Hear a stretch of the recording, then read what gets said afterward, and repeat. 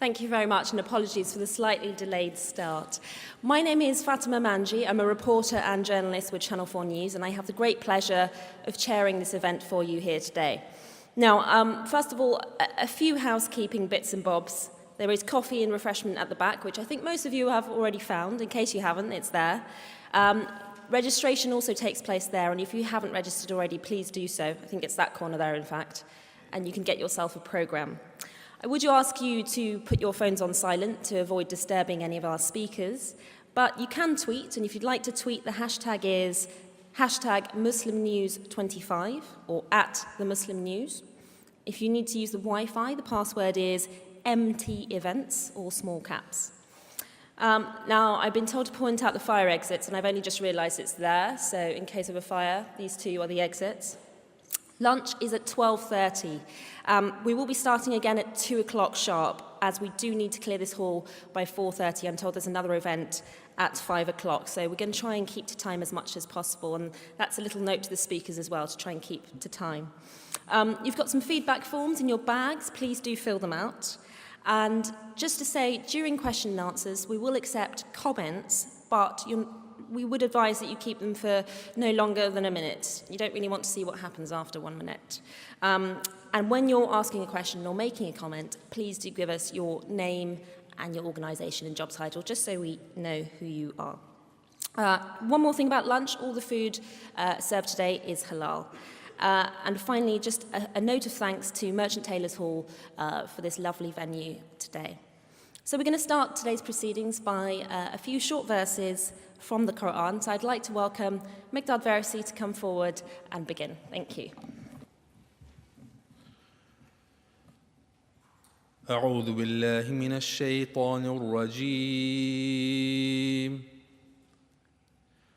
بسم الله الرحمن الرحيم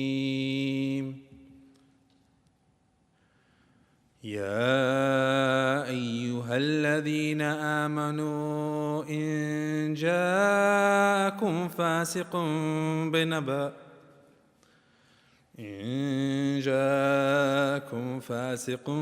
بنبأ فتبينوا أن تصيبوا قوما بجهالة فتصبحوا على ما فعلتم نادمين واعلموا أن فيكم رسول الله لو يطيعكم في كثير من الأمر لعنتم ولكن الله حبب إليكم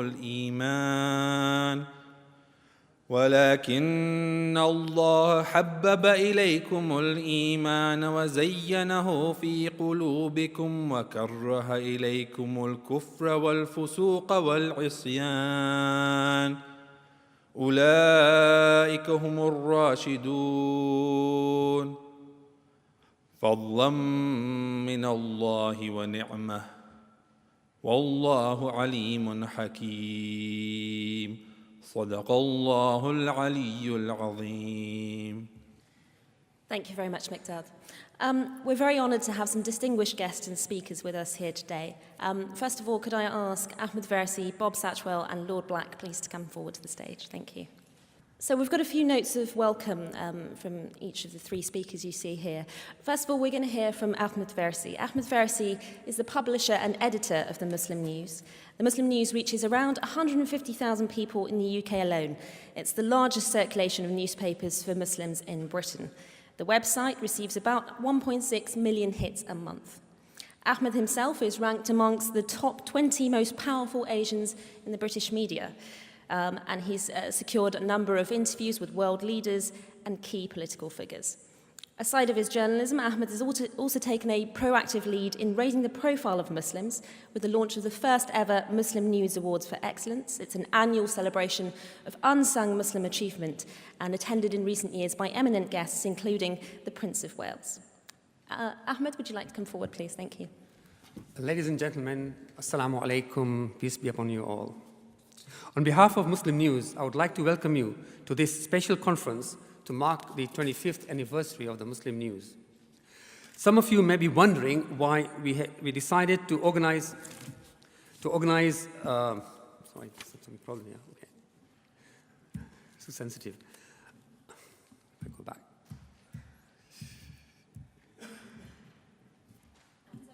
Yeah, it's okay. Doesn't matter.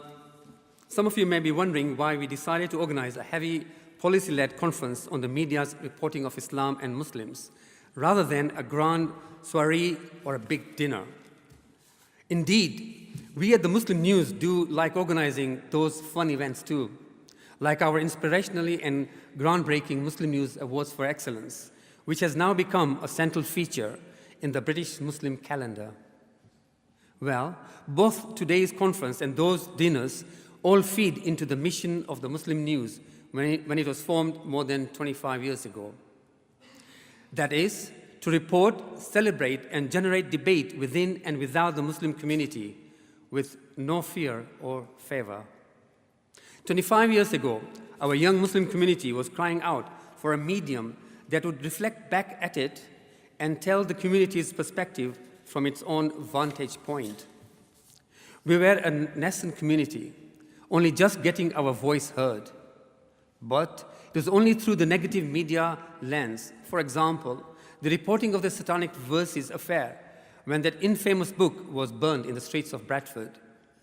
That act alone provided the iconic photographs that would join a gallery of negative imagery of Muslims, providing the optics to demonize the community that carry on until this day. Nevertheless, the Muslim News has steadfastly reported Muslim news stories, which has, from time to time, fed into the mainstream news cycle. When we report the Muslim community in good times and in bad, it is sadly only the bad that continues to gain currency. Today's conference, therefore, aims to honor the very raison d'etre that established this paper by exploring the relationship between Islam, Muslims, and the media, and understanding why the media reports Muslims in the way they do. No doubt, we will hear the strictures in which the media and journalists operate in. Terrorism, separatism, and extremism are the issues that affect wider society, and journalists are no doubt duty-bound to report on matters that adversely affect the peace. And yes, we Muslims have a lot to answer for, as well, with our inability to sell ourselves as best as we should, and challenging those who thrive on selling Islam and Muslims as neatly packaged demons. But many Muslims will also want to hear why, when they do tell their good stories, they are hardly picked up or struggle to compete with bad boys' Muslim stories. Muslims will also want to know why some stories, seemingly similar in essence, are treated differently depending on who the subjects are. Last week, for example, a notorious gang of pedophiles were given long sentences for organized sex crimes. Their faith, ethnicity, or background did not get a mention. And yet similar stories, a few months ago, we had headlines like, "Call for national debate on Muslim sex grooming." There was nothing Islamic about their crimes. Yet, there were more similarities in the nature of the crimes from both stories. The coverage of the most recent story had no mention of the religion or ethnicity of the perpetrators. I honestly hope today's conference will be a constructive forum where we can learn from one another. I'm not expecting this to be a magic wand where we will see an instant change in the tone reportage when it comes to Islam and Muslims. And I'm in no doubt that the more outrages are carried out falsely in our name, the more pressure journalists will have to report Muslims to the suspicious, skeptic eyes. But I hope this forum allows us to embark on a course where we have a fairer crack at the whip, where facts, rather than bluster, form the basis of the reports. This is not a conference where we will exact demands of each other, but we do hope to understand one another. I thank my friend Bob Satchwell, the Executive Director of Society of Editors, who embraced the idea for this conference straight away and helped me get many of the view in the panel. Without him, this conference would not have been possible. This is really a landmark occasion We have never had such a gathering of journalists, editors, CEOs, academics, both print and broadcasting, activist leaders, students, and to debate and deliberate on how we can work together. This is a starting point, and I hope we can continue with the conversation. My special thanks to Lord Black, Executive Director of the Telegraph Media Group, who had first offered the group's lecture theatre at their headquarters. Alas, there was a renovation taking place at the Telegraph building, so he got for me this beautiful and historical venue, from which I'm very grateful. A huge thank you to the panelists for giving up their time to participate in this conference. I would also like to thank Shinaz Banglawala, Ehsan Masood, Saqib Muin, and Miqdad Versi for helping me to organize this event. And I'm also grateful to Fatima Manji for agreeing to host this event. And also must thank the Muslim News team, and volunteers who have been working behind the scene to make this conference possible. Finally, I would like to thank our sponsors, Muslim Hands and the Hub Shield. I do hope you enjoy the day and exploit the opportunity to get to know one another. Thank you. Thank you very much, Ahmed. So you've already heard that this conference today wouldn't be possible without him, so it's my great pleasure to introduce our next guest, Bob Satchwell. Bob Satchwell is the Executive Director of the Society of Editors, which a post he's held since 1999, but he started his career in journalism at the Lancashire Evening Post in 1970. He went on to work at the heart of Fleet Street as assistant editor for the then News of the World, went on to become editor of the Cambridge Evening News, and has held so many posts in the world of journalism since. So it's our great pleasure to have Bob with us here today. Good morning, and thank you for those kind words. I mean, I did nothing really. You just kept twisting my arm, so and quite rightly too. But I couldn't really miss a good party, even if it's one where we're just talking and not dancing, as it were. Although you never know later. But happy birthday to the Muslim News. I think it was a great creation. It added to the rich variety, diversity, and indeed sort of excitement of the UK press, which of course is the best in the world. So this must be the best Muslim newspaper in the world, therefore, if you follow my logic. So congratulations on that 25 years. I first met Ahmed actually at a Society of Editors conference about a decade or so ago. And I remember it particularly because he had, in the great traditions of competition between newspapers, he had a fierce row on a panel session with the editor of the Jewish Telegraph. And so congratulations for that. I've always remembered that. It was a highlight of the conference to have a good verbal punch-up, and maybe we'll have a few of those today. I think all of the issues which are going to come up today affect everyone in newspapers, in broadcasting, and on all those digital platforms which we know about, and more importantly about the ones that we don't know about, because a new one gets created every day. And that again is another wonderful thing about the UK media, that it's so innovative. Another thing which strikes me, and again this was at another conference, there was another young lady, a reporter, spoke at a conference up in the north. She'd been a reporter on the Bradford Telegraph and Argus, and then she went to become a columnist on the Yorkshire Post in Leeds, and eventually she became a TV columnist in The Sun.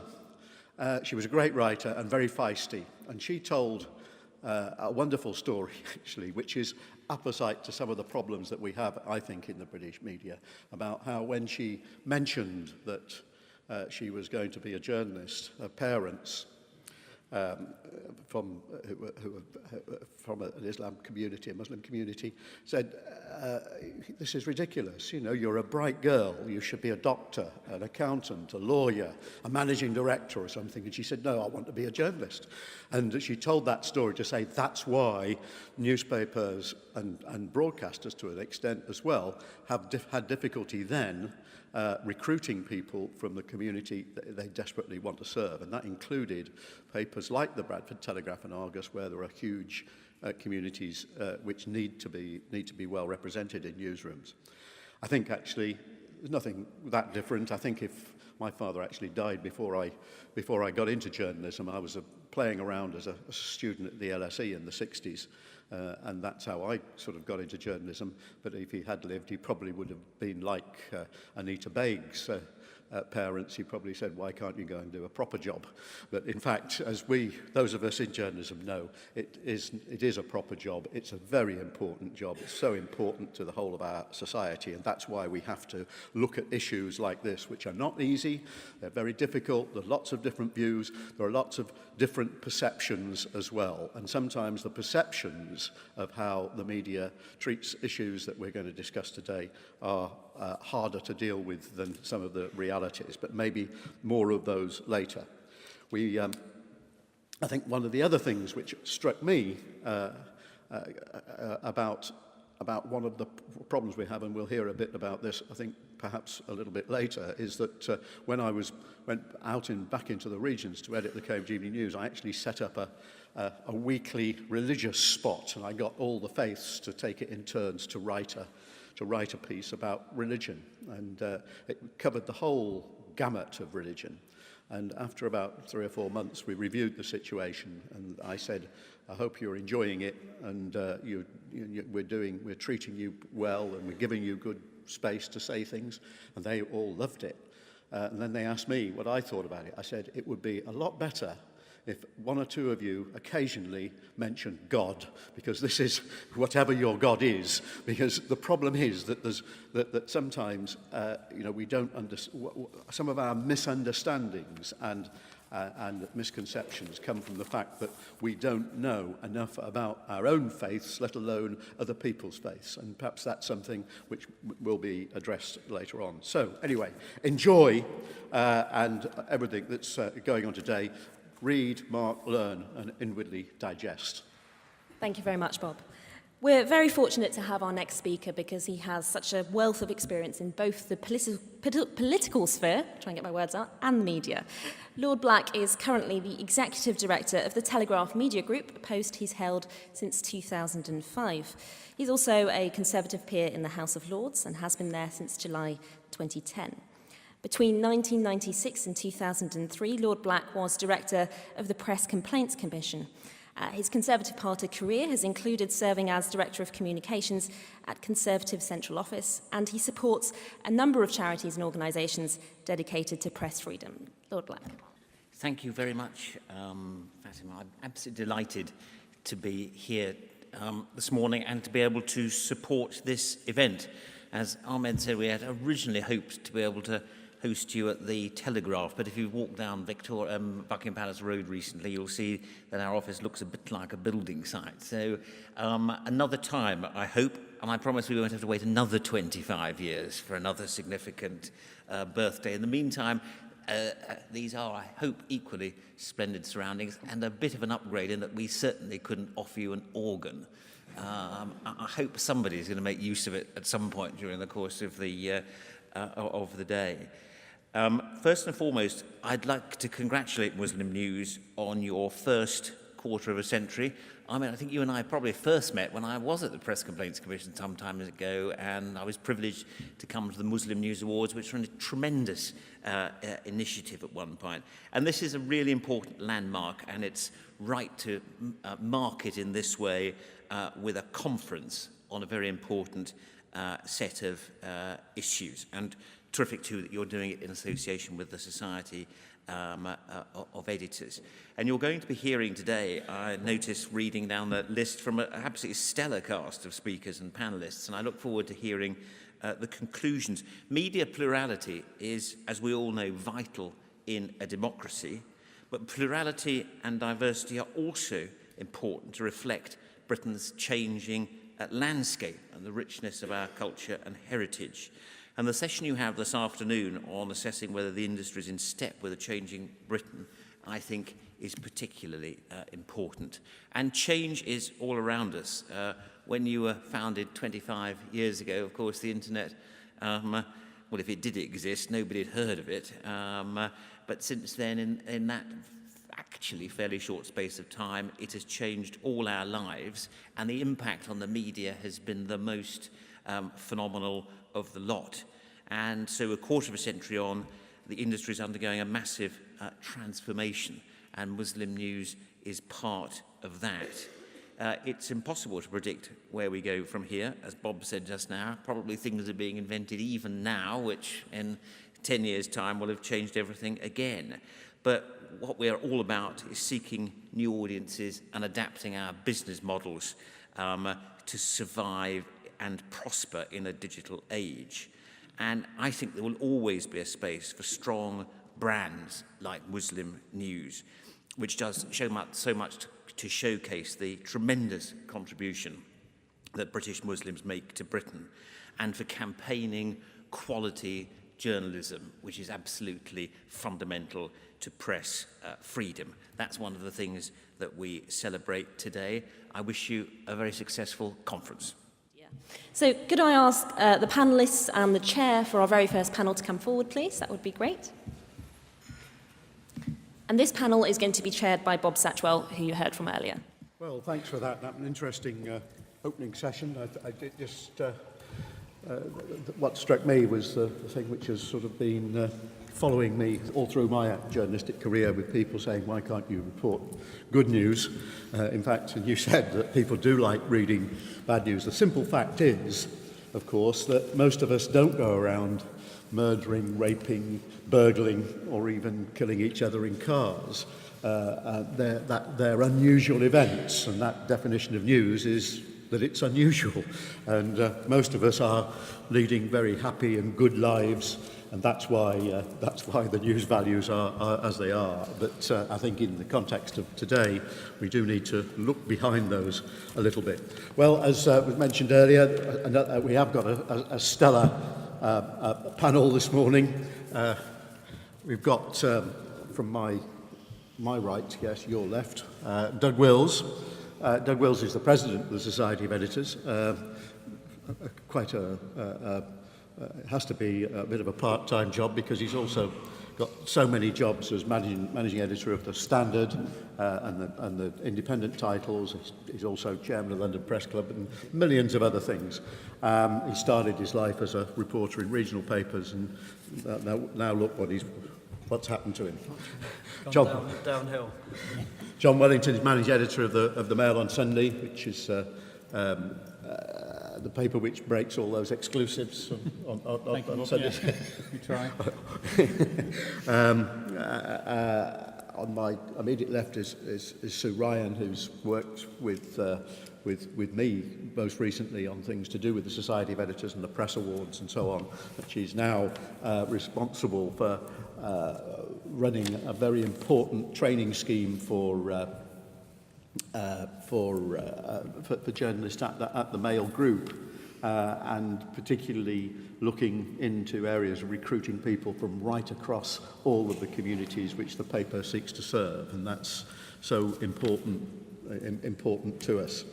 And then Michael Wakelin is former BBC head of religion and ethics. What a title, eh? Religion and ethics.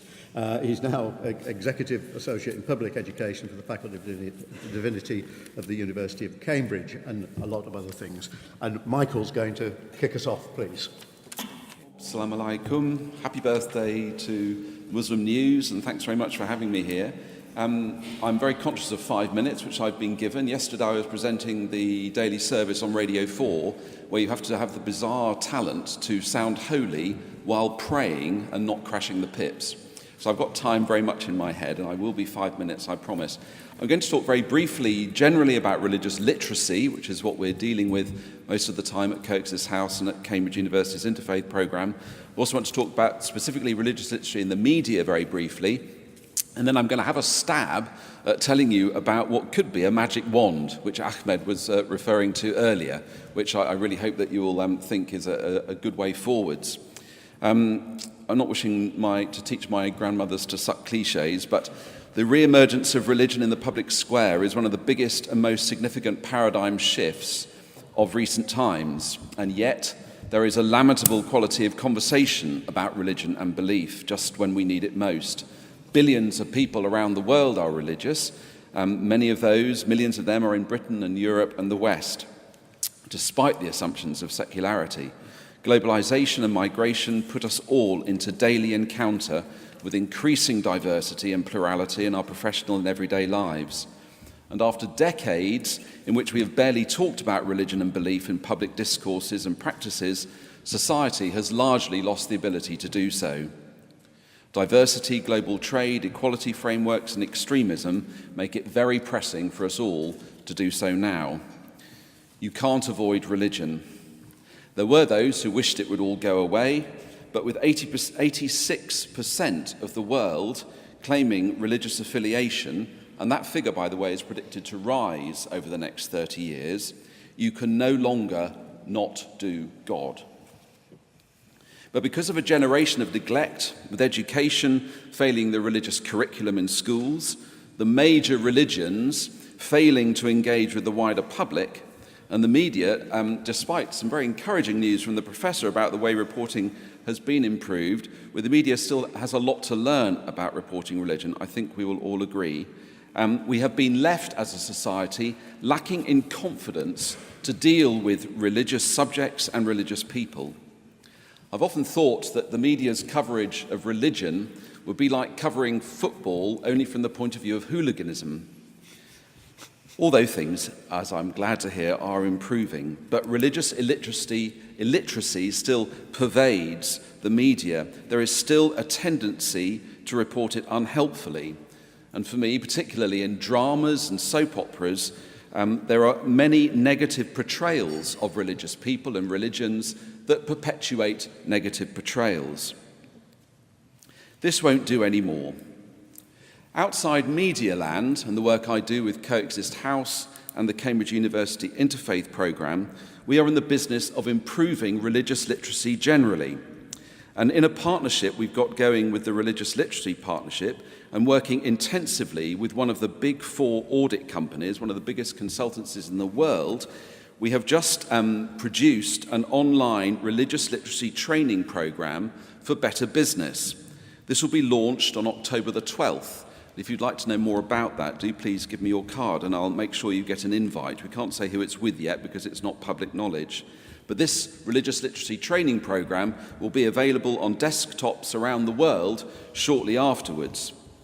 We've also been working with the Foreign and Commonwealth Office, the Equality and Human Rights Commission, and the Department of Community and Local Government, all looking for ways in which we can improve religious literacy in the public and private sectors.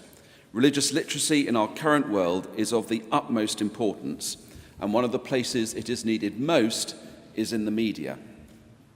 Very important to say that religious literacy is not about being religious. It's very hard to get that across to people who hear the word religion and immediately have a knee-jerk negative reaction to it. Religious literacy is not about being religious. It's an entirely secular enterprise. We don't want more God, we want better talk about God.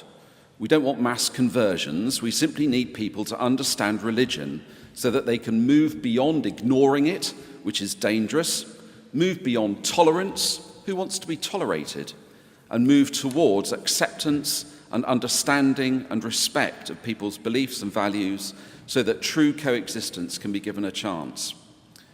But how do we change this situation in the media particularly?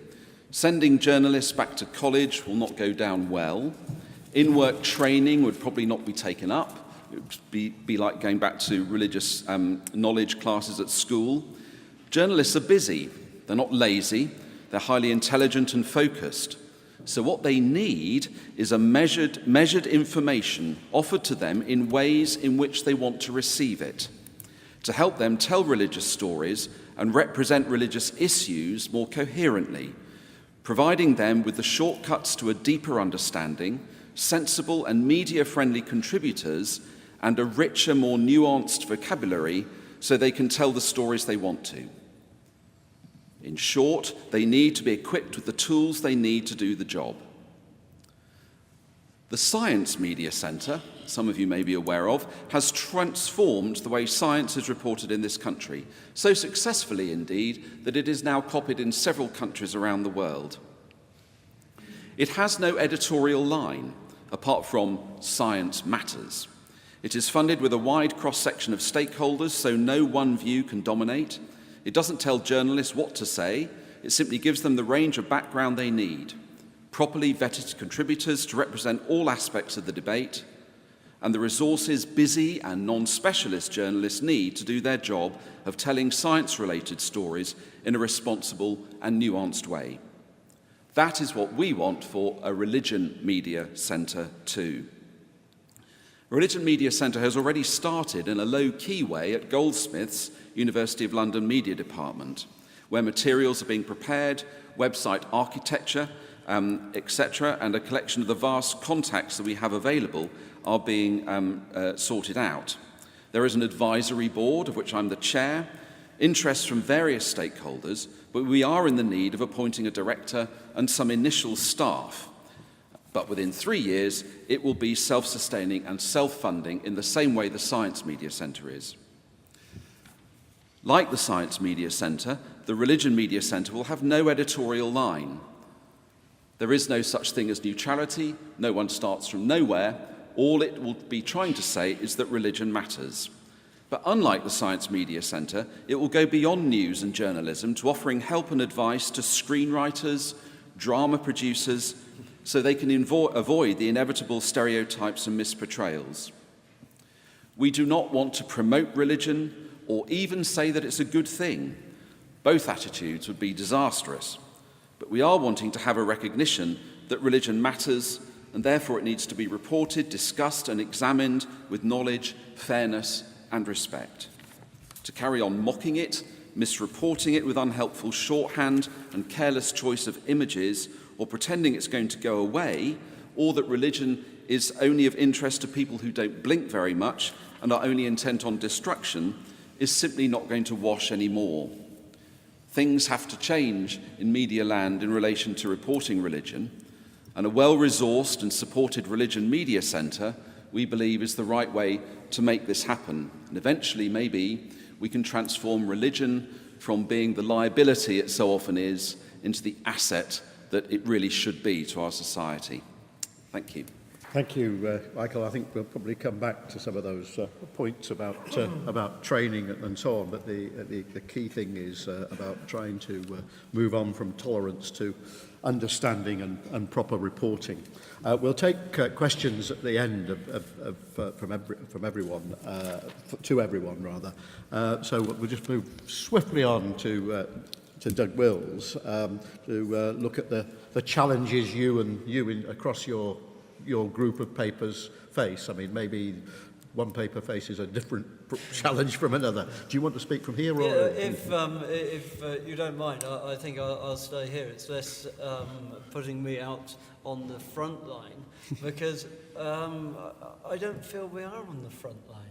And it was great to hear Bob's remarks right at the beginning of his experiences many years ago, and of the wish and desire of some local people to be involved in local newspapers.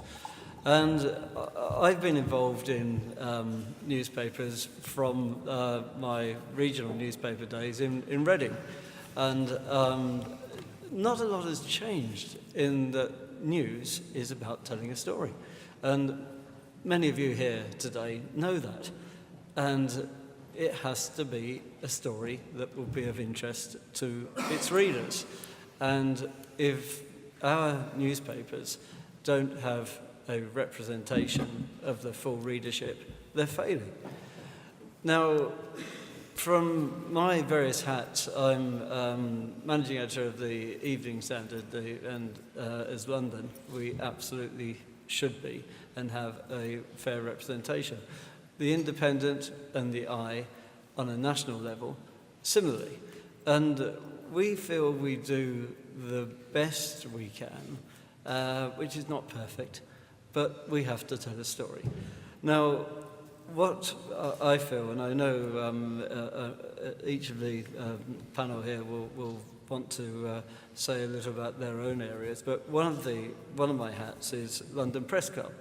And the London Press Club, it represents, and just as a membership, it's almost a social club, but we try to have debates on issues. And earlier this year, we've worked with media diversity and had a forum. We're acting as almost a speed dating evening, almost, as it was over a glass of wine and a few words, to try to marry up people who want to come into journalism from a wide ethnic background who feel that they don't have an opportunity. And we think we've just opened doors. Again, advertising is the best form, so London Press Club again. And we've just now announced another forum in a couple of weeks' time about sport, because sport is an area where a number of our members, including one of the chaps who works for the Evening Standard, the digital sports editor, Amar Singh, who felt that there wasn't enough access, opportunities for people of various, again, black, Asian, ethnic mix, to get a door open for them. And it's the opening of the door, and thereafter people have to walk through and perform, because we are commercial newspapers. People have to read our stories. They have to be of interest. And it is a onus on us as editors to ensure that is right. Some of these stats earlier were interesting, not surprising, and one that was slightly surprising was from a quote from Yasmin Alabai-Brown. And Yasmin, I've known Yasmin, she used to write on the Evening Standard, she now writes on the Independent and the Eye, and I believe, and the editor of the Independent, Amal Rajan, I told him I was coming along here, and Amal said he believed that the Independent ticked many of the boxes, answered many of the questions that were being posed today. And on Yasmin, he said that he was proud to have what he thought was the first woman Muslim columnist writing for the paper. But you might hear from a colleague of mine later today, we had a complaint about Yasmin that she was racist. And that view earlier was saying that she actually, it wasn't the complaint, but the one saying that she described the spread of the burqas across Europe like a virus. It's a view, and everybody's entitled to a view. Yes, there is a degree of responsibility, but we can't censor views as long as they are not extreme or illegal. And define extreme, I know, it's a complicated business. Sorry, I've gone on too long. Thank you. Well, Doug says he's not on the front line, John. I mean, do you feel on the front line? I mean, do you feel that reporting about any sort of religious group or social group needs to be focused onto that, or is it just a matter of finding the news which everyone's interested in? I mean, how conscious are you of Muslim issues and so on? Well, we are conscious. I suppose we try to report news in a fair way. I mean, the interesting things that I've heard today so far, and I should say I rather feel I'm here to listen and learn how we can improve our coverage on the Mail on Sunday, and I'm looking forward to hearing comments from people about where they think it may be going wrong and what we could do better. Very interesting that the study from Lancaster University says we are doing a bit better than we used to be. It's still an interesting fact, an inescapable fact, that we're mentioning Muslims a lot in the news, and it happens to coincide usually or often with stories about conflict. So the key question that we have to pick our way through is to decide how relevant is it to mention somebody's religion. And the editor's code of practice that we stick by is very clear about this. You should only mention religion, race, sexual orientation, if it's relevant to the story. So we have to think, well, if we're writing about a conflict, is it relevant to mention the religion? Sometimes it is, sometimes it isn't. And it's the same with good things as well. I mean, you may say, well, why don't we promote more stories about good things that Muslims do? In sport, we've heard about Mo Farah, Amir Khan. Obviously, they're great sports people, but every time they do something good, we don't say, Muslim athlete wins 800 meters, or Muslim fighter wins a bout of boxing. It's of interest that they say that their religion has helped them to become great athletes and a boxer, which is interesting, and I'm sure we report that. So the key thing for us, I think, is picking our way through what's relevant and what isn't. I'd just like to say one thing. There's a lot of ignorance among journalists, as much as the general public amongst our readers, and I think that is definitely a failing. We could do something to improve that. The terminology that we use, the words. I remember a couple of years ago I had dealt with a complaint from someone who said we were misusing the word fatwa, which most journalists use as a kind of mafia type, order to go and kill somebody from the days of Salman Rushdie. But I've learnt that actually it just means a religious command of some sort. So you could have a fatwa against smoking or alcohol or other bad behaviour. So we have to think about the words that we use: fatwa, jihad. Whether we call what we call IS, is it right to call it Islamic State all the time? Because many people will say it's nothing to do with Islam, but that's what they call themselves. So are we to choose a different name for it?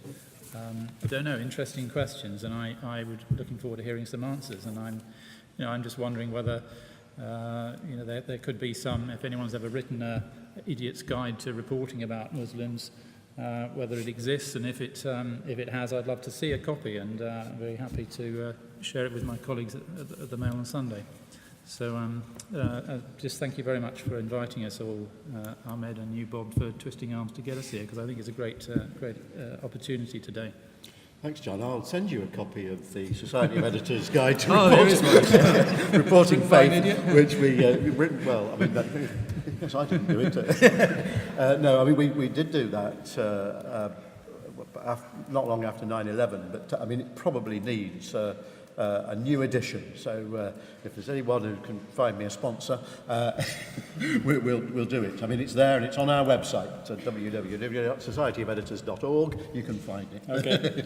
But as I say, it probably does need to be updated. What the interesting point, though, you've heard from two managing editors, is that so often I have to respond to people who are critical of the press, and they think that editors and journalists are just cowboys and cavaliers, really. The amount of thought that goes in, you would be amazed, actually, the debate which goes on before stories are carried and before they're even embarked on. I know it's... people might find it hard to believe, but it's true. I see it whenever I go into newspapers, and you've heard some of that thinking that goes on there about what happens. But one of the other issues which perhaps is really relevant to this is that all papers need to try and be representative of their communities, to have an understanding of their communities. And where that starts is recruiting the right people into newsrooms. And Sue Ryan is really on the front line of that in training. The Mail training scheme attracts many of the best recruits into journalism. And you've been involved just lately in trying to make very positive efforts through Stephen Lawrence bursaries and so on, along with an organisation, another scheme which we have across the industry called the Journalism Diversity Fund, which gives bursaries. There are several bursary schemes which go on, but tell us a little bit about how you approach the recruitment of journalists. Yes, thank you. And train them. In fact, it was only when we were talking that I started. We recruited 2 Stephen Lawrence scholarships this year, and obviously diversity was a big thing there. But it was just when we were talking that I suddenly realised I have no idea whether. One of them's Nigerian, and I have no idea whether she's Muslim or not. And I think that's partly because you don't, you feel uncomfortable in asking the question. And so I would be interested in people's views on how we do that. Because if somebody doesn't get the job and you've asked their religion, you don't want that to be seen as a factor. But if I could just widen it a bit without sort of in any way belittling, this is in order to take comfort really, because the only people that wouldn't have this sort of conference is white, middle-class, straight men. Every other, member of the community feels they are misrepresented. I mean, I'm here, as a woman. I'm a member of Women in Journalism. We've done quite a lot of research on it. Again, I was reminded of our research when listening to the others. I mean, we studied the papers for a month with all the bylines, with all the content of the front pages. 80% of the experts were men, 20% were women. Women that were quoted were nearly always in the context of being a victim. So that happens across the board. Similarly with recruitment, as a woman, I joined a long time ago and I'm very old, but I remember there was just like two women in the newsroom of the Daily Mail. I then went on to become deputy news of the Mail on Sunday, and Lord Rotherham, it was the launch, and Lord Rotherham, he wanted to meet his top executives, and we all went to this lunch, and the men were sort of walking ahead, and I happened to be walking with the fashion editor, and they all showed into a room, and we were showed into another room, and it was the kitchen, and but still today, women, when the cabinet was announced a couple of months ago, there was a lot of reporting on what clothes the women were wearing, which got it. It is. There's a lot of dissatisfaction with the way people portray anyone. My view is that where it sort of falls apart is in headlines which separate Muslims from everybody else. I found three which I thought were pretty awful, which are Muslims tell us how to run our schools, BBC put Muslims before you,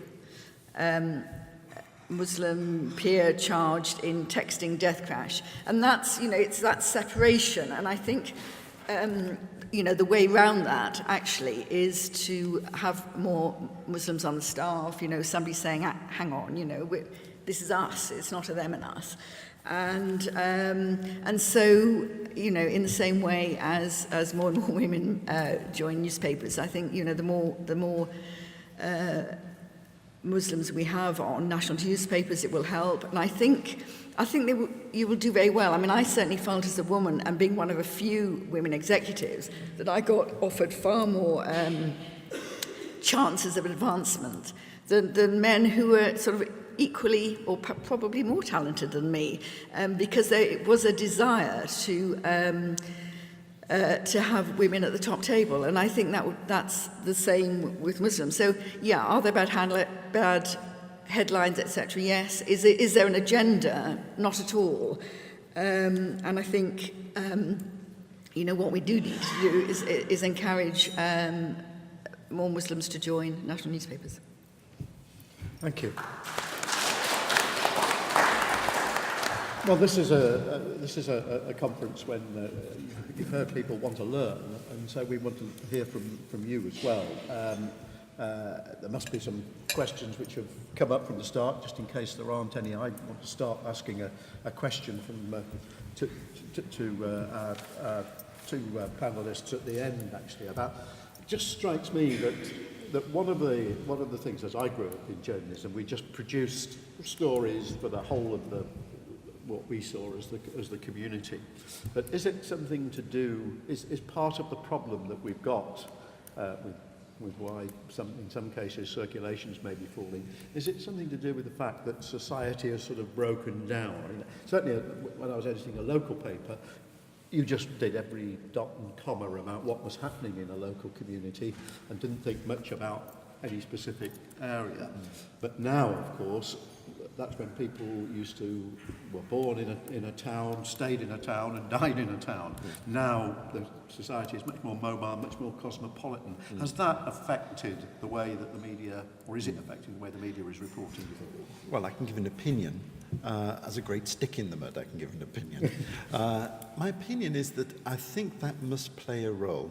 Over the last 30, 40 years, British society has become more cosmopolitan, as you put it. And consequently, in fairness to people who produce newspapers, their job has become more difficult because the constituency that they're writing to is much more diverse than it was. So perhaps if you were back in the 1950s or 60s, you might be able to make generalizing assumptions about the society that you just cannot make now. So that, I think, certainly must be a factor, that society is more many varied than it was perhaps when I was a child or you were a child. And we all in society, I think, have to catch up with that. I think sometimes perhaps the press come under the spotlight because they publish newspapers, they're in the shop every day, and their use of language can come under the spotlight. In fact, I think sometimes they're just reflecting the language that's used more broadly in society. So actually, it's not necessarily the press's use of language that we're looking at.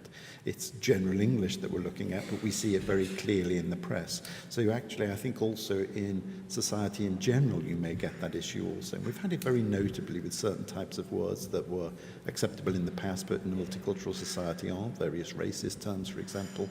We've had to reflect upon it, debate it, and change.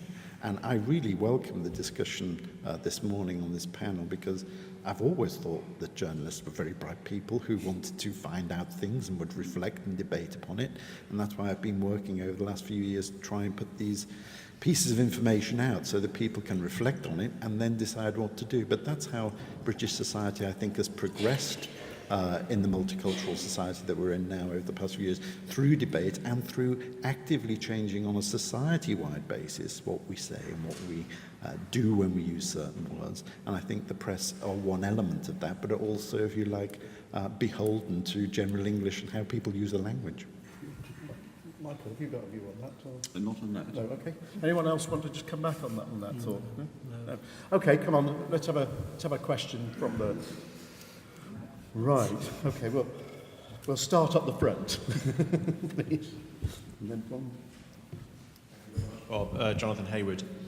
Tony, I was very struck by the point you made about Mo Farah and how, whilst he may define himself as Muslim and say that's important to his sporting achievements, it doesn't get picked up in reports. But I was also very struck by what John said, quite rightly, that the Editor's Code prohibits us as journalists from referring to people's racial, religious, sexual characteristics unless genuinely relevant to the story. And I think he's quite right to say in most sports reports, it'd be very hard to explain why a particular athlete's religion was any more relevant to the story than any other athlete's religion or political preferences or moral code.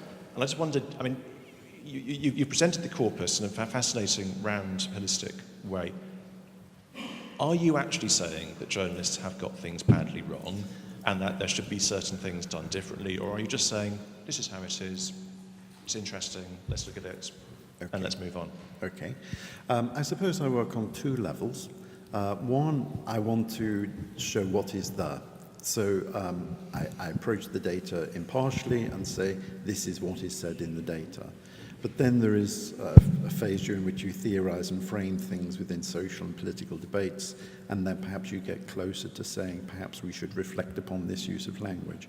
I think maybe the place where we do that most in our own work is in the horror discourse, which actually, from the point of view of, I think, what the press want to achieve, and maybe what we all as a society want to achieve, is counterproductive.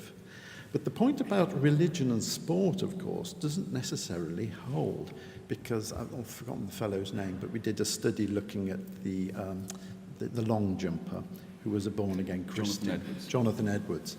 And the press would quite happily mention frequently that he was a born-again Christian. So actually, within sports reporting, you can find positive mentions of religion, and he was a good example of it. But isn't that because he wouldn't run on a Sunday, so it became relevant?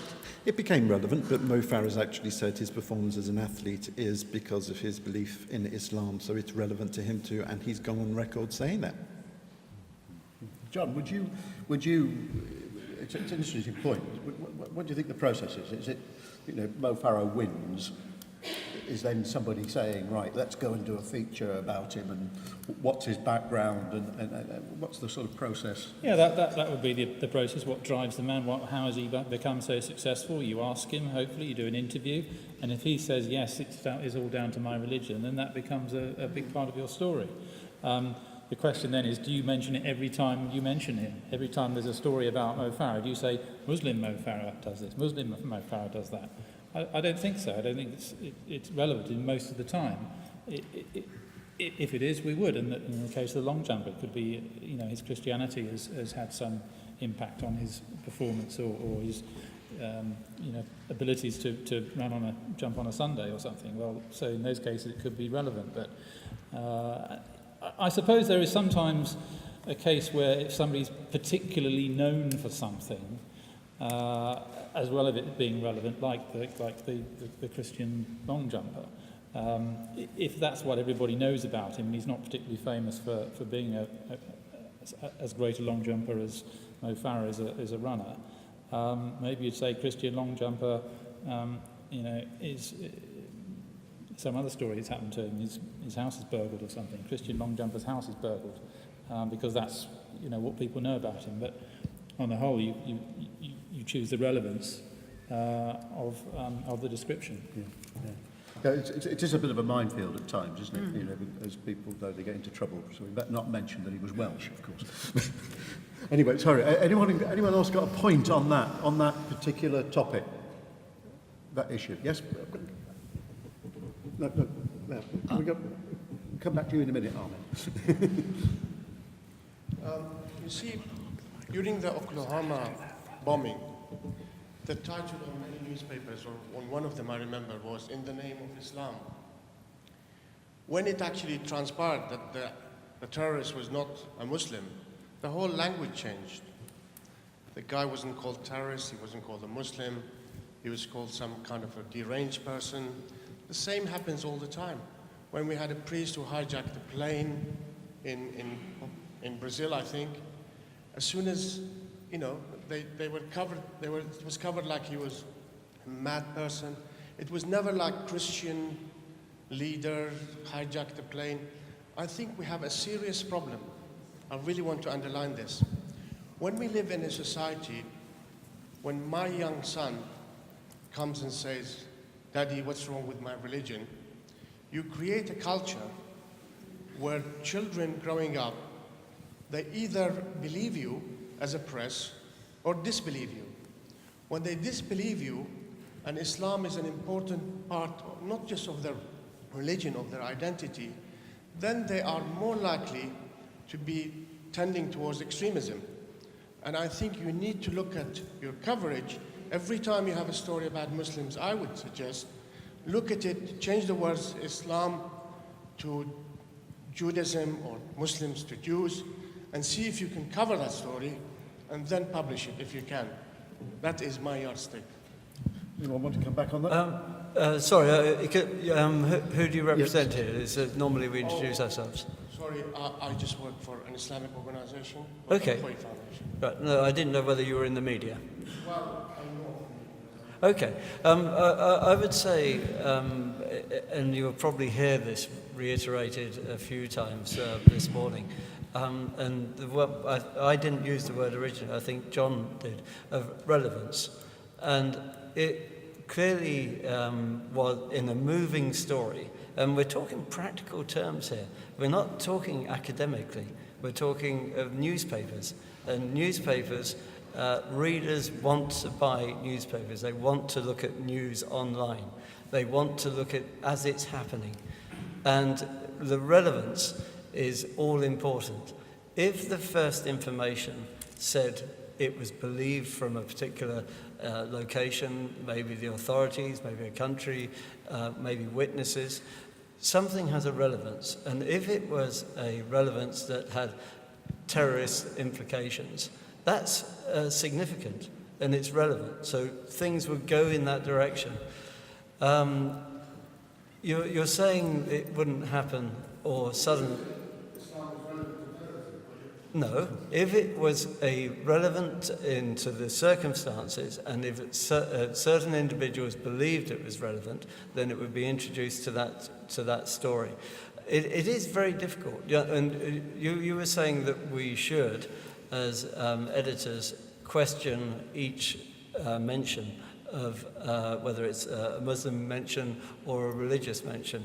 That happens. You may not feel it happens sufficiently, but as Bob was saying about the angst that goes into reporting and goes into editing, it does. But it's, as again it has been said today, we can hear you today and pick up the vibes such as this. So thank you for that. Yeah, one of the things, of course, is that people want to know what the motive was for a crime, and so that's what happens. You're trying to explain what the reason was, whether it was something to do with terrorism or whether it was somebody who was mentally ill or whatever. And bear in mind as well that newspapers and broadcasters working under huge pressure, and they obviously sometimes make mistakes of speed. There was a question right down at the front here at the start, so let's see which, then I'll get to this. Mohammed Bari, I'm involved with some Muslim organizations. Can you say who you are? Dr. Mohammed Bari, I'm involved with some Muslim organizations as well as I'm a parenting consultant. My question is to Michael. You raised a very important point about religious literacy. My question is how a very sophisticated group of people, because British press, British media is run by very, very clever people, will have such a low level of religious literacy? That's my question. Is it something to do? Is there any element of color or cultural racism in it? Second question is, what practical steps are being taken, or do you know of any steps that are being taken for increasing or improving religious literacy in your circles? I think your first question was why is the British press so religiously illiterate? Well, I think I ought to say that there's a lot of very intelligent and religiously literate people in the British press. I wasn't criticising the whole of it, but that there is still quite a lot of religious illiteracy in the press. I think you would agree, Professor. Why is that the case? I tried to hint at it briefly. I think education has let us down over the last 30 or so years. Religion has been not taught well in schools. There's a movement around to address that now and redress the balance. I think the religions themselves are responsible for not reaching out to the broader public and cutting themselves off in their own internal rows, rather than encouraging people to take religion seriously. We're very different in this country to America, for example. Religious literacy in America is a very different thing, because in America, you're never more than kind of one friend away from someone who is religious and whom you like. In this country, you can have no contact with religion whatsoever, and therefore it becomes this alien thing that's out there, it's something other people do, and you don't relate to it. So I think what I've been trying to say is there is this vacuum. Let's not point fingers and blame people for it. There is a vacuum around religion. We don't understand it or talk about it well. What's the best way in the press to fill that vacuum? You're not going to take everyone back to school. They haven't got time to do training courses. Actually, give them a resource that gives them the information they need, the contributors they need, ready, plated up for them in ways that journalists want. That's what the Religion Media Centre is. I can't remember what your second question was. Sorry. So, it's quite complicated, this whole thing of showing your support. I'd be very interested in the reactions to the Sun's front page. Do you remember they did the woman wearing a Union Jack hijab, and I'm just looking up it says United Against IS, as the headline. So, I mean, some people thought that actually was not a good thing because it sort of made them look as though they were apologising, whereas other people did. I mean, I don't know what your view is, but certainly I had mixed feelings about it. Anybody?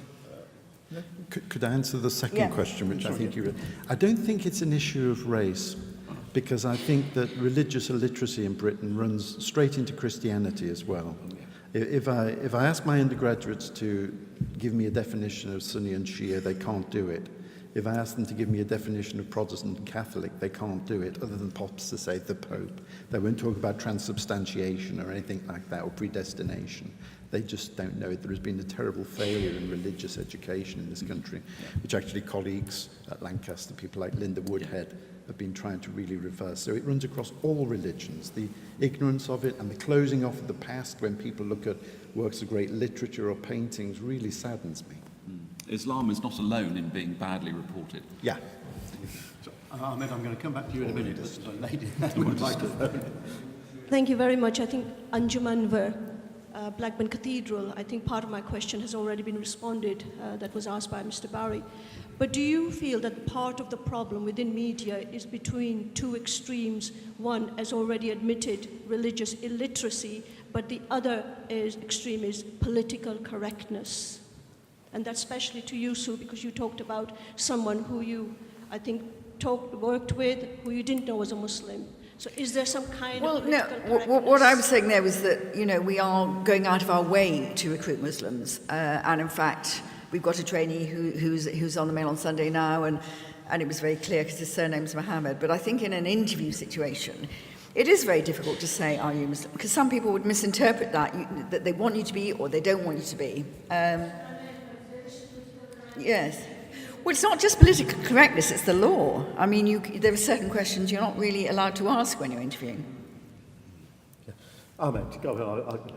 You keep finish your host. No, just the previous question. And also, you also mentioned about the context when it comes to terrorism. But when it comes to like other crimes, like I said in my speech, the pedophiles. Now, what relevance was religion of the pedophiles, people who happen to be Muslims, the crimes they committed in the northern towns? There was no mention, I mean, there was no influence, nothing, there was no mention by anyone, but the media just carried the story saying they are Muslims. And then we have got recent crimes committed by pedophiles. I mean, they are white Christians, I don't know who, faith, but there was no faith mentioned at all. So what is the context, for example, on pedophile issues? Why do you mention faith when it comes to a crime committed by Muslims, which is like crimes also committed by non-Muslims? When it comes to non-Muslims, i.e. other like Christians or Jews, you don't mention their faith. So what is the relevance? Was there a relevance issue in that? But just...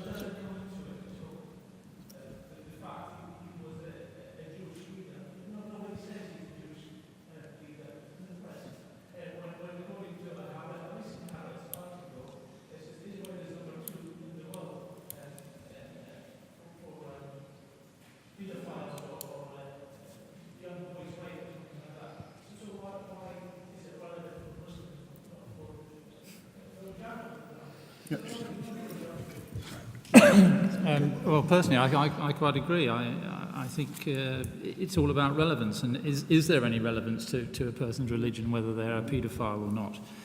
Most of the time, there probably isn't. So why mention it? So I don't know if you're probably going to produce an example. The Mail on Sunday has done this. I don't know if I don't know if we have or not. I hope not. I can just about conceive of a case where it could be relevant. I mean, if a gang of paedophiles happens to have met up in their local mosque and sort of got together and said, oh, well, let's go and lure some young boys in and have sex with them, that might be worth reporting. But I doubt if that has happened. In the same way, Catholics get a bad name for Catholic priests. You talk about a Catholic priest and you immediately think of a paedophile, don't you?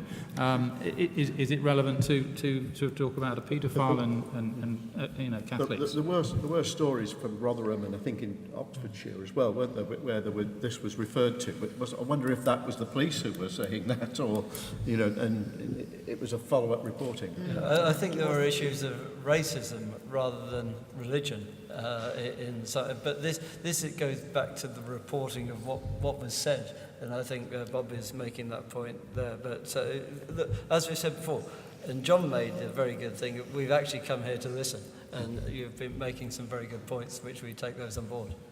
Yeah, the lady in the second row. Sorry. Can you wait for the microphone, please? I'm Shapanda Ramsey, and I'm a co-founder of Accredited Islamic Counselling Courses. And I'm sorry, I don't want to lay the blame at anyone's feet, but I think this argument about relevancy is a little bit lazy. You know, we have all these instances where Muslims are being unfairly reported, and surely one of the jobs of the press is to be responsible and to balance that alongside issues of relevancy and speed of having to get the story out. The only context which we hear about people being radicalized is in relation to Islam. You know, when women's issues are being discussed in relation to Islam, it's always very negatively, and there are huge issues which intersect around feminism, women, Islam. If we can't even ask people whether they are Muslim in order to recruit them, I think that's a huge problem. It reminds me of back in the day when I was employed as an ethnic minority counsellor specifically to work with black and Asian people, that the receptionists were too shy to say the word black. And I mean, haven't we gone beyond this point? Clearly not. Well, you want me to answer that? No, no. I mean, you've answered it already. Sorry, there was one right at the back. Sorry? Which one? Sorry. Oh, right. Sorry, I couldn't see you. Right, let's go to that one. Thank you. My name is Sarah Sharif, and I'm in community education, but I also was involved right at the beginning when Muslim News was started. And I remember attending a One World Media conference more than 25 years ago. One of the interesting things, and I think a positive thing, I remember Roger Bolton saying soon would be the day that we would see hijab Muslim women reporters. And he thought on the BBC, but it's actually been, you know, Channel 4, which has given opportunities to Muslim women. But one of the issues that also came up was around the style book that's used by newspapers. And I wonder how often that is reviewed, because you could be in a position where you recruit a Muslim, Islamic, not just somebody who from the outside or with the name is Muslim, but actually maybe has Islamic or devout, you know, tendencies or perspectives. I don't know whether that would fall into extremism, but then what about the vocabulary that's used? Because I think a lot of the problems we have is around the vocabulary that seems to be built in style books, in newspapers. And it was an issue that was raised, you know, as I say, 25 years ago, and I just wonder whether that's at all looked at and upgraded. That's style books and things. Well, I think the Mail on Sunday style book was probably last upgraded about 25 years ago, so you've got a good point. I mean, I'm not sure if every newspaper has a style book. It's more of a concept, I think, than an actual thing that's written down in our newspaper anyway. We from time to time will send around a note to journalists saying don't use these descriptions, don't use these words. I mean, something like whether to call somebody an illegal immigrant or not in another context is a matter of style, is a matter of law and accuracy as much as anything. So I think it's something we've got to keep on top of. And as I said earlier, many journalists are ignorant about terminology in the Muslim faith as well as many others, and something we do need to keep on top of. Sorry, we're running short of time. One at the back there, yeah. The hand's been up for a long time. Thank you very much. My question is about association. It was hinted at earlier that when there are photos that are linked to a story, they provide a big part of how this story is seen, or even the words that are used. And it's not necessarily the term Muslim. I just want to give an example.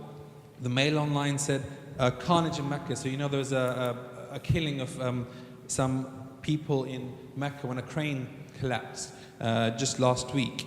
And the Mail Online started off by saying at least 87 people killed after a giant crane operated by the Bin Laden firm collapses on the Grand Mosque during a freak lightning storm on anniversary of 9/11 attacks.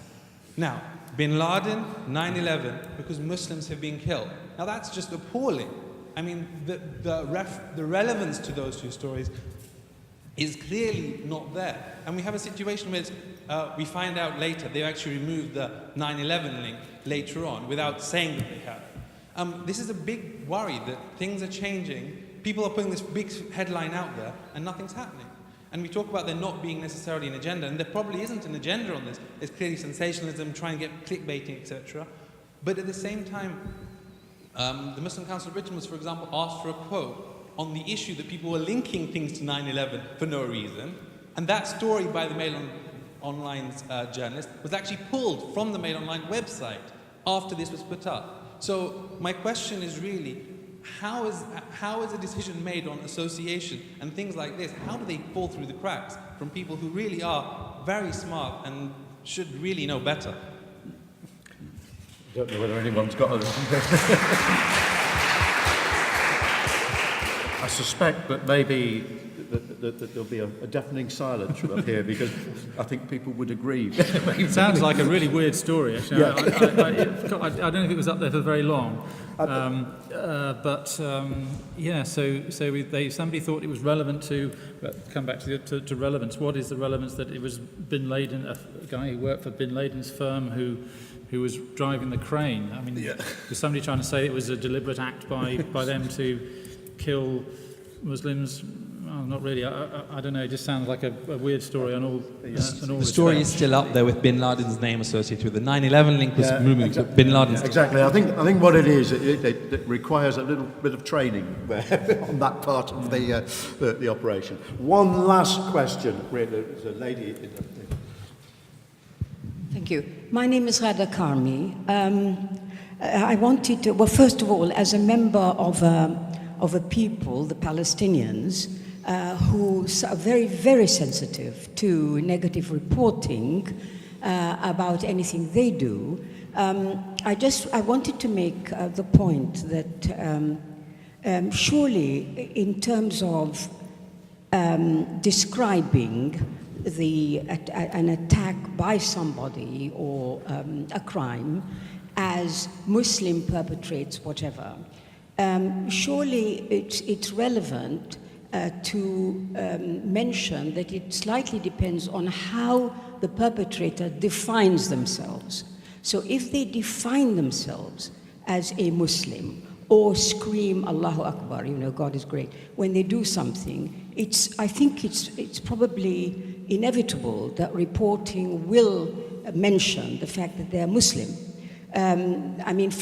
But this goes wrong when people forget that if somebody doesn't identify as a Muslim and does something, the fact that they look Muslim, have a headscarf or whatever, it's not appropriate. And I'm just thinking, for example, if you look at the number of attacks that took place on Jewish targets in Europe following, say, the war on Gaza, these were reported, and I noticed it, as Muslims attacking Jewish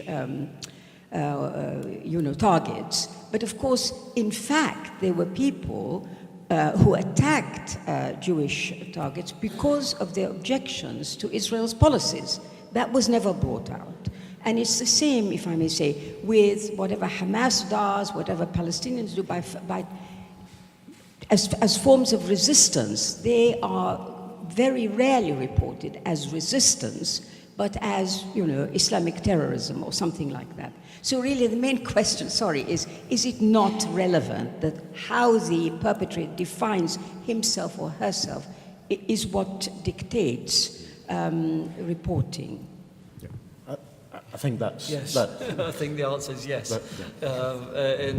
It's nothing simple, and if a reporting situation knows that information, then that becomes a part of the article.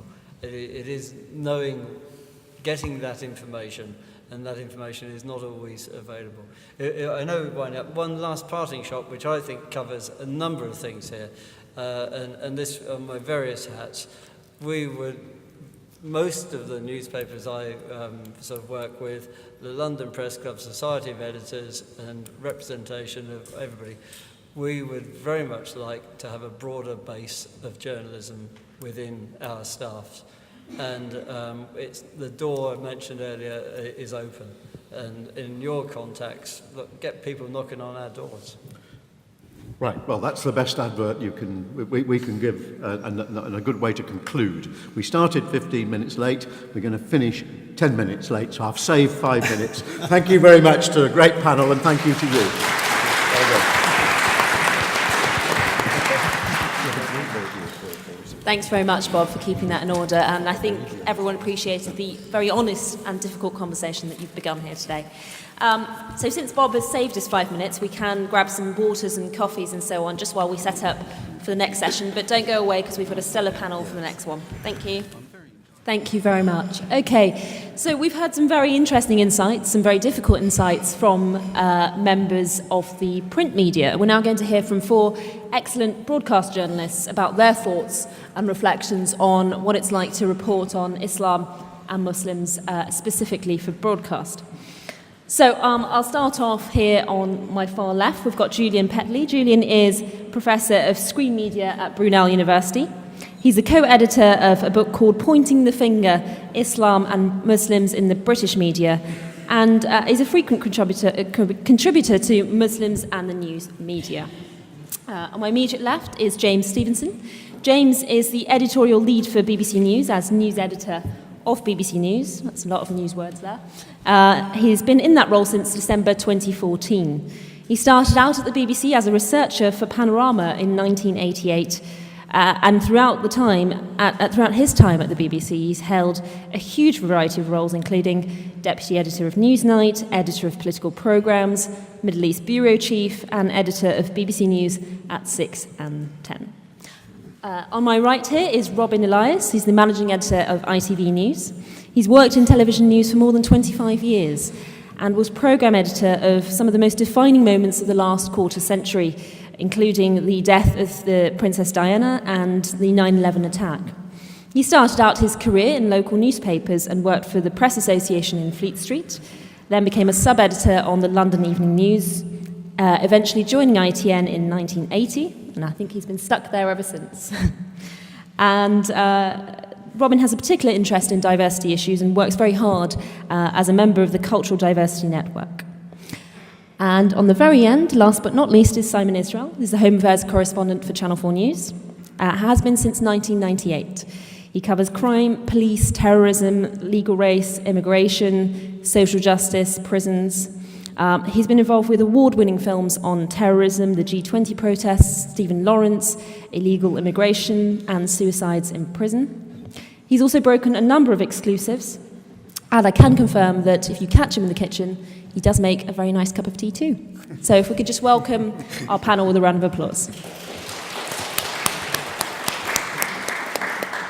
So I'm going to ask each of our panel to sort of give us a few remarks up to 5 minutes, and because you are broadcast, you know I'm going to be extremely strict with your time. Robin, perhaps you could start with a little reflection on what it's like for you when you've been in situations and Muslims or Islam has been in the news. What are the sort of conversations that you have, and how difficult is that? Hi, thanks, Fatima. Well, I would say that there's a much greater awareness about the different aspects of any reporting about religion, and I think that's to be welcomed. I think when the Prime Minister, I think it was, raised the whole issue recently about how Islamic State is referred to, I didn't agree with what he said actually, but I think it did prompt a very welcome debate within the newsroom. I think the days of really lazy use of stereotypes, group descriptions of groups is gone. I think there's a healthy debate within newsrooms about getting it right. I thought one of the things I picked up this morning, what a good cautious note to all of us, if you're using the word Muslim and are going to put that into a script or a headline, substitute the word Jewish or Christian and ask yourself whether you'd still use that. I think that was a good bit of advice. I think there's no harm admitting that there is unconscious bias in any newsroom. And one of the ways around that, as we heard this morning, is to ensure that your news team, both in front of and behind camera, reflects the UK society as a whole. I think we're getting there. We've got a long way to go. One thing that wasn't, we talked about recruitment. That tends to be at the sort of entry level. I think we've got a lot of work to do in seeing that all sections, underrepresented groups, are better portrayed in the higher decision-making levels and management in newsrooms. I think journalists generally, perhaps because of vocation, have a moral and social, see the moral and social motivation for being reflective of society and careful about how we report the news. I also think that there's a very clear business case for doing it. And if you look at the BAME population in the UK, what is it, 14% are broadly non-white. In cities like Birmingham, Leicester, Coventry, it's 50% or more. Muslim population is at around 5% of the country. We're mad if we think we can report news in a way that would alienate those vast sections of society and prompt them to go elsewhere for their news. And there is increasingly more places where people can get news that they see as news that is being made for them. So I think that's a good business reason for addressing it. We've talked a bit about portrayal. That's one of my main or chief functions at ITV News, to see that portrayal is fair and representative. I look forward to the time when we have a Muslim political correspondent reporting on public spending, a Muslim mother that is talking about high sugar in baby food, a Muslim rugby fan that is complaining about the cost of tickets for the Rugby World Cup. That's what we ought to be aiming for, that it is no longer an issue of stereotyping or pigeonholing people. And when we achieve that, it would be nice to do it and not feeling that that's a source of congratulation. Thank you very much, Robin. So, Julian, you've done a lot of work evaluating both broadcast and print media on how Muslims are represented. Could you share some of your findings with us, please? Yeah, thanks. Okay, I'm just going to start off by saying that there's obviously a big difference between the way in which newspapers are regulated or self-regulated and the way in which the broadcast media are regulated. And of course, the big difference between the two is that broadcasters are supposed to be impartial, they're supposed to be balanced, and there are various codes which actually govern the way in which broadcasters behave, and those do in fact have some kind of statutory backup to them. So I just thought I'd start off by quoting a couple of things. One is from the BBC editorial guidelines, which said, "We strive to reflect a wide range of opinion and explore a range and conflict of views so that no significant strand of thought is knowingly unreflected or underrepresented." And they also say, "We must ensure that we avoid bias or an imbalance of views on controversial subjects." Then there's also the Ofcom code, which says that news in whatever form must be reported with due accuracy and presented with due impartiality, and that broadcasters must avoid unjust or unfair treatment of individuals or organisations in programmes. And it's also worth noting, by the way, that the Communications Act 2003 requires public service broadcasters, and I quote, "to provide a sufficient quantity of programmes that reflect the lives and concerns of different communities and cultural interests and traditions within the UK and locally in different parts of the UK." And that, I think, is really why there's a big difference between what you see on television and here on radio and what you see in most newspapers. I think papers like The Independent and The Guardian and The Observer, to some extent, follow the same kinds of editorial principles as the BBC and ITV and Channel 4. And I think on the whole, the broadcasters try to do a good job, but I think there is a real problem, which I've noticed is being discussed more and more these days, and that is the extent to which, or the danger of, should I say, that the broadcast agenda, be it on television or on radio, may come to be set by the press. That's not to say that broadcasters deal with stories in the same way that the press do, but they are increasingly, it seems to me, picking up on the kinds of stories which are dominant in the press. Now, I mean, with the greatest respect to the people from the newspapers on the previous panel, I mean, you really wouldn't, I think, suspect from what they said that most newspapers have a very, very strong editorial and political, with both a big P and a small p, political line. If you don't believe me, go out and buy the papers today and see how Jeremy Corbyn is being trashed in those papers, and I think that it's kind of QED, frankly. So certain stories appear in certain newspapers because they suit that particular newspaper's editorial line. And I'm afraid many newspapers do have an editorial line which is, to put it politely, critical of, less politely, hostile to Muslims. And you saw earlier on, I think, some of the news stories along the bottom of one of the PowerPoint slides there. So I think there is a danger that that broadcasters, although they may try and treat stories fairly, end up treating stories that really they shouldn't be treating at all. I mean, Robert Peston, the BBC's economics correspondent, has actually talked about this. He gave a very interesting lecture to the British Journalism Review the summer before last, saying how absolutely obsessed the BBC has become with Daily Mail stories. And the problem, I think, arises that people in the BBC may see that there are certain stories all over the newspapers, stories which are there, I would argue, because of those newspapers' editorial lines, and they feel, oh, well, we must have these stories as well.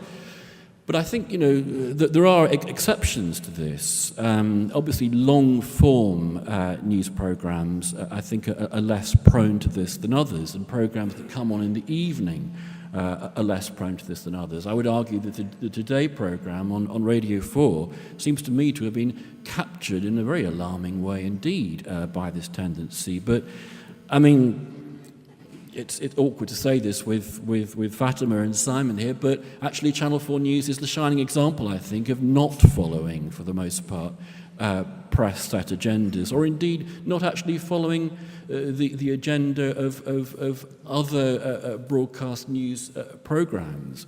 It's not just that the stories are much longer and dealt with in more detail and dealt with by people who I think are extraordinarily well informed about their subject, but they're dealt with in a very deep kind of way. Take Paul Mason, for example, on economics issues. I think is very, very interesting indeed.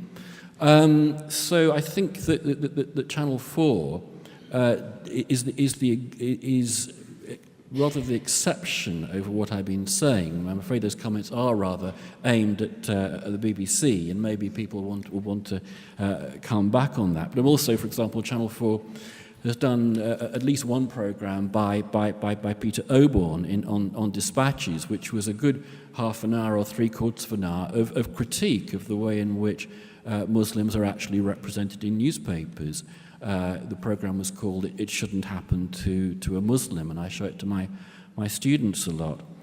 But there is even on Channel 4, this is my final remark, what I think there is an absence of is programmes about the media, programmes which are analytic of the media. Once upon a time, particularly on Channel 4, but also on BBC 2, there were quite a few programmes which were actually about the media, where the kinds of issues that we're discussing today could be discussed. But if you look around you now, there's really nothing much on television of any seriousness, at least.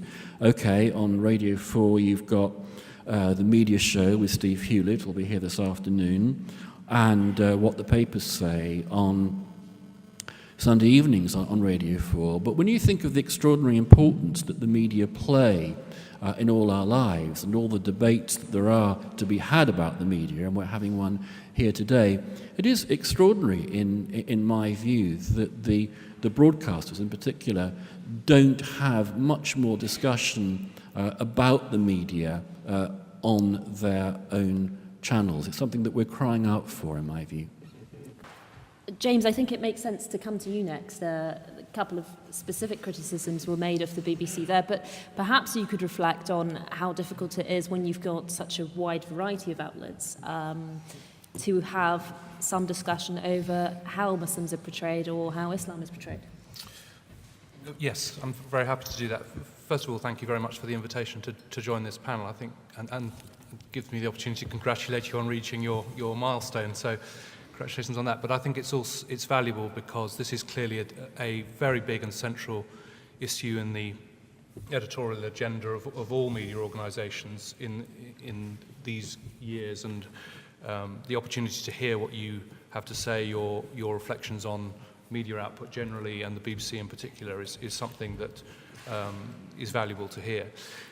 I think that the scale of the task in reporting events and information and analysis and news around all aspects of Muslim life are greater than they've ever been and more important than they've ever been. And I think that's true both of international affairs, where I think it's no exaggeration to say that is the dominant or dimension of the dominant crises and set of crises that we're reporting on, and in the UK, where there is, as we all know, a sizable Muslim population, and I was almost going to say Muslim community, but that takes me to one of the points that I wanted to make, which is I think we are seeking to, and I think are partially successful but seeking to do more, is to increase the sophistication of our reporting so that we're not lumping all Muslims together either in our coverage abroad, and we're trying to draw out, as I'm sure you've seen in the reporting of Jeremy Bowen and others, the distinction between Shia and Sunni, and the way that's the driver for a really deep conflict across the region of the Middle East and beyond, and also in Britain, where it's increasingly unsatisfactory, it seems to us, to be talking about the Muslim community. We need that greater understanding of what exactly we're talking about in different parts of the country, and people having come from different backgrounds and the South Asian experience being different from, as I understand it, but clearly I'm talking to people of much greater knowledge than myself, but the differences of emphasis and background and outlook between people from those backgrounds and from the Arab world, just to take one example. So we're conscious of the scale and weight and responsibility of covering these things and living up to our obligations that Julian outlined in terms of our own charter and the Ofcom regulations that we work under as well. And we're under no illusion that it's a huge task, and we're also under no illusion that we've got more work to do to improve on how we tackle it. Taking your suggestion, a couple of the things that have been mentioned already, I don't recognise the world in which we all go to work and read the Daily Mail and put the Daily Mail editorial view onto the air in the evening. And I think I would challenge people who are consuming our output to read that into it.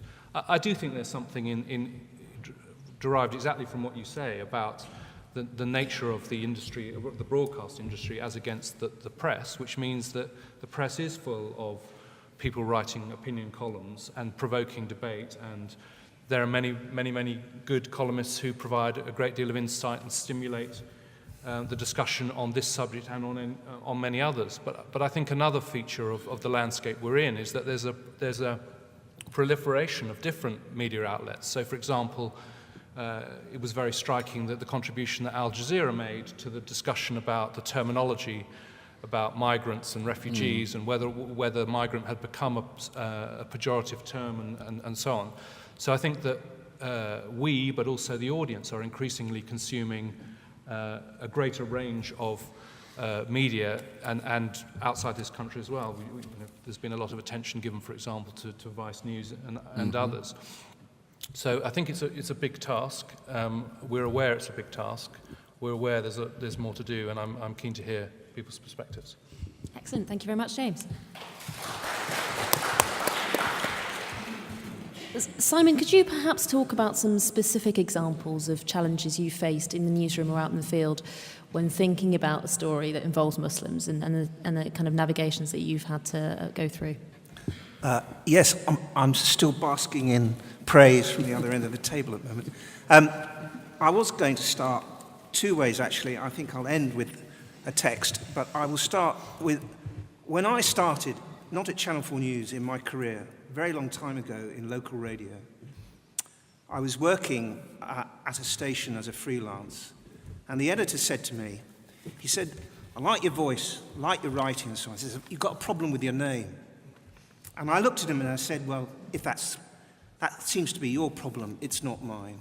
And from then on, I realized how easy it is to offend, how quickly people become offended, and how often you cannot see it until you are shown it. After that, I traveled to various other local radio stations. I ended up in Bradford for quite a long time in the 80s and the late 80s, in which halal meat was introduced into schools. And Ray Hunniford, who some of you may remember, decided that multicultural education was a non-entity and would never work. And it was at that time I realized the sensitivities and how you try and go about beginning to report on things and people that you don't quite understand, that you're not necessarily involved in their culture, but you are serving them in terms of how you report things. So coming a long way forward to now today and looking at all the stories that Channel 4 News has done, rightly or wrongly, regarding Muslims, their issues, their conflicts, their wars, and so on. And it is a very tricky place to tread, because you obviously cannot please everyone all the time. Not that I'm there to do that, but I am there to hold people accountable. And I noticed that there was frequent references to language. The chap at the back who pointed out the way that the collapsing crane was treated and so on. I've come across that an awful lot, far too many times. And what I've found difficult sometimes is it's not necessarily that the media has created the language. The language has come elsewhere. Someone raised the issue about migrants and refugees. Who decided to conflate it in the first place? It was the government. I'm not sure it necessarily was the Daily Mail or any other newspaper. The government were quite happy. The government is quite happy to talk about radicalization.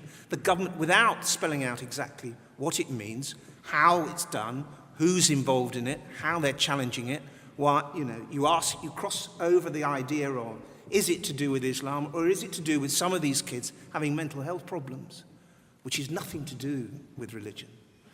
And I find that the more you go into these things, the more complex it is. And you're still trying to find simple ways of translating that into stories that the public will see. So I think in terms of us, my role is holding to account everything, including Muslim communities, including their organizations, who I think also have a part to play in generating more Muslim communities to empower themselves to become more outspoken, more challenging to the media, because we should also be held to account by the viewer, by the reader. That's who we serve, basically. So that's it. Thanks very much, Simon. One more thing. Yep. Okay, I just wanted to read out a text that came yesterday. Some of you may have had it. It's a I'm back text. This text is just to let you know that I am back on this mobile if you wish to speak to me, but I am not on any social media nor on email, from Mr. Anjum Chowdhury. And there you go. That probably sums up everything, really. That was a difficult one to clap, Simon. I realise. So I'm very keen to get as many of you as possible. We've got just under a half an hour for questions and brief comments, please. Do introduce yourselves, and if you've got a comment to make, try and keep it under a minute. I'm going to try and ask people we haven't heard from first, and I want to hear more women, please. So do put your hands up. Okay, gentleman here, please.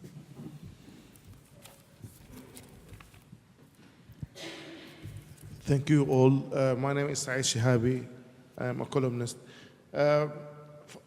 My friend from the BBC, you said the right thing when you said that we have concentrated on the Shia-Sunni issue in the Middle East, and we brought it into light. And this is the problem. I think the BBC is digging deep into things that are irrelevant. I do not believe that the problems in the Middle East are Shia-Sunni conflict. In essence, they are a problem between democracy and dictatorships, camouflaged in those Sunni Shia. And unfortunately, the BBC should have encouraged democracy and the human rights in the Middle East and dug deep into these issues rather than the Shia-Sunni conflict. Because if we really highlight them so much, then we are going to bring the problems to the streets of UK, which is not a good thing. The same thing with ISIS. When the Prime Minister said we have to change the name of ISIS, the BBC protested. Why? Because they said this is the official name of ISIS. But are they using the official names all the time? In Yemen, the Houthis are not called the Houthis. This is not their name. Their official name is Ansarullah. But why don't you use Ansarullah in Yemen like you use ISIS in the same way? Thank you. Okay, thanks very much. So just to emphasise that question, the idea that the BBC is oversimplifying the Shia-Sunni divide and not recognising some of the more complex political issues, and also using the term ISIS and what is the right language? Yes, so the question, the point about democracy and autocracy in the Middle East, that's clearly a huge part of the theme and the conflict that's taken place since the Arab uprisings began. And for many, as you mentioned in the introduction, I was the Middle East bureau chief for the BBC for a couple of years.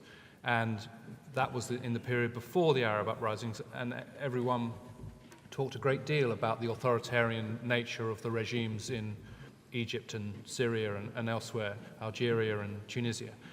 And we did see play out a drive towards democracy in the Middle East. I have to say, the view of not just my view, for what it's worth, but also of our specialists and analysts, by which I don't just mean Jeremy Bowen, but we have an Arabic service, as you know, and we have a Persian service, as you know. So we do draw on, or we do seek to draw on, a great deal of expertise about the region. And it's hard to see that at the moment that the dynamic of autocracy against democracy is the dominant theme in the current conflict. I have to say it doesn't necessarily look that way to us at the moment, and that those Tunisia perhaps is an exception, and Jordan, or I'm sure we could have a long discussion about the extent to which there is or isn't democracy in many of these countries and the nature of the Iranian regime and so on.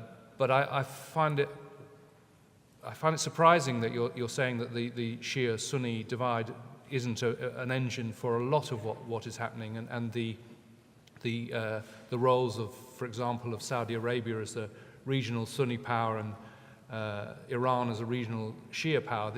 These do seem to be very important dynamics that are playing out in Iraq, playing out in Syria with the Alawites as a Shia sect, and in Lebanon and elsewhere. So, perhaps it's a further discussion, and as I indicated at the start, I'm very open to more information and input about these kind of things.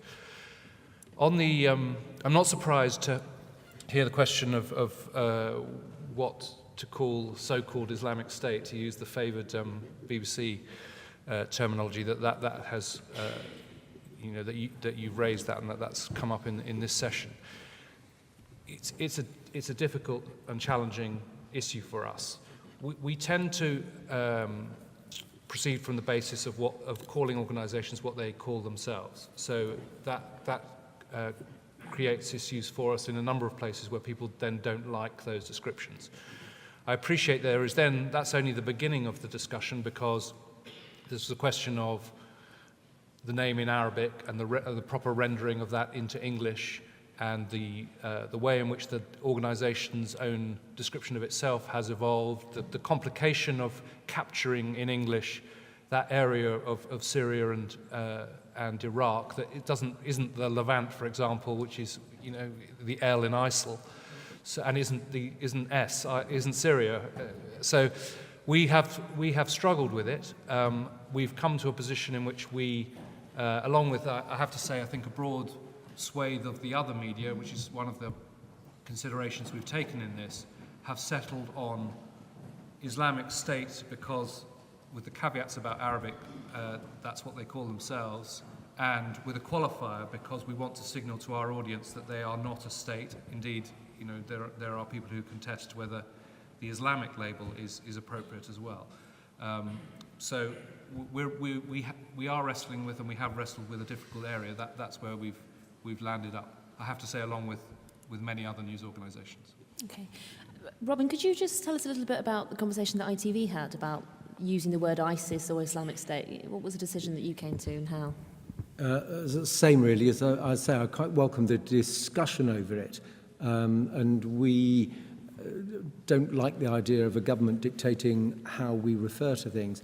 I think there's a bit simplistic perhaps, but James's point I agree with, but there is in television, we work in shorthand, and I think once a perception is IS was immediately understandable by most people as to which group we were talking about.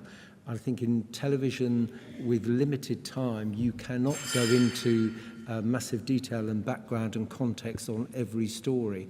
We have done sections of pieces where we explain a bit more of the background, but I think we've got to be realistic about being really analytical in every mention of a group like that. Thank you. And I think we'll probably come back to some of those points. Let's take some more questions. So the lady there. Hello, my name's Almina Mohammed. I'm a former ITN and BBC journalist. I'm now a freelance journalist based in Pakistan, working out of that country. And I've been a journalist for 15 years, and a lot of people have said to me, we see far more black and Asian faces on our TV screens, which definitely is a positive development. But if you ever go into an editorial meeting and you look at those in the higher levels editorially, program editors, senior program producers, there is a distinct lack of diverse faces. Robin, you mentioned this before, and this has been going on for as long as I can remember. I mean, Greg Dyke famously called BBC hideously white, and I don't see that much of that has changed. And I think until you see more diversity behind the scenes with the people making the real decisions, I think the problem of accurately portraying diverse communities is going to continue. Okay, thank you. So, Julian, do you have any reflections on the fact that perhaps sometimes on the screen people are diverse, but people who are actually making the decisions aren't? Well, it's a long time since I had much dealings with people, as it were, really in the higher echelons of television. But I mean, I do think that these days you certainly see more people of colour on your screens in news programmes. And I mean, again, Channel 4 is a good example of that. You know, I'm extremely impressed with some of the reporters who you have there. Particularly, I've forgotten his name now. The guy from Somalia who read.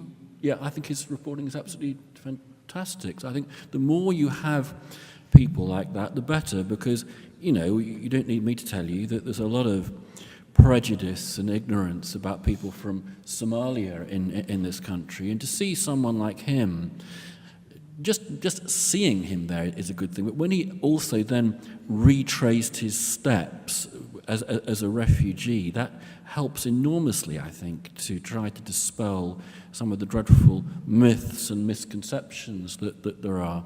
So I think it's actually very important to have people on screen, but also, as you say, in the upper echelons as well. But I don't know what you think, but I would have imagined that it's probably pretty male in the upper echelons as well as pretty white. I don't know though. James, could you talk about that a little bit?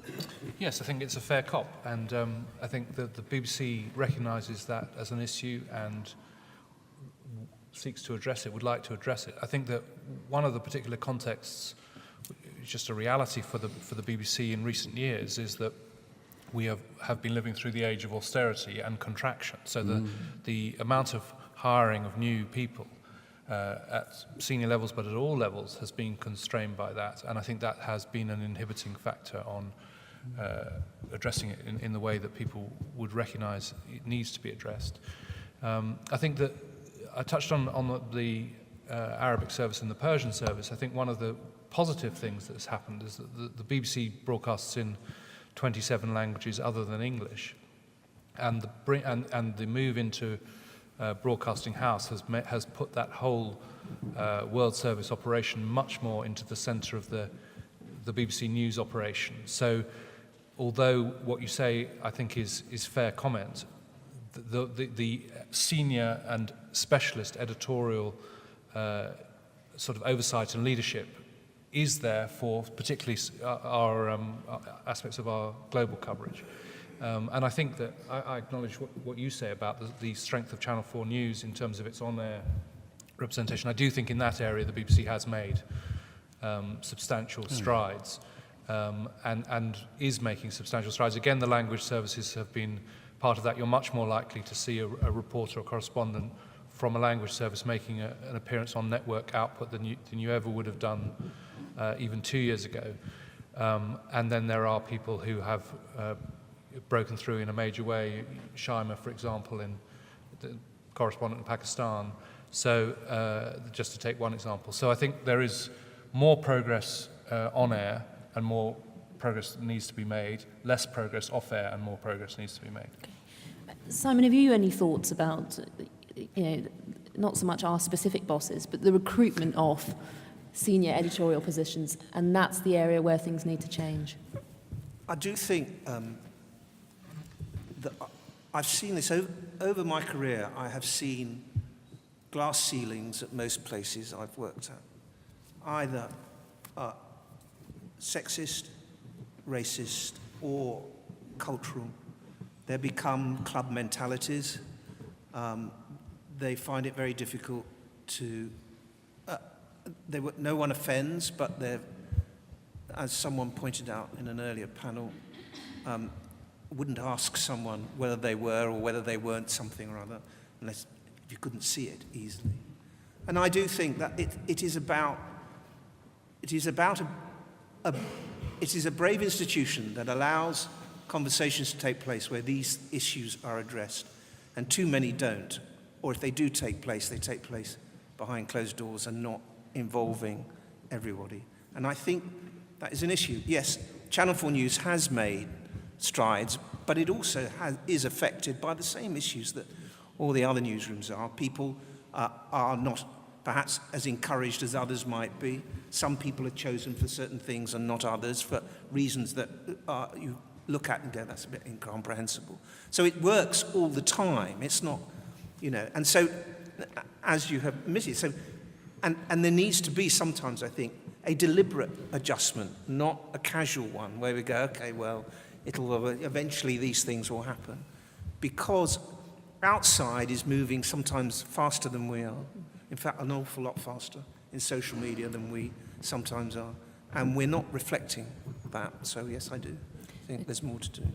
We've got just over 10 minutes. Let's take a couple of questions this time. So the gentleman at the very back, and then the lady here. Thank you for the opportunity. My name is Hakan Kamus. I'm a chairman of Turkian Foundation. And I have a question for James specifically, because James, you represent the mainstream media, in essence. And I'll put it to the panel and to you, that editorial boardrooms have become powerful places where they've shifted their role of broadcasting news objectively and fairly to become a part of social engineering, where you try to now not only lead, but make an effort to create this social engineering, whereby you're trying to create this opinion of the public, and you are the leading figure in it. Somebody like you and Robin, where they actually sit in the editorial board and tell people what they should hear and how they should perceive this news, and not necessarily be really objective and fair about it, whereby we're now talking about how Muslims have been treated unfairly in part of this news, but editorial boardrooms have become such a powerful places. They're now more political than they were before, and they actually like using this force they hold in their hands in shaping public opinion and defining how we should pursue the news, rather than how news should be defined by people. Thank you, and let's just take the lady there as well. Hi, I'm Caroline Deal from the Media Trust. I'd like to, again, Paul James, talk about the BBC as well, because we work with all the broadcasters on the panel and with Sky News as well, and we see that the smaller broadcasters, so ITN, ITV News, Channel 4, Sky News, whatever, are very, very making big effort to be integrated into the community. So they're sending a lot of staff out into community groups, into faith groups, into schools to mentor and volunteer and really get to know those communities. And vice versa, they're really opening their doors to people coming in to the newsrooms to be interviewed, to have opinions, to talk to their teams. And the BBC seems to find it very, very difficult to connect out into the community. We were approached at the Media Trust recently by the Somali communities in London, the diaspora communities, saying, please, could we help them connect their community leaders with the BBC? And when we went to talk to the BBC, they said, oh, fantastic, this is really great, because we really want to connect with the Somali community leaders as well, and we tried to, and we weren't able to. So we were able to put everyone together, but it was so simple and so easy. I think that journalists are still living in their ivory towers, and there's a huge issue around class as well. And I think it's the duty of particularly the public service broadcasters and particularly the BBC to get out there more and connect with communities, connect with the people that are living across the UK, and actually meet them and talk to them and mentor them and volunteer with them. There's such a hunger for those for connection. Can you not do more of that? There's no problem taking these questions. That's what I'm here for. So everyone wants to speak to the BBC. Yeah. Well, we recognise our responsibilities. I think that those issues, to be honest, do go though a little bit beyond the area that I'm responsible for, which is the news and the news agenda. So it sounds like there are particular issues there that I would be happy to help in the follow-up for. I think certainly the BBC and BBC News wants to engage as deeply as possible with the communities and the audiences it serves. In some cases, it may be as you described, that there is a perception of that being a difficult thing for people to achieve in terms of making contact with the BBC. I have to say, in our news reporting, the boot can sometimes be on the other foot, so that when we go to some communities to cover some issues, it can be quite difficult and challenging, and I recognise that's partly to do with the nature of the teams we have and all of that, but we have, I think this is a two-way street which would be beneficial for all concerned if there was a greater openness of dialogue and discussion, and something that certainly from where I'm sitting would bear fruit in terms of sophisticated, accurate, impartial, fair news coverage when the story comes to town, as it were. On the other point that you raise, I long ago accepted that the view of any media organisation, and the BBC being the one I work for, it's in the eye of the beholder. So if you perceive a certain view of the way the BBC goes about its business, that's of course your prerogative. It's not, and I recognise that the media generally, and within that the BBC, it's an important part of the way that people come to understand the world. I acknowledge that, but I think I don't really fully recognise that your description of us sitting round tables trying to work out what to make people think. Well, we think that is not our job. What we think our job is to do is to provide as comprehensive, accurate, speedy, insightful news as we can, and allow the audience to make its own mind up. And that's what we think we're doing. I accept that you don't. That's not your perception of it, but that's what we think we're doing. What about this problem of journalists living in a bubble? So you've got this kind of people who all live in the same part of London, they see each other for dinner, and they have a certain view of the world. Do you think the BBC has too many of those people? Well, I think we've touched on an aspect of that before, and I think that is a challenge for a media organisation, and it's a challenge for the BBC. I think that there are. Robin touched earlier on this idea of unconscious bias. That's something that we recognise too, to the extent to which our teams are, and our senior teams are actually going through a process of discussion about that, so that people can recognise that their own perspective is not necessarily the perspective of all the audience and audiences that they serve. But we're the biggest broadcast news organisation in the world, spanning the globe, and we have a very big news operation across the UK. So I think it has more than a grain of truth, perhaps, but I think be careful. We need care that it doesn't become a caricature. I think it's more complicated than that. Okay. Julian, did you want to come in quickly? Just briefly, I mean, look, I'm a strong defender of the BBC, particularly at the present moment when it's so under attack. But, of course it's true that, the BBC doesn't tell people what to think, but it is certainly one of those institutions in society which tells people what to think about.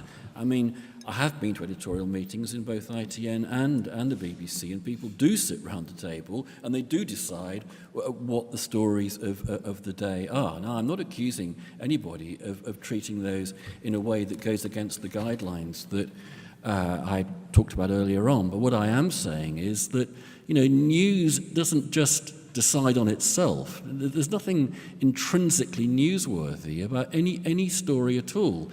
Stories are put on the news agenda because they are thought to be important, but they're thought to be important according to all sorts of values, and some of those values are quite open and overt, and some, and this is where I think it gets very interesting, are kind of implicit and taken for granted. And I think it's in the implicit, the taken for granted, if you like, the commonsensical notion of news values, where we start to get into that area that I think James mentioned.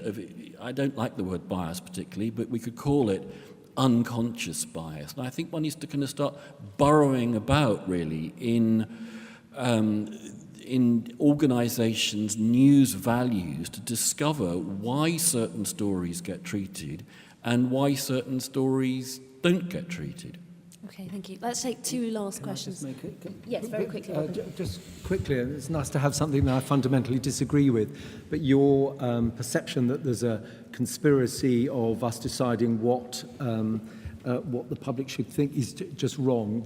I've never known the phrase editorial boardroom. We don't have an editorial boardroom. We have meetings where producers of all backgrounds and seniority come to, and there is a culture where people are encouraged to speak up.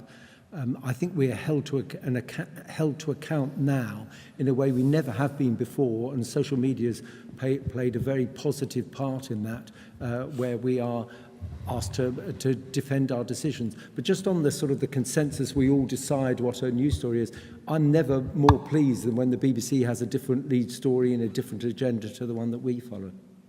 Great, thank you. Two last questions then, please. So the gentleman here and the lady in the blue scarf there. Ahmed Boston, British Muslim Television. As someone who 10 years ago entered journalism through the community route at the age of 11, I experienced a number of barriers that prevented me, a number of doors I had to knock on.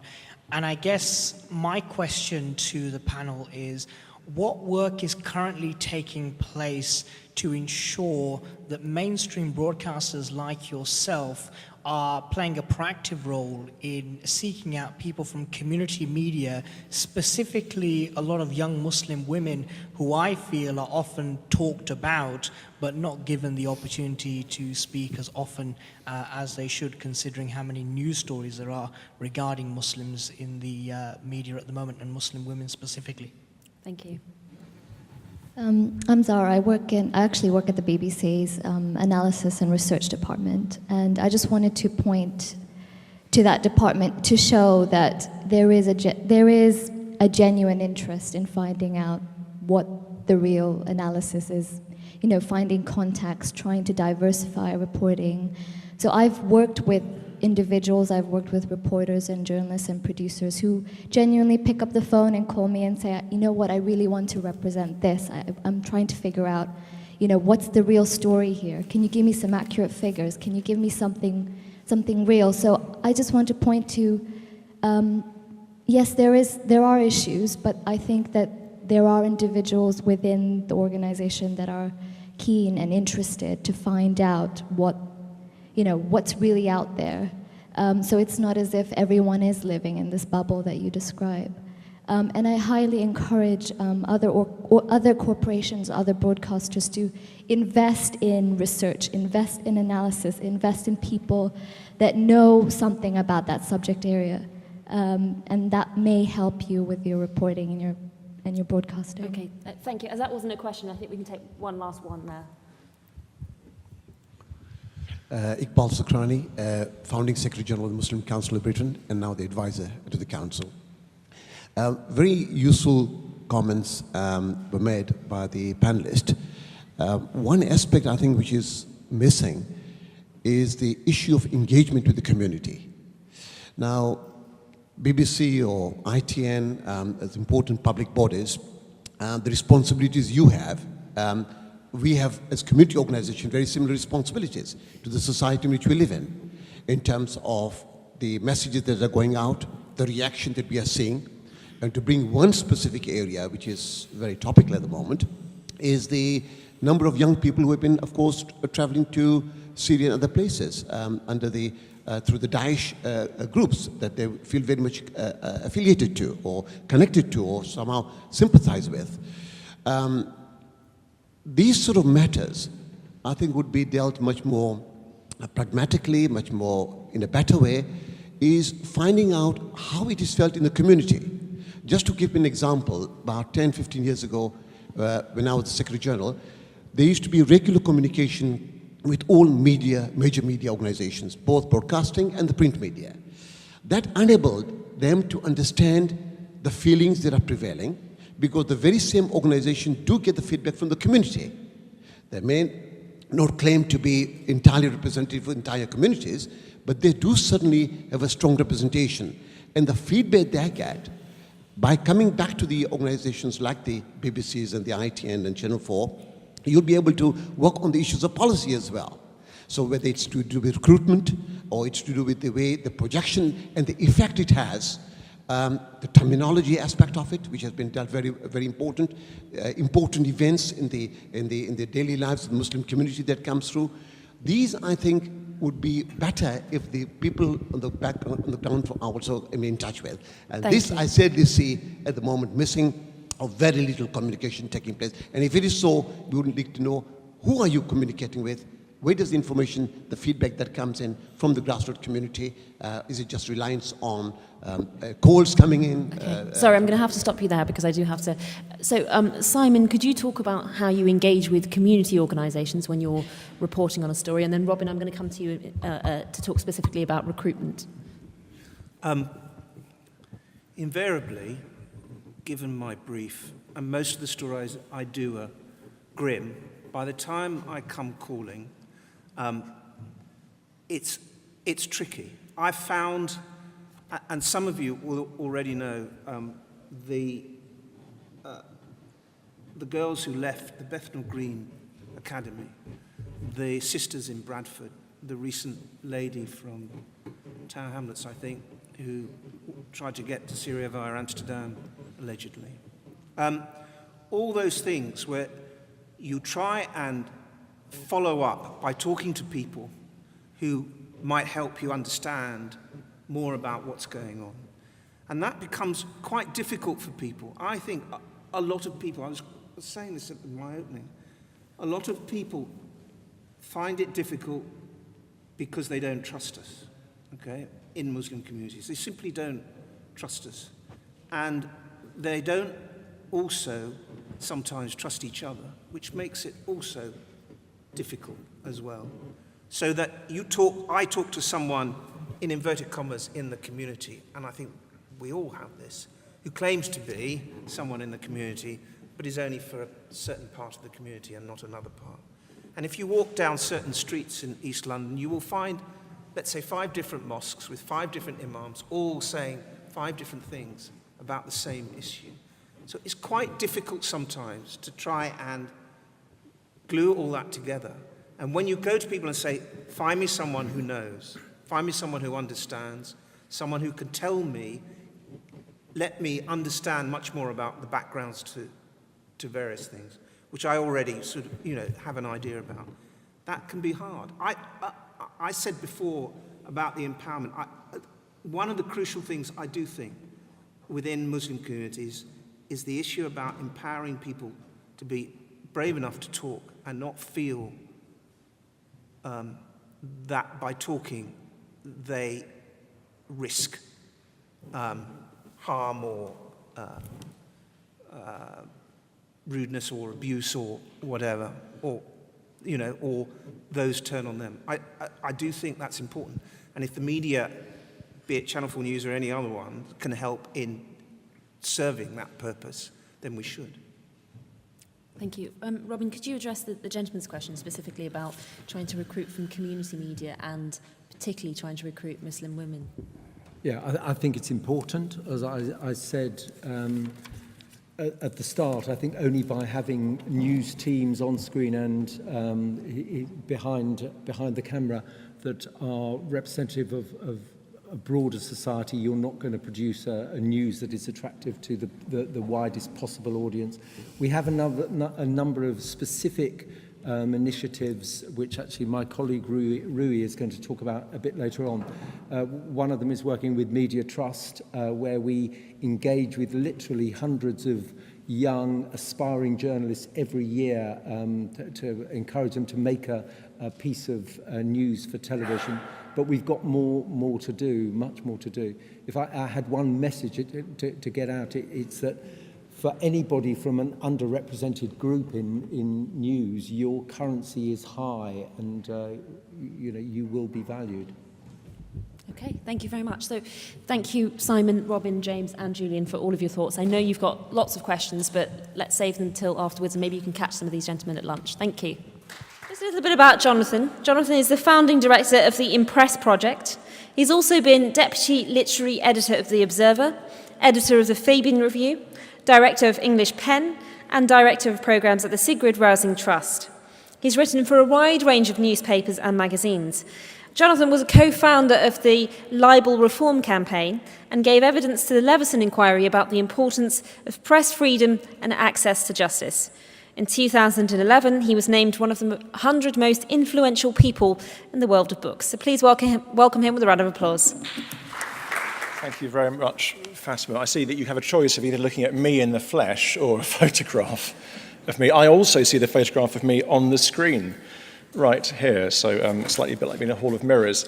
I want to say a few words just to kick off this afternoon's discussion. Clearly, we've talked a lot about ethics, that the ethics is really underpinning this debate, but I want to bring it home in relation to how we really regulate for ethical standards in the press, by which I mean news publishers, whether that's in print or online. I mean, this morning it's been fantastic and fascinating. At times I felt like we were going back in a TARDIS over the last 25 years in the life of Muslim news, and particularly to that momentous date of September the 11th, 2001. That was a date which was momentous for me personally, I have to say, for 2 different reasons. It was the day on which I put in an application for my first job at The Observer. It was the day in which, in a way, I became a journalist, and very important in that way. I stayed at The Observer for several years, working with at least one person in this room, and it was a time when journalism and the world changed dramatically. The war on terror was launched. Governments in the West came together to launch military assaults in Afghanistan and Iraq. Hundreds of thousands, if not millions, of people lost their lives, many of them, most of them, Muslim. The injustices of Saddam Hussein and the Taliban were compounded by the injustices of occupying forces and the instability which has followed. At the same time that Muslims were being bombed in the Middle East, Islam was being demonized in the West. As Tony McEnery has shown this morning, Muslims were 21 more times more likely in that period to be described as extremist than as moderate. The Muslim community was spoken of as though it were a single organism, of a single mind, which spoke with a single voice, and a religion was routinely described as though it led ineluctably to the outrages of Al-Qaeda and the so-called Islamic State. Mass killings carried out by young Muslim men were described as acts of terrorism, whilst similar killings carried out by non-Muslim young men in America or Norway proclaiming Christian or nationalist ideologies were described as acts of madness. It was as though making links between Islam and extreme violence was natural, whilst making links between Christianity or nationalism and extreme violence must be a sign of insanity. Is it any surprise that Muslims in Britain feel stigmatized by a media which embodies such a hostile political narrative? Is it any surprise that Muslims and other groups will look for legal or regulatory solutions to this kind of demonization? Of course not. It's completely natural, and most of us, even those of us who are straight, white, middle class, increasingly middle-aged, culturally Christian men would do exactly the same thing. In fact, I was thinking this morning when someone said, the only group that wouldn't find themselves in a room like this having a conference about being ostracized would be such a group. I thought, actually, there are many people like that across Britain today who do think they're terribly ostracized and probably would love to have a conference like this where they would talk about their demonization. In fact, some Daily Mail and Daily Express columnists would be prominent among them. Most of us in that position would want the same thing. We would want legal and regulatory solutions to these kinds of problems. So look, let's look at the regulatory framework and see the extent to which it does or doesn't accommodate that. This morning we've talked briefly about the Editor's Code of Practice. The Editor's Code, as Sir Alan, who's now joining us, knows very well, is the code developed by the newspaper industry over the last 25 years to set reasonable ethical standards which in most cases are supposed to be higher than the standards set by the law, criminal or civil law. The code already goes some way to address these concerns. The code requires the press to avoid what it calls prejudicial or pejorative reference to an individual's race, colour, religion, gender, sexual orientation, or any physical or mental illness or disability. That's there in the code. However, this protection only extends to individuals. Notice the wording. Why not groups? Does it make sense for news publishers to avoid prejudicial references to an individual's race, but to allow racism in general? Does it make sense for publishers to avoid prejudicial references to an individual's identity as a Muslim, but to allow pejorative references to Islam or to Muslims in general? Now, whatever you think the answers to those questions are, there is clearly a tension here, and that tension became very apparent during the course of the Leveson inquiry. Numerous witnesses representing particular groups in society came to the inquiry and gave evidence of what they found to be or felt to be very short shrift that they had received at the hands of the Press Complaints Commission when they had tried to bring complaints of discrimination, but they spoke on behalf of groups rather than named individuals.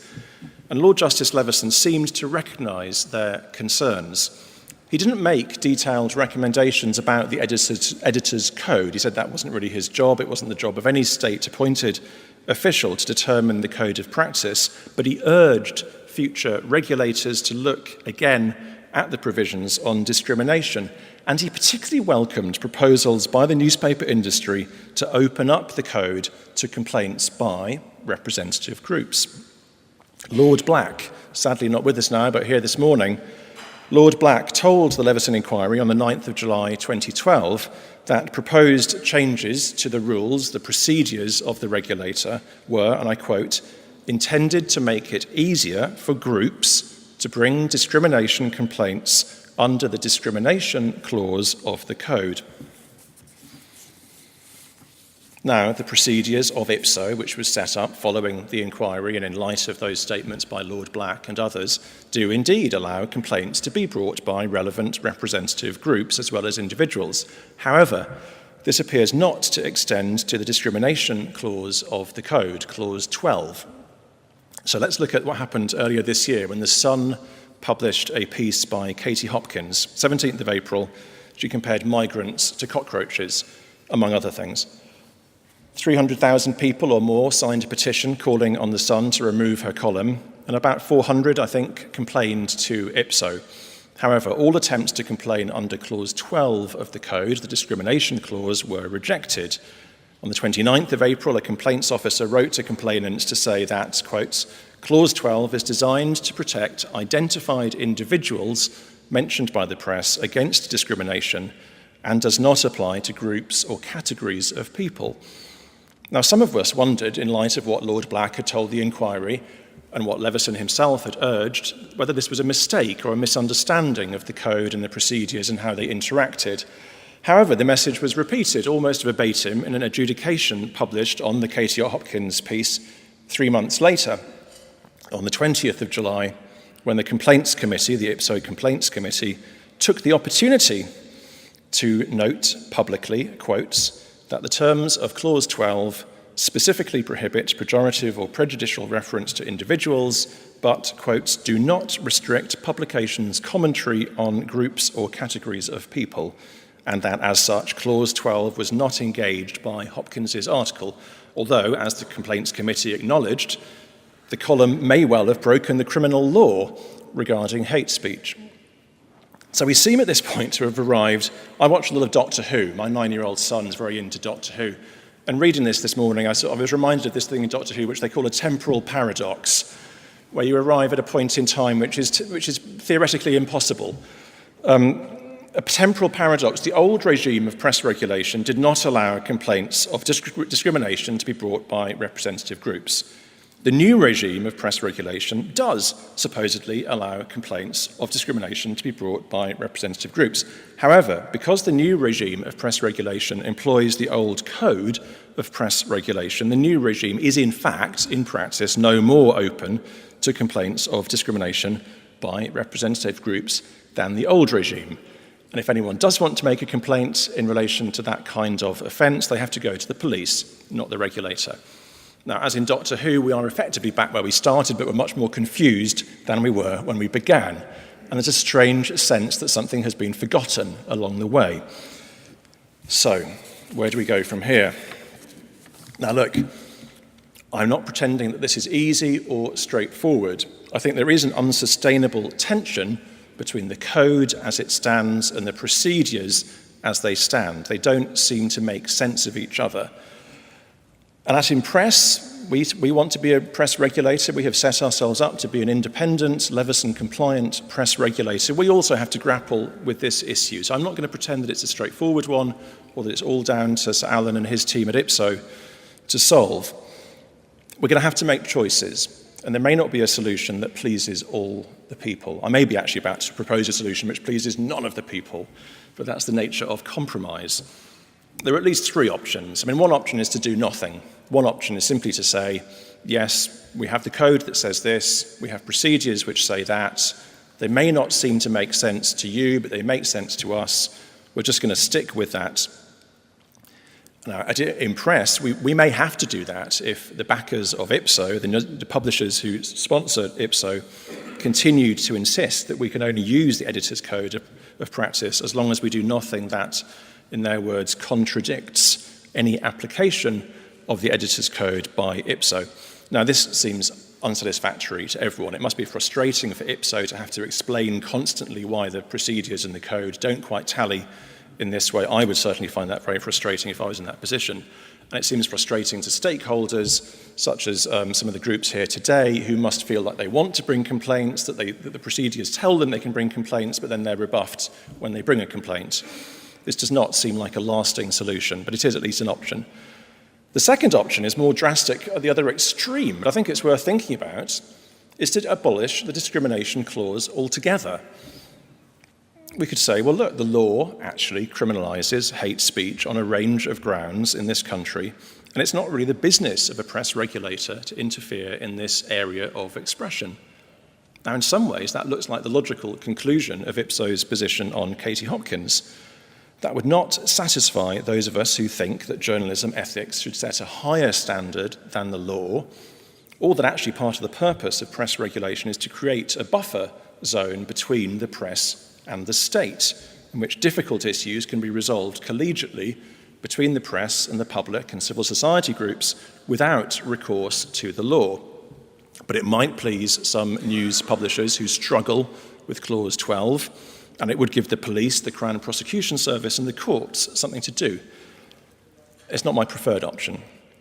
The third option, which I think is what we have to pursue, is that we amend the code in a small but significant way to extend the discrimination provision to groups. This would resolve the tension between the code and the procedures, and it would open up complaints to representative groups on all the grounds for discrimination which are currently listed in the code. Now, there's an immediate problem there, which I see as much as anyone else in this room may see. There may be people in the room who love that proposal, who think that's great, that solves all our problems in one go. There may be others, and I see some of them in the front row, who hate that proposal and can see all sorts of problems and concerns. Now, I share some of both groups. I think most of us probably would be open to a situation where a regulator could consider group complaints in relation to race, colour, gender, sexual orientation, or physical or mental illnesses or disabilities. But I suspect people here would agree, that religion is a different category. Unlike these other characteristics, religion is, among other things, a system of ideas and potentially a form of power. And I would not want to see a regulator used by religious groups to shut down dissent or silence the disempowered, particularly when some of the most critical voices of religions may come from disempowered groups within those religions themselves. When I was at English PEN, a free speech organisation, we campaigned very vigorously against the religious hatred bill, as it was, and we succeeded in amending the bill. There is an amendment in the bill called the PEN Amendment, section 29J, anyone wants to go and read it, of the 2006 Religious Hatred Act. Now, the Act prohibits incitement to hatred on religious grounds, but it protects, through the amendment, discussion, criticism, including expressions of antipathy, dislike, ridicule, insult, or abuse of particular religions or the beliefs or practices of their adherents. Now, I think that's very necessary, not just for freedom of expression, but for freedom of religion, because the freedom of religion, as set out in the Universal Declaration of Human Rights, includes the freedom to change or renounce your religion. And without the freedom to speak in vigorous, even intemperate terms about religious beliefs and practices, it's very hard to see how one has freedom of religion. That's different from talking about religious believers as people. I think the aim here is to respect the believer, but not necessarily the belief. So look, these are my initial thoughts. I'm sure there are better ideas out there, but I think we have got to find a way through this. I think we need to involve the public and journalists in a shared debate about how to find a way through. We can't sit in different silos, shouting at each other, thinking that we have the truth and the other side must be evil. We all have to make this work. At Impress, we're preparing to launch a public consultation on the standards code, which will look at these provisions as well as the rest of the code and the public interest. And I'm very keen. I would like to invite, in fact, Ipso and the non-aligned news publishers, The Independent, The Guardian, Financial Times, and others, to join us in this. And I think if we can work together, we are much more likely to find a settlement which commands the confidence of the press and the public and does not send us hurtling without a TARDIS back into the past. Thanks very much, Jonathan, for setting out some of those difficult and controversial issues, which I'm sure we'll be discussing in detail for our next panel, which is on ethics in journalism. If I could ask the following people to please come forward: Ehsan Massoud, Sir Alan Moses, Stephen Pritchard, Eleanor Mills and Will Gore. Thank you. Now, our chair is going to introduce the panellists to you, so it's only my job to introduce the chair. Ehsan Massoud is a science journalist since 2009. He's been editor of the higher education and science policy magazine Research Fortnight. Over the previous 15 years, he was on the editorial staff of Nature and New Scientists. Ehsan is a tutor in science and innovation policy at Imperial College London. He's written a number of books, the latest of which is called The Great Invention, and tells the story of how GDP became the world's dominant economic indicator. It's going to be published next spring. Please welcome our panel with a round of applause. Thank you very much. Thank you, Fatima. Thank you, Ahmed, for the invitation and for hopefully what will be a really interesting panel discussion based on Jonathan's comments. My name, as Fatima said, is Ehsan Massoud, and I'm the editor of a publication that pretty much no one here will have heard of. We do exist inside horrible paywall. Maybe Tony McHenry might have heard of us, but and we serve the world of learning in different countries, cover policy around higher education and science and other things. I would like to invite the panel to perhaps keep their comments brief, but maybe with the exception of Sir Alan Moses. I was told 5 minutes. You were told 5 minutes, there you go. I shall be so 5 minutes it shall be. And before we do that, I will just very briefly introduce my colleagues. Jonathan, you've heard of. Stephen Pritchard is the reader's editor of The Observer and a board member of the Organisation of News Ombudsmen. And he served 2 terms as president of that organisation. Will Gore is the deputy managing editor of The Standard, The Eye, The Independent, and The Independent on Sunday, and has been involved in many aspects of the paper's editorial operations. Eleanor Mills, to my left, is the editorial director of The Sunday Times and also chair of Women in Journalism. And last but not least, Sir Alan Moses, just to my immediate right, is the chair of IPSO, the Independent Press Standards Organisation, and he was Lord Justice of Appeal between 2005 and 2014. So, Alan, would you like to start us off, please? Well, I'll start it off, and I will just be starting it off because it seems to me that it would be unwise and insulting to all of you listening, the audience, to provide any comfort, still less a solution to the problem that you have so importantly identified, a problem filled with conflict of interest, with the possibility of different solutions. How you achieve the ethical treatment in the press of part of our citizenship, part of our community, and part of the religion, which we must all respect. I speak only as chairman of the only organisation that is even attempting to regulate the vast majority of the press, that is IPSO, the first ever regulator of the press. And I'm sure none of you will subscribe to the myth spread by Leveson that the problem all started in 1949.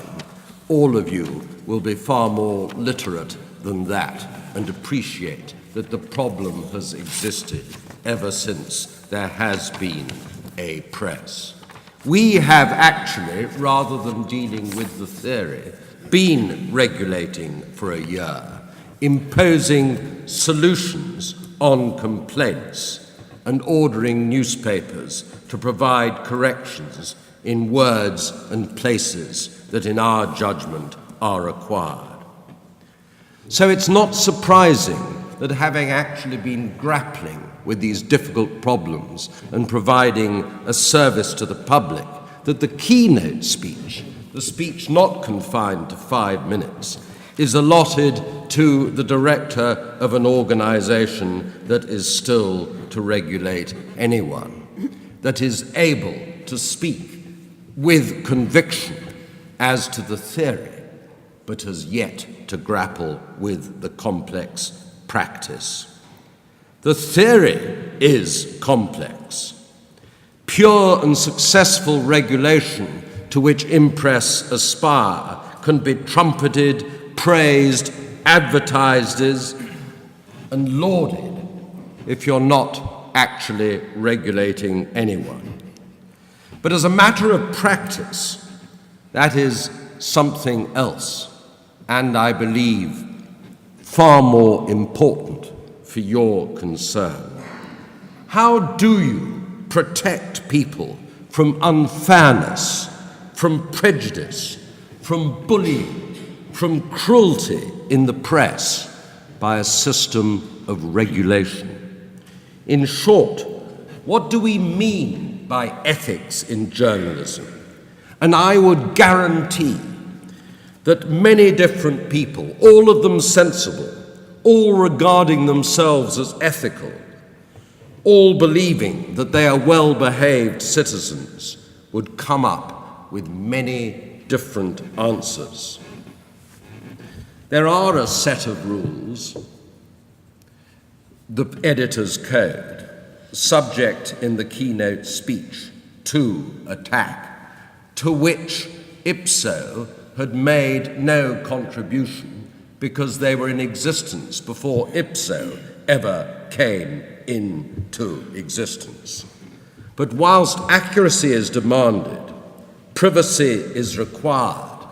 There's nothing in the code dealing with what ought to be and what I understand to be matters of pressing significance to all of you. Fairness and balance.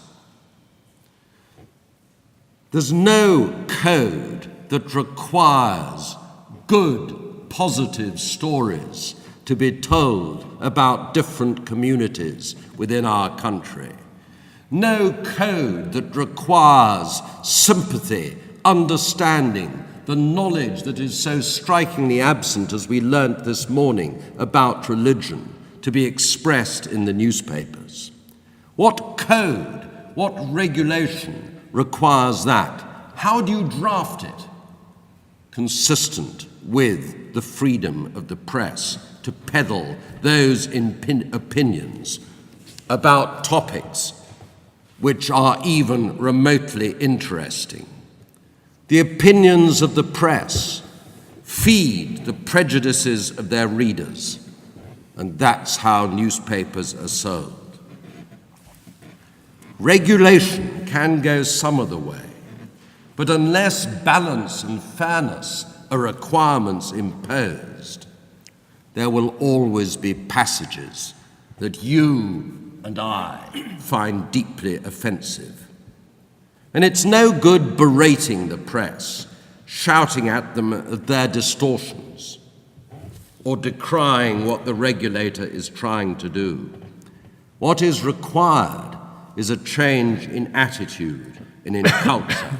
And as Professor McHenry explained, that is a tiresome, this slow process. You could do it by regulation. You could do it if you imposed it by a system of statutory licensing that tells the press what the regulations are going to be and requires them under the law to obey it. But nobody, not even Impress or Hacked Off, appear to be suggesting that. And it might lead to a far fairer, more balanced discussion if they were prepared to say that is what they're after. But it's not. It depends upon agreement. Regulation only exists by the support and agreement of the regulated.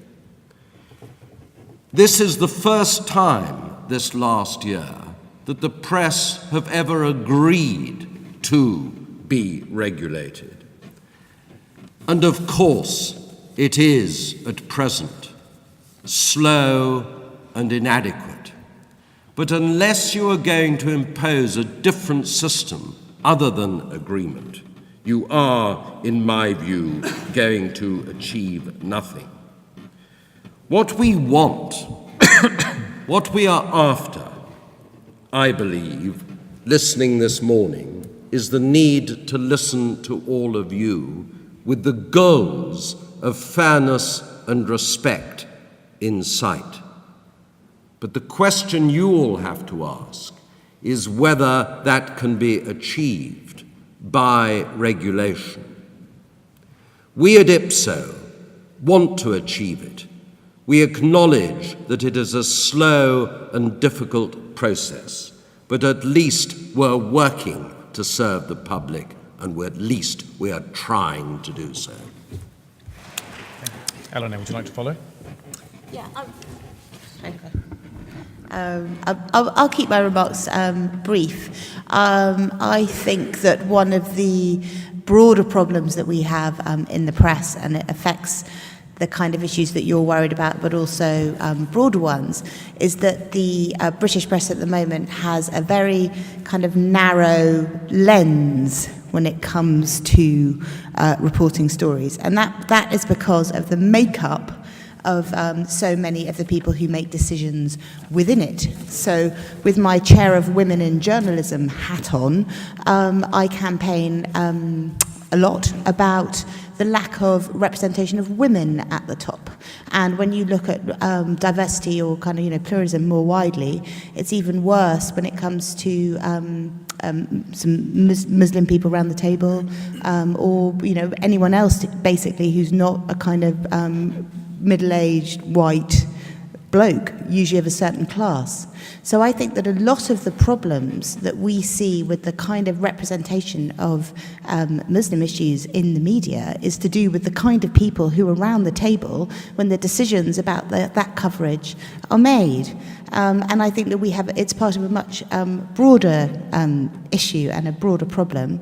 And it's something that certainly within the paper that I'm a part of on the Sunday Times, we've tried to address. So, for instance, recently we ran a whole issue of the Sunday Times magazine, which I've just become editor of, called I Am Muslim, which was looking at lots of different kinds of Muslim stories within the UK. And I'm proud to say that that was my idea.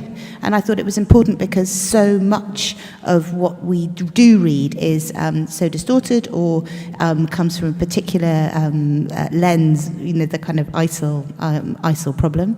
And I thought it was very important to tell our readers the lives and the thoughts and the experiences of lots of much more ordinary and different kinds of Muslim people within the UK. Because what I have discovered from coming to quite a few conferences like this is that Fleet Street often talks about the Muslim community, but the truth is that there are many different Muslim communities who all have different views and would like to be represented in very different ways. So I think that there is a real issue around about pluralism and representativeness around the tables in newspapers.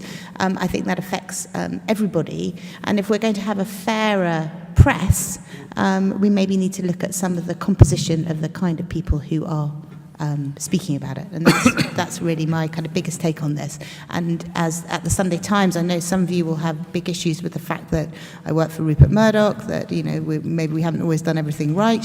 But some of the things that we do have, which I'm very proud of, are a really good record on foreign reporting, whether it's Marie Colvin, my great colleague who died in Homs, reporting on the deaths of Muslims in Syria, or my colleague Hala Jabba, who does great stuff from the Middle East, or Christina Lamb, who of course is wrote Malala's autobiography with her and is one of the foremost reporters, I think, on Afghanistan and Pakistan and the Middle East. So we do really try to put some balance in, and we're not, people talk about the axis of evil. I would argue very strongly that the Sunday Times is not part of that. Thank you very much, Eleanor. Stephen Pritchard. Thank you. I'm going to have to press a few buttons, I'm afraid, so I'm just going to use the podium. Excuse me. Thank you. We've heard a lot this afternoon about systems of media self-regulation. I'd just like to tell you about one more complementary system, which what is the role of the reader's editor? And I have to tell you that the reader's editor is a rather exotic creature in the British press. We work in newspapers, the internet, television and radio right around the world at places like the New York Times, the Hindu, the Star Nairobi, National Public Radio, SBS Australia, the Los Angeles Times, the Guardian and the Observer, to name just a few. We are journalists who work within the newsroom, listening to the audience and dealing with complaints, publishing corrections and writing columns about our paper's journalism. We act independently of the editor and represent the people who buy the paper or who appear in it. The principle is quite simple. News organizations hold governments and institutions to account, so they in turn should be accountable to their audience. I have to say that's not a principle that has found universal acceptance within the British press. The Mirror and the Independent on Sunday have abandoned the Post, but the Guardian and Observer soldier on, with the Sun, the Mail on Sunday and the Financial Times employing individuals who fulfill a similar role. I'm not pretending it's perfect, but the theory goes that in opening up a dialogue with your readers and admitting to your faults, you're building trust, and trust enables you to retain and indeed increase that audience. I deal with about 3,000 complaints a year from individuals and from groups, Jonathan, dealing with anything from simple matters of inaccuracy that can be dealt with in a very timely fashion, or others that may take weeks to resolve and involve many hundreds of complainants. Because my paper and my sister paper, The Guardian, have a rather, in the eyes of some, pious approach to ethical reporting, we come under particular scrutiny from the 130 million people who look at our website every month. Audience surveys show that about 203,000 people who identify themselves as Muslim read our titles in print and on web. That's not a particularly huge number, considering that, like the rest of the British press, we devote a lot of space and resource to reporting and reflecting on the place of Islam in the world. It may say something about our reporting, or it may say something about how we obtain our audience figures, but it could explain why complaints and inquiries from Muslim readers do not take up huge amounts of my time. Now, that may be because people do not trust me to give them a fair hearing. I sincerely hope that is not the case. But either way, it doesn't mean that the paper should be complacent. It should always remember, as we've heard in today's survey and indeed repeated several times today, that the British press is not one community and Islam is not one community either. At the time of the Jihadi John murders, reporters dispatched to the East London Mosque in Whitechapel to ask how the Muslim community reacted to the killings, deservedly in my view, got very short shrift. Semantics in this story are so important. A couple of months ago, the Evening Standard published a very telling letter about a man called Dylan Roof, the man alleged to have murdered 9 black people in an attack at a Methodist church in Charleston, South Carolina. Roof, said the letter, was a known white supremacist. The media coverage of his atrocity is very instructive. Roof had not been called a terrorist, he'd not been called an extremist. I'm not aware, said the letter writer, of calls for local community leaders who share Roof's ethnicity to denounce his actions. His culture has not been involved or identified as the motivation behind his crime. And there has been no attempt to project collective guilt for his alleged crime on that part of the population who share the same ethnicity as him. Of course not, said the letter writer. That only happens when a Muslim carries out a crime. Here's a story from my own newspaper's website about 10 days ago. The subject of the interview is a 15-year-old footballer. There you see she is part of a wonderful interfaith football team playing in East London. But the story focuses entirely on the fact that she has been contacted on the internet and groomed to join a jihadi group. Now, she spoke completely openly to our newspaper, and the reporter was very careful to follow the editor's code in getting the various permissions to speak to a 15-year-old and be photographed, etc. But what happened was really quite interesting. There was an immediate reaction on Twitter from her family and from her, distancing herself from this very story. I contacted the family and asked them if they would like to lodge a formal complaint. They haven't actually been back in touch with me. I spoke to the reporter concerned because I was quite worried about this story. And he said, echoing, I think, Simon Israel's words from this morning, it's quite common when writing about any kind of Muslim issue to come in for criticism. There are people out there with very set ideas. A siege mentality has set in. And whatever the nature of the story, they're not going to like it. While some may have a valid point about sensationalist headlines, etc., I think there's a tendency to view all the media as one. He goes on to say it's difficult over recent years to get to talk to people honestly about Islamic issues. I've covered this area, says a reporter, on and off for quite a few years, and feel that there is a real fear about how opinions will be received by others from within the community. I would say that this has got steadily worse since the London bombings, but that was a real turning point. If people do talk, they often want to remain anonymous. This is why I was so attracted to this young woman's story, because she was willing to speak at a public event before speaking to me. He says it's very easy to rubbish journalists on social media and to accuse them of whatever you like. I did everything by the book, and I find now that there is an atmosphere of fear within the Muslim community when it comes to the media, and journalists are often thinking twice before covering issues of this nature. So I think that's quite worrying, because here was an honest attempt to try to cover a positive story, and the reporter was then roundly accused of not fabricating a story, but of stitching up this young lady on social media. I must leave it there. My time is up. Thank you. Thank you, Stephen, for highlighting the wisdom of Evening Standard letter writers. My brief goes across the Evening Standard and the Independent titles, and I perhaps ought to say that I, prior to working at the Independent, spent a decade working at the Press Complaints Commission. So, like others on this panel, have been grappling with these issues around discrimination and freedom of expression for a very long time. As things stand, the Independent group sits outside the Ipsos system, like the Guardian group, and part of my role is not dissimilar to Stephen's, in the sense that I'm the person who responds to reader feedback, reader complaints on a whole variety of issues, cutting across all of our titles, and you can imagine really the breadth of the kind of feedback that we receive.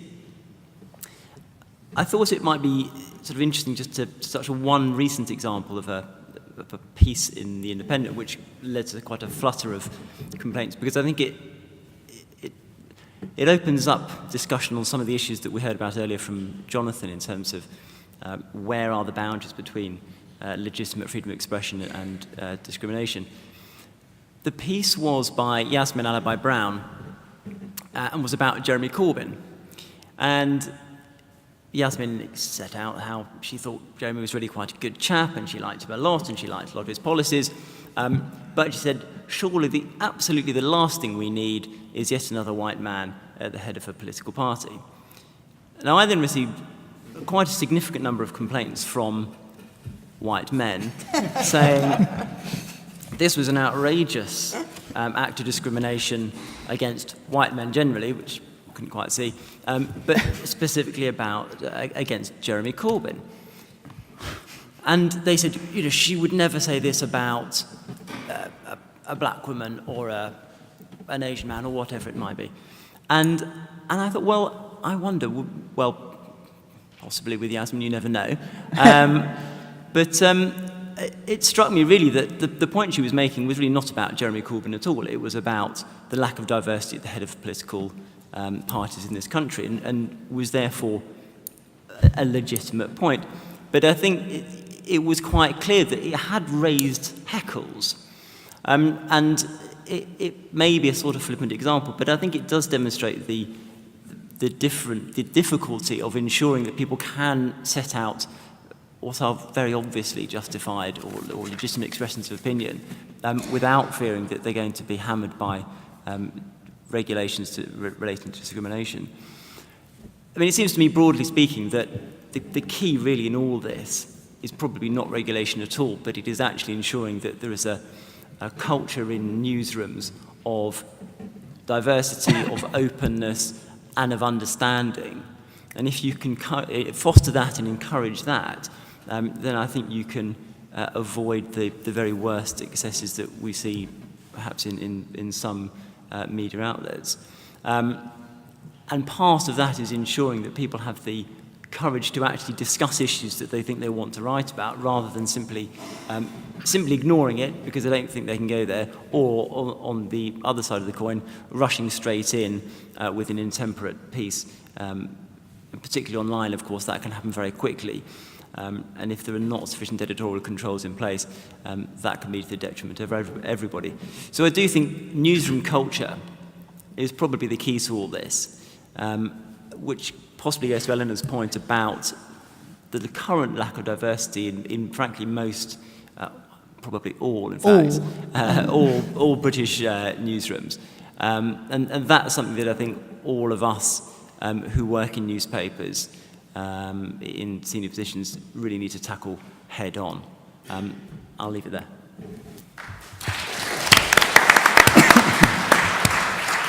Thanks very much, Will. Thank you for everyone for keeping to time. We have maybe a little bit under half an hour for questions. I'm sure many of you have questions to ask of our esteemed panel.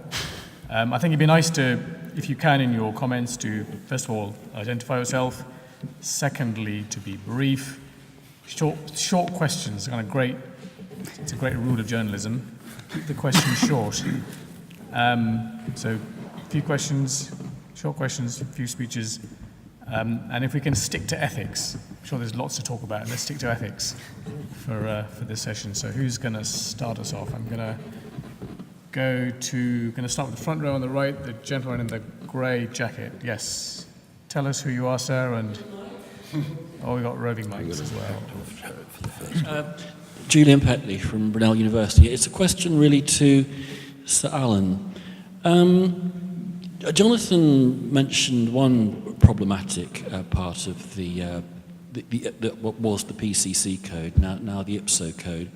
But I wanted to just... No, you're wrong on both. Right, okay. Neither was the PCC, it was the editor's code. The editor's code, okay. But whatever the name of it is, there is a clause in it which says the press, while free to be partisan, must distinguish clearly between comment, conjecture and fact. Now, is that still in the code? Well, you'll have to tell me. I think it is. But he's got a copy of the code here. Right. I thought you might memorise it. I think it's number Certainly not. 1, isn't it? Just get it wrong if you try to memorise it. 1 brackets 3, I think it is. Must distinguish clearly between comment, Yeah. conjecture and fact. Well, if you knew, you could have told us, yes. Right. Right. Well, I was quoting from something else. No, I just wanted time constraints. If that was fully obeyed, wouldn't that put an end to many of the complaints that people have? I mean, if you complain to newspapers about comment pieces, they say generally, oh, well, our pundits must be free to express their opinions. And okay, we have a partisan press, one accepts that. But isn't there not an obligation on commentators and pundits and columnists to base their comments on accurate fact? Otherwise, we get people like Melanie Phillips, for example, spending a whole column complaining that some council has abolished Christmas and imposed Winterval, and we find no such thing as the case. So my question is, wouldn't life be a lot easier if newspapers employed fact checkers? Yes. They do. But they Not to the extent they do in the States. I mean, can we go one at a time? So Alan, go ahead. They assert they do. They sometimes get it wrong. You're quite right to point out a real difficulty when you get a commentator Melanie Phillips is a good example, but there are a whole lot of others. The cockroach articles, another one, where the newspapers assert that this whole piece is opinion and therefore with the scope of the accuracy regulation. I don't agree, nor does the Complaints Committee of IPSO. Even if it is within an opinion piece, then it still has to be based upon fact. Well, then you'll be able to cite with your encyclopedic knowledge of these matters. There's many adjudications where we've made that point. Yes. Thank you, Eleanor. Well, I am a columnist. I write a column in the Sunday Times every week, and I do base my arguments on fact. But it's also the kind of part of what the columnist does to provoke a debate. I mean, if you write a very kind of, on the one hand, on the other hand kind of column, nobody's going to read it. I mean, the point is that people are going to disagree with you. And as a columnist, you take that on the chin. I know that if I write something which is a bit provocative, then, the point is that half the people who read it will think that's absolute drivel. Other people might think, well, I agree with that, fantastic. But that's the point. And I do agree that there is a massive difference between opinion and news. And certainly as an editor within the Sunday Times, you know that. And there are things that you would allow in a Clarkson column which are never allowed in a news story. Would you write something where you know the facts are maybe a bit ropey?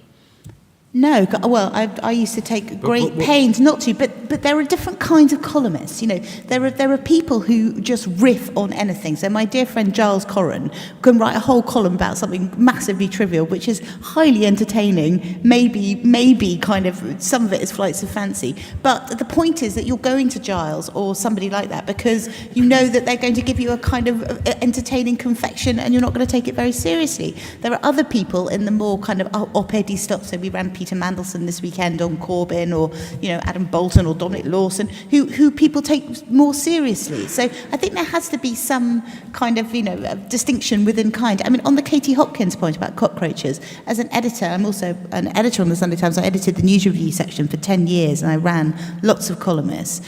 I would have taken out the cockroach bit of her column, and you can do that as an editor, and I have done and still do. You take things out of Clarkson if you think that they go too far. If I'd been that editor on The Sun, I would have taken that line out because I thought it was really unpleasant, detrimental to the debate in the country, seeing people as cockroaches, not as human beings. But then, that might be my view. But then Cameron himself used the word swarm, the next day. So where do you draw the line? But we're not answering his point, which is, should the newspapers make it clear enough what the distinction is? And it's very difficult in the modern press to expect them to do so. Should the front page of The Sun have had above the clowns, the jesters' crown they put on Corbyn, this is an opinion piece? Should that have been the headline? Or was it so obvious it was an opinion? And then when you look at the treatment of for example, the Labour Party throughout the election, or the treatment of Corbyn and others throughout the press, including, if I may say so, The Guardian, with perhaps the honourable exception of The Independent,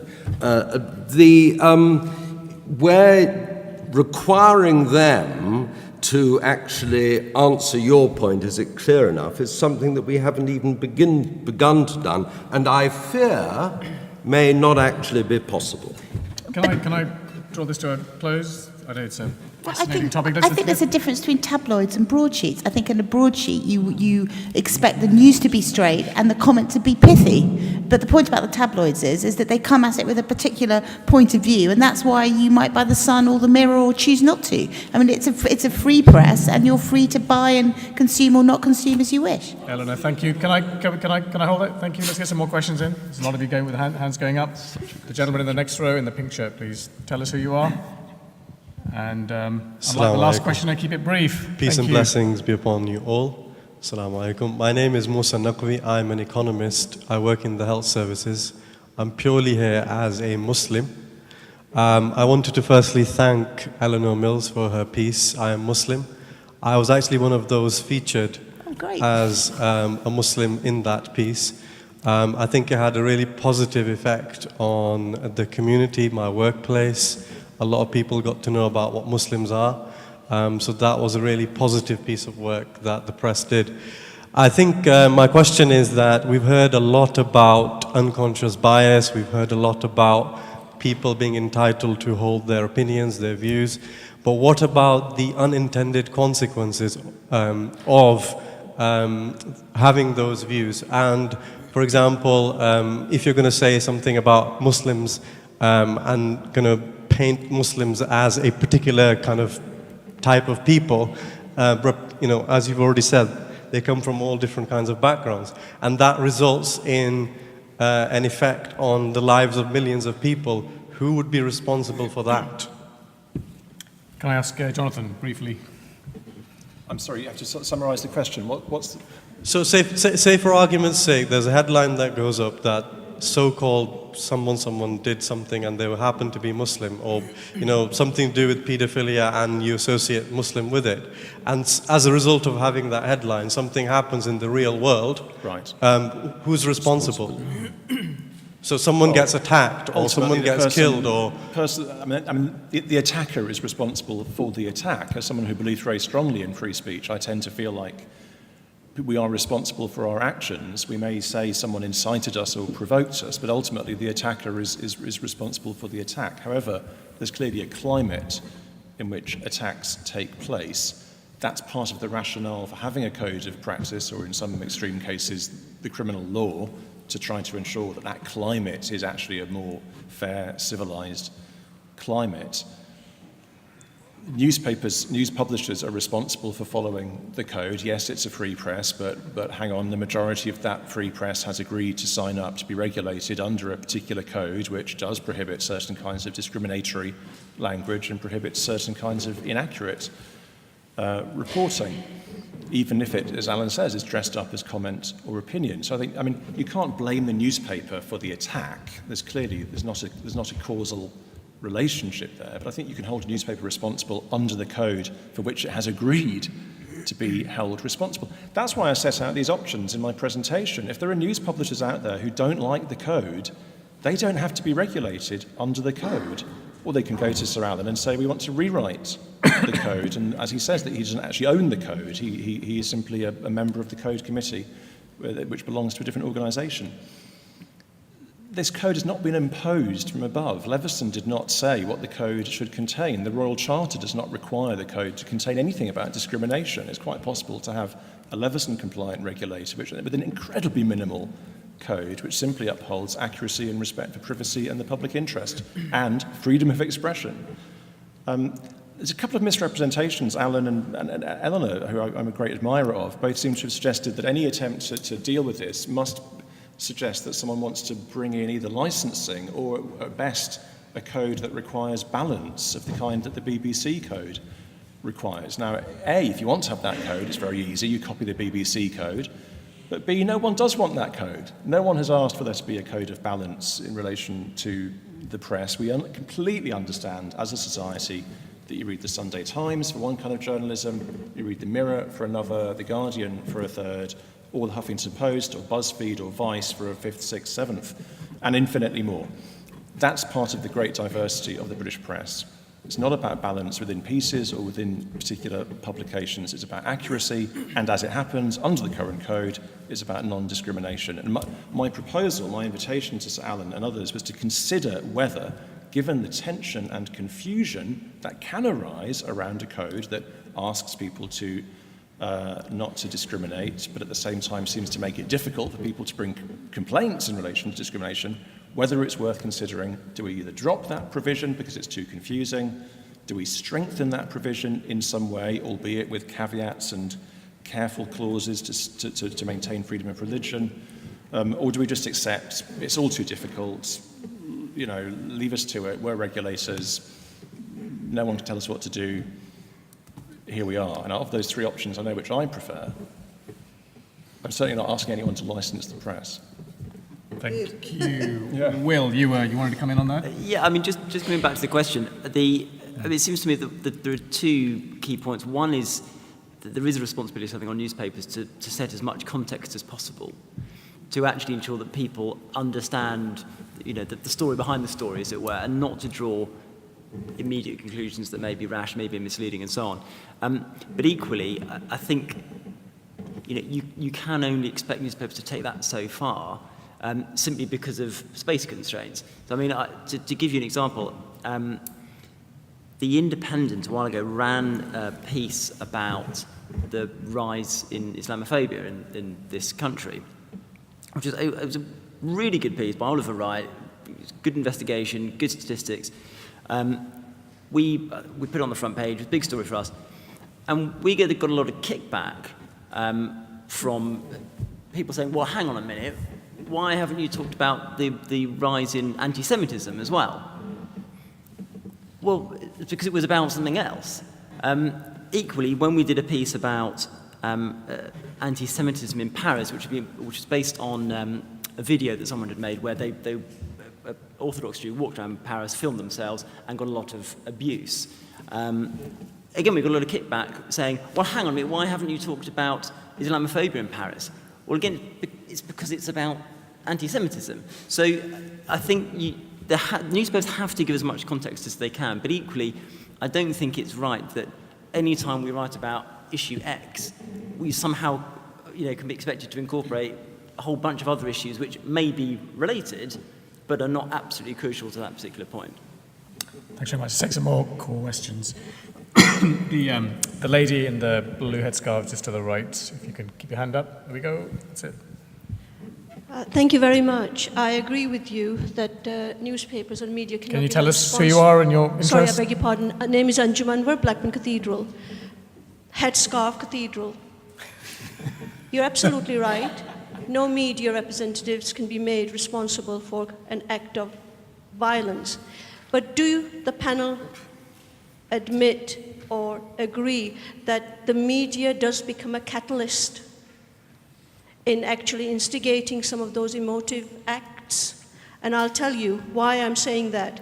When you hold that an agenda like Prevent Agenda, the government's agenda, which believes that Islamic theology and narratives is somehow responsible for the acts of terrorism, which we have shouted and screamed that that's not the case. So should we be measuring some of your media activities in the same manner? That you may not be directly responsible, but you do become a catalyst. Have you got an example of what you're saying? Is there like a particular example that'll probably help to explain Good what question. you mean? I haven't had my caffeine and I wish I could come back to you very quickly. I came halfway when this young man was asking the question, are media responsible for some of those acts? I will come back to you, believe me I will, but just give me a while, okay? Okay, who'd like to take that? Goodness. Alan?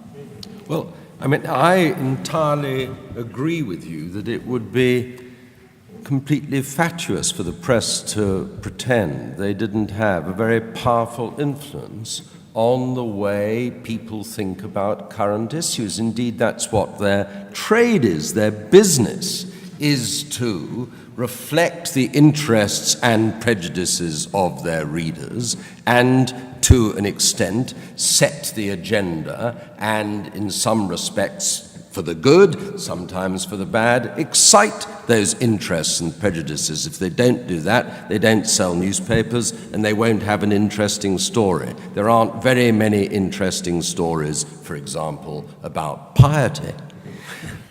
However, they do, from time to time, appreciate the responsibilities they have. The difficulty is legislating or regulating about it. Let me give an example, and that is the Charlie Hebdo cartoon. Most newspapers did not reproduce that cartoon, not, so they told me, because they were frightened if they did so. They certainly denied that. Not because there was anything in the code that would have prevented it, but because they thought it crossed over a line of decency and taste, neither of which are provisions in any code. There's nothing that says you have to be tasteful, decent, or respectful, as I've already said.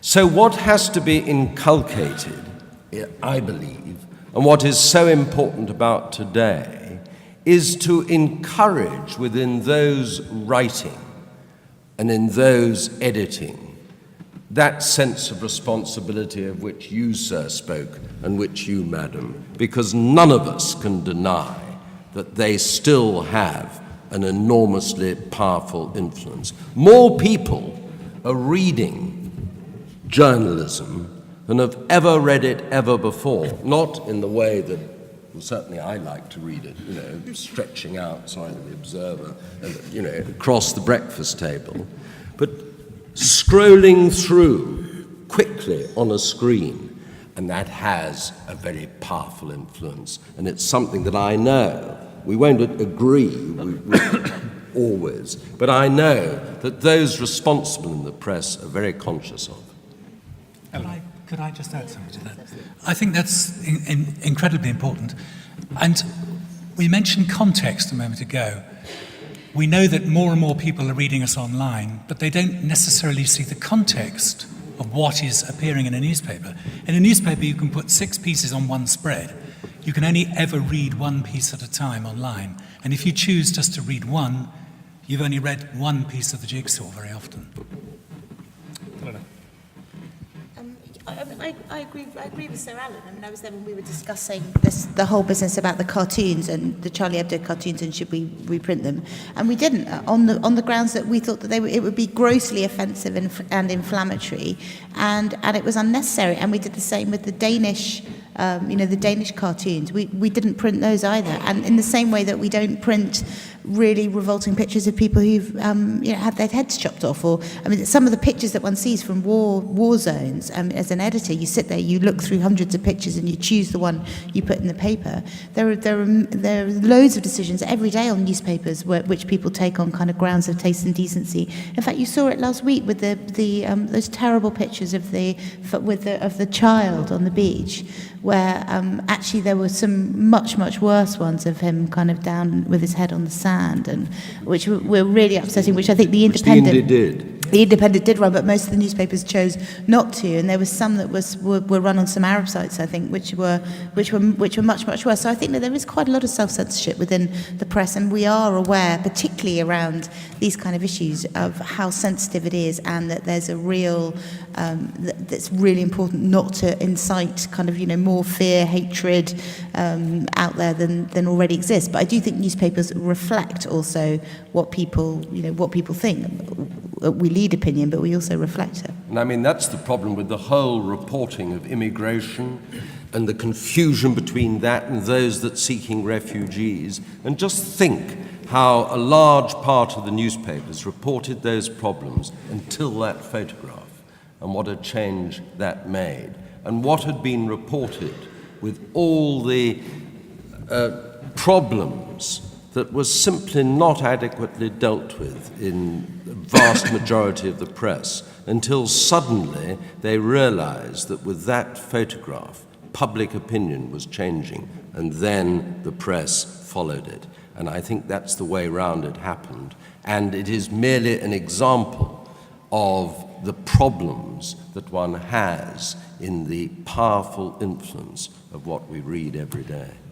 I've got 5 more minutes, and I'd like to ask a question. So I'm really sorry to all of those who've got your hands up. Hopefully there'll be opportunities to ask a lot. And mine's it's a bit more of a practical question, I guess, just from someone who works in a newsroom and has for many years, which is that, we're a sort of smallish publisher. We have about 100 journalists in different places. And a question that's often occurred to me and also to many of my colleagues is that why isn't there a professional body for journalists like there is a sort of a body for accountants or for lawyers, for doctors, for other professionals, where it's a sort of maybe quasi-regulatory, but you pass exams, you have a bit of a standard which you aspire to, fellowships, associateships, and that kind of thing. And I've never understood, and I guess I've not been in the business long enough to understand why that's never happened. Well, I'll tell you why it's not ever happened. It's for the reason that we raised earlier, that if you look at lawyers, solicitors, barristers, doctors, dentists, midwives, There's all a statutory code that says you are not allowed to call yourself a midwife or a barrister unless you pass these exams and you obey these ethical principles. There is nothing that says you can't call yourself a journalist. And much though I respect it, much though during the past year I've grown to enjoy it and be envious of them, the fact is that journalism is not a profession. And you cannot make it a profession unless you have some statutory control that says you are not allowed to call yourself a journalist, you are not allowed to write in a newspaper as a journalist or be on BuzzFeed or whatever unless you pass the exams and you have the Latin. Jonathan, did you want to comment on that at all? Or? Well, yeah, no, I mean, Alan is right. It's not. There are historic reasons why it's not a profession in the sense that it's not licensed. You can't practically or philosophically put those kinds of barriers to entry to journalism.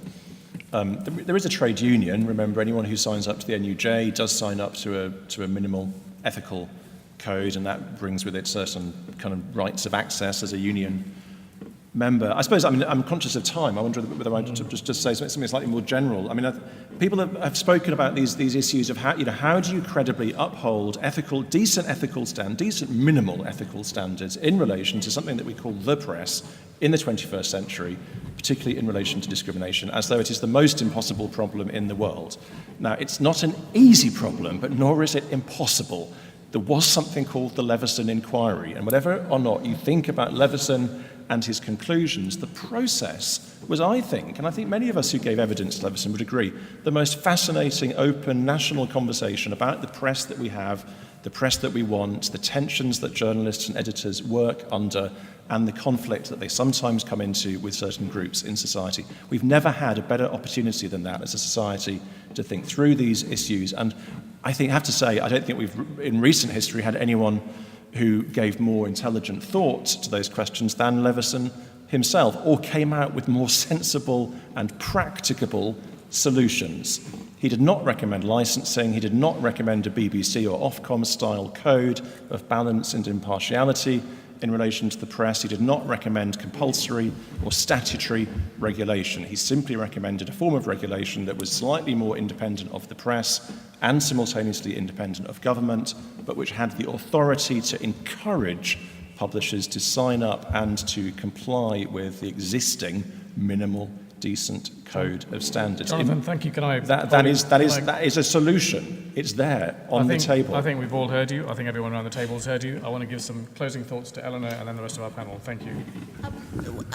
We don't have a kind of professional body, but as anyone, there are an enormous number of people out there who want to be journalists, and you only get hired on a national newspaper if you can produce the goods, if you can write well, you can get the stuff, you get your stuff in, and also as a part of your contract, the contract that I have with my employer is that I obey the editor's code, and I think that that's true of all the employees of the big national newspaper groups and local press. So I think that there is definitely a kind of tight sense that you have to obey the rules, particularly post Leveson, and I think all of us would say that that was an improvement. I guess the point that I was making there, though, was that every employer has that. Actuaries have that, bankers have that, accountants have that, but there's this external organisation which they all aspire to. It's a badge of honour, and that's what we don't have in our profession. Let me move on. Stephen, and then Will. Thank you. I would actually resist a Royal College of Journalism. I think it's a trade. It's not a profession. It should be open to anybody who's got interesting ideas, who wants to get those ideas out there. And I think the idea of licensing people and saying that you can be a journalist but you can't is anathema. Yeah, particularly in the world of online, where everyone, the whole world of the citizen journalist. I mean, the whole point is that if you're there with a phone or you have a blog, you can have a say. And I think it's completely trying to kind of, put the horse back at the stable when it's well and truly bolted, to say that everyone has to have a license to be a journalist. You just need a computer connection now to have an opinion on the world. The point about journalists who appear in newspapers is that they're held to much higher standards than ones who just start blogging in their back bedroom. Well, I mean, on the subject of online journalism in all its forms, I mean, one of the elephants in the room really in this debate, in any debate involving the mainstream media, is the fact that newspapers, traditional newspapers, are under enormous financial pressure. Most newspapers either don't make money or struggle to make any money, and have had to cut costs enormously to try and come anywhere close to it. And one of the consequences of that is that we have slimmed down newsrooms, we have crunched numbers, you have people doing more than one job frequently, you have a lot of young people in the newsroom. All of those things are not intrinsically problematic, but what it does mean is that I think there's an increasing onus on newspaper editors and other people in senior positions to ensure that actually the understanding that there is a responsibility that goes with the freedom of the press, that has to be inculcated to everyone who works for media at organisations of really whatever size. And I think if you can inform people who work in our organisations to that end, then that does go some way to ensuring that they act in a professional manner. Thank you so much, Will. Thank you, Stephen. Thank you, Sir Alan. Thank you, Eleanor. And thank you, Jonathan, for a really interesting panel. Thank you. This session is going to be chaired by Shehnaz Banglawala. She's the head of research at MEND. Shehnaz holds an MSc in comparative politics from the London School of Economics and a BSc in economics and politics. She's taught undergraduate courses in political science at the LSE and King's College, London, and religion and faith in humanitarian context for the MSc in psychosocial consultation at the University of East London. Shehnaz's work has been published in many books and journal articles, and she's here to chair this final panel for us to hear today. So please welcome her with a round of applause. This is switched on, I hope. Yes, it must be right. Thank you, Fatima. Right, so this is, I suppose it's fitting that this panel appears at the end of the programme, given the references throughout the day to the lack of diversity in newsrooms, particularly at the upper echelons of the industry. And I've got an illustrious panel to address some of these things, not least two Muslims who are representing the news production process. I want to start with a couple of observations that have come out of research looking at Muslims in the news production process, and then I'm going to throw open questions to the panel.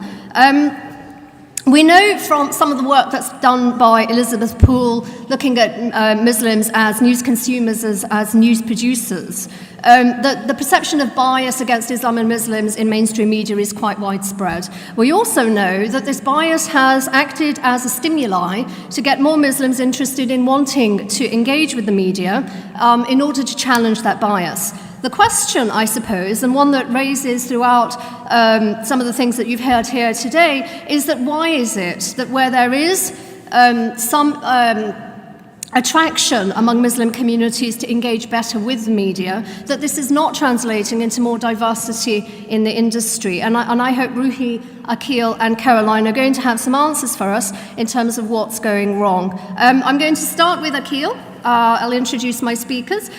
He's the head of religion and ethics at the BBC and has been in the post for 6 years.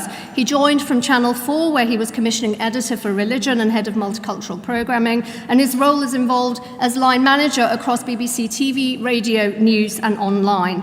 Over the 6 years that he's been there, he's commissioned projects as diverse as The Life of Muhammad. I'm sure many of you will have known the 3-part series, and the very interesting Quitting the EDL, When Tommy Met Mo. He's professor at the School of Media and Performing Arts at Middlesex University and a regular speaker and writer on media and cultural diversity. Akil, why is the media out of step with the changing Britain? Well, I think it's very difficult to put your finger on one particular thing, because is it out of step? It's out of step in some respects, because if you look at the most recent data that came in, I think from Skillset about a year or two ago, about the numbers of people working in the industry, the numbers of people from diverse groups has actually gone down. But the thing is, there are more opportunities as well at the same time. So there are more, in a funny way, there are more people actually working in the media because there are more places in the media to actually work as well. So it becomes a very complicated picture. So if you said to me, what is the media, as it were, out of step with society? I don't think it's necessarily out of step with society. I think the problem is that actually it's becoming harder in some respects to get jobs and to keep those jobs in what we may class as kind of more mainstream broadcasting and media areas. in terms of understanding what that means, well, you know, if I go back to how I started, and quite frankly, it's in another millennia. Obviously, my first job was in '92 when I graduated. It was a lot harder to get a job then than it is now. And I think that's the thing we have to put into context, which is when I tried to get a job in '92, it was virtually impossible. And in fact, a year earlier, I couldn't get a job because I didn't have a union ticket. So, and if you think it's hard to get into a job now, can you imagine what it was like for a working class Asian from Bolton to get a union ticket to be a journalist? So in that sense, massive strides have been made. There are people who have become editors of newspapers, people who have become controllers, commissioning editors, heads of department from diverse backgrounds. So to say that it's completely out of step would be incorrect. However, and that's the big however where it comes in, I do feel that at this particular moment in time, we are in a dangerous position, and I think that dangerous position is not actually understanding changes in the demographics and profile of society. So therefore, when people like me got a break in the early 90s, we got a break because we probably were given a break because of a generation of graduates from grammar school, whether they be male or female, who understood that there was a diversity of different voices could actually enhance the industry that we work in. And it's no coincidence that things like World in Action happened in Granada, in Manchester in the 1960s, because they were from a very diverse workforce. The kind of people that probably couldn't have had that kind of career in that BBC at that time. Whereas now, we probably have a bit of a bubble where the industry is becoming more and more made up of people from the same socio-economic background. Not necessarily the same cultural background, but the same socio-economic background, i.e. quite middle class, and quite a lot of them going to being privately educated. So what that means is, when it's a little bit like, a historian told me this, it's a little bit like when Andropov and all those people become leaders of the Soviet Union. They grew up in the Soviet Union, whereas the originators of communism had seen the world before the advent of communism. So therefore, when you have these people, and I think we may have that now, we may have generations of people making decisions who have grown up in a world where people around them are all like them. So they're making decisions and employing people and promoting people and putting people on screen or in print who they think may not necessarily look like them, but definitely feel like them. So I think that's the issue we have today, but I don't think we should be slapping everybody down and saying it's incredibly terrible, because believe me, it's not as bad as it used to be. Thank you, Akhil, thank you. Ruhi, if I can turn to you, I'm going to quickly introduce you. Ruhi Hassan is senior producer at the ITN, and she's been working there since 2005. Ruhi, you must have seen quite a few changes since 2005. I've actually, like Akhil, been working there since the last century, but I won't say which year. But I think, like Akhil said, it's actually that things, I mean, I would say in terms of the actual panel question about being in step, yes, it is in some ways, and in many other ways it can improve. And I suppose I just wanted to talk about quickly, you know, diversity is important to me, not just because I'm sort of a Muslim, but I'm a Brit, I'm a woman, I'm an Asian. I grew up outside of a big city in Swindon. I wanted, you know, when we talk about diversity and representation, it's important for lots of reasons. But as I was here in this morning panel, and everyone here seemed to be quite vocal with the broadcasters and the print journalists about the big issue for a lot of people here in the communities outside, because I go and give careers talks and I read all over my social media, the biggest disconnect seems to be in terms of Muslim or other minority communities feeling the media is not representative. And so, as much as I think that, you know, news organisations could do more, at ITV News, at ITN, we've got various schemes in place for sort of work experience, for apprenticeships, for trying to cast the net wide across the country and try and recruit from all sorts of backgrounds and help those financially who may not be able to sort of come into big cities to do free work experience. I think one of the things I wanted to raise today is that if we want to improve things, what can you do? What can the viewers do? What can minority communities do to engage? Because personally, when I go out into the community and I speak, there seems to be this assumption that it's not possible to work for the BBC or for ITN or for a national paper. And, you know, my story is one which I did work experience in every single summer during school and university. I called up ITN about 30 times before they asked me why and to stop, and they gave me an interview and I got my job. Once I was in my job, I was sort of, you know, working hard, I was promoted, I was made a news editor, And I've never been pigeonholed for, oh, that's a girl who is a Muslim and we're going to pigeonhole her in those stories. It's good to have faces and people of all sorts of backgrounds, opinions, cultures, so that you can be consulted upon for your expertise, and you can be consulted upon as to how, broadcasters, print journalists can be more sensitive in addressing sort of certain issues. Because it's a cliche, but I sort of use this burnt toast analogy, which is, if someone was burning your toast every day, would you stop eating toast? No. You would go and you'd either shove the person out the way and start making the toast yourself, or you'd tell them how to make better toast. But what seems to be happening, and this may be just my perspective, when I go around and give careers talks, is because of that disconnect and this idea that the media is not being representative, there's almost this idea that there's no point joining it. And so I just wanted to say that, as parents, if you've got children, encourage people, encourage them into journalism, even if you think it's not the most well-paid of jobs or the most respectful of professions. I would say it can be. And if you want to make a difference from within your own scope, be that representative or role model in your community and contact the media and make your views known. I've always been concerned not just with the faces that appear on screen, but are people who make the decisions and making the news representative as well, such as a role like Akhil's or I work behind the scenes. And this is a recent photo from the Royal Television Society Awards that we won. And if you note, there are quite a few people there of various backgrounds.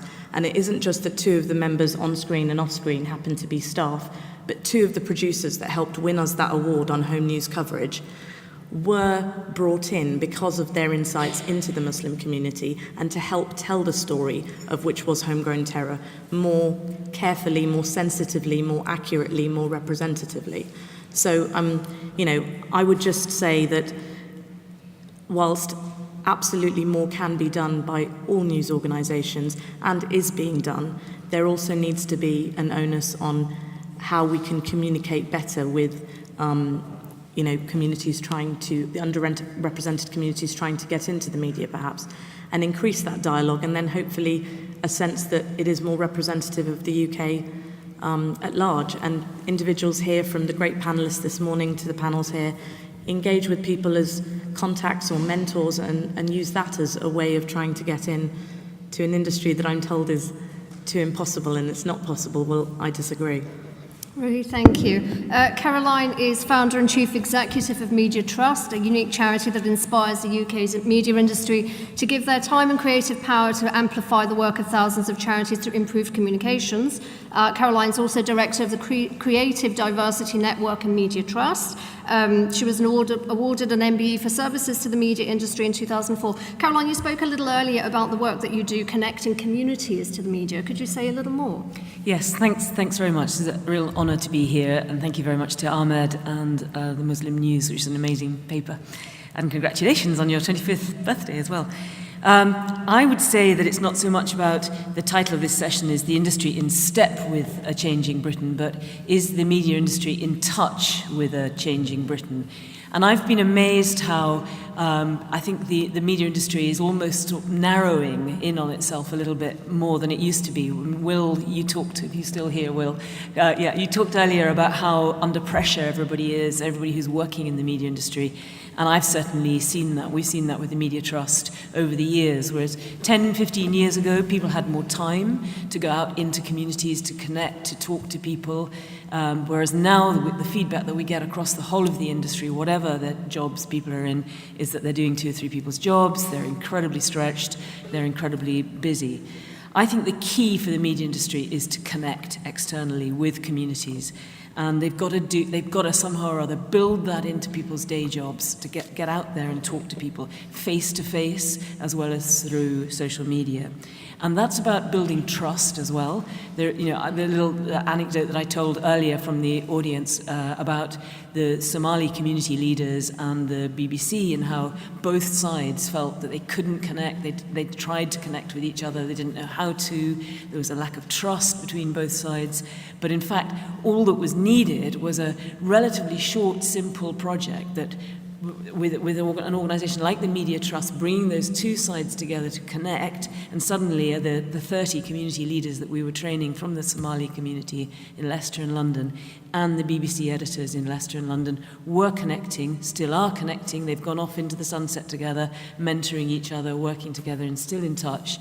It doesn't take very much to build trust and to create partnerships between communities and the media. It takes a little bit of time, takes a little bit of effort, and it takes a little bit of a culture change within media companies to start creating those projects.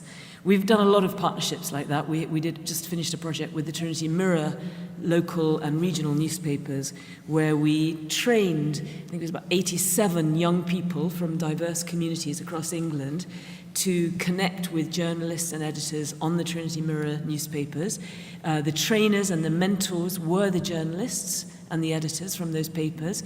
To begin with, they thought, I'm not sure if we want to do this. They got really engaged. This is the editors and the journalists, really, really engaged. And interestingly, their bosses were saying not only has it inspired and enthused them that they were training these young community reporters from across the community, but it also gave them skills so that they could go back into their day job and actually take on bigger management challenges or create copy and write about stuff that they didn't know about before. So the importance of the connecting is about learning, connecting with those communities, understanding the communities, getting under the skin of the communities, but also creating new skills and development. And we get such positive feedback from management and from HR directors around that connection. We've done so many projects like that with ITV News, with Channel 4. We have young reporters in London who report for London Live and BBC Radio London. With Sky News. Sky News set up an amazing project online called Stand Up, Be Counted before the election. And they had young people from really diverse communities. I can see somebody nodding in the back there.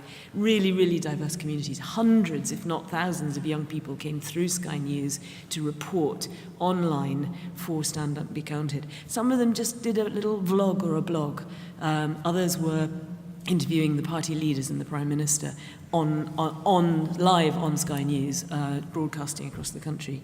There are amazing projects like this, and we want to see more of them. It takes time, it takes money, but I think, again, I'd sort of echo your call out to people here that if you can bring together that coalition of a media company, people in a media company or part of a media company, community organizations, and then funders, it's win-win. There are so many trusts and foundations out there who really get the issue that the media industry is not in touch with communities and vice versa. Communities are not in touch with the media, and therefore you get the breakdown of trust and the misrepresentation. There are a lot of funders who are interested in underpinning these projects, and this is where organizations like the Media Trust and MEND and all of us can actually access money to, and we also think the media companies should be paying a little bit more, and some of them do. I mean, the project that we did with ITV News, for example, was funded by ITV News. And didn't cost a lot of money. It was, but it makes a big difference. So really creating projects where communities, where funders, where organizations and media companies are coming together to create amazing stories, editorial content, and for media people to go out into the community and yes, to train and to mentor and to advise, but they'll get so much back as well. It's a mutual win-win learning and respect. And the last thing I'll say, if I've got a couple more minutes, is it's about engaging and training and staff learning for the media industry, but it's also about gaining sort of new audiences. It's gaining respect and trust amongst those communities, so it's kind of win-win from the point of view of selling papers or getting viewers into your news programs, whatever. It's about engaging younger audiences, and again, the online opportunities and the digital opportunities for young people to vlog and blog and write are just amazing, and they're hungry to do it. It's about attracting new staff, because a lot of the young people, for example, that we engage from communities with our partners across the media industry, they're ending up with jobs in the media industry. There are people who've come through Media Trust who are out there across all our media partners. And it's not just, the final thing I say, it's not just about jobs for journalists, it's also jobs for cameraman.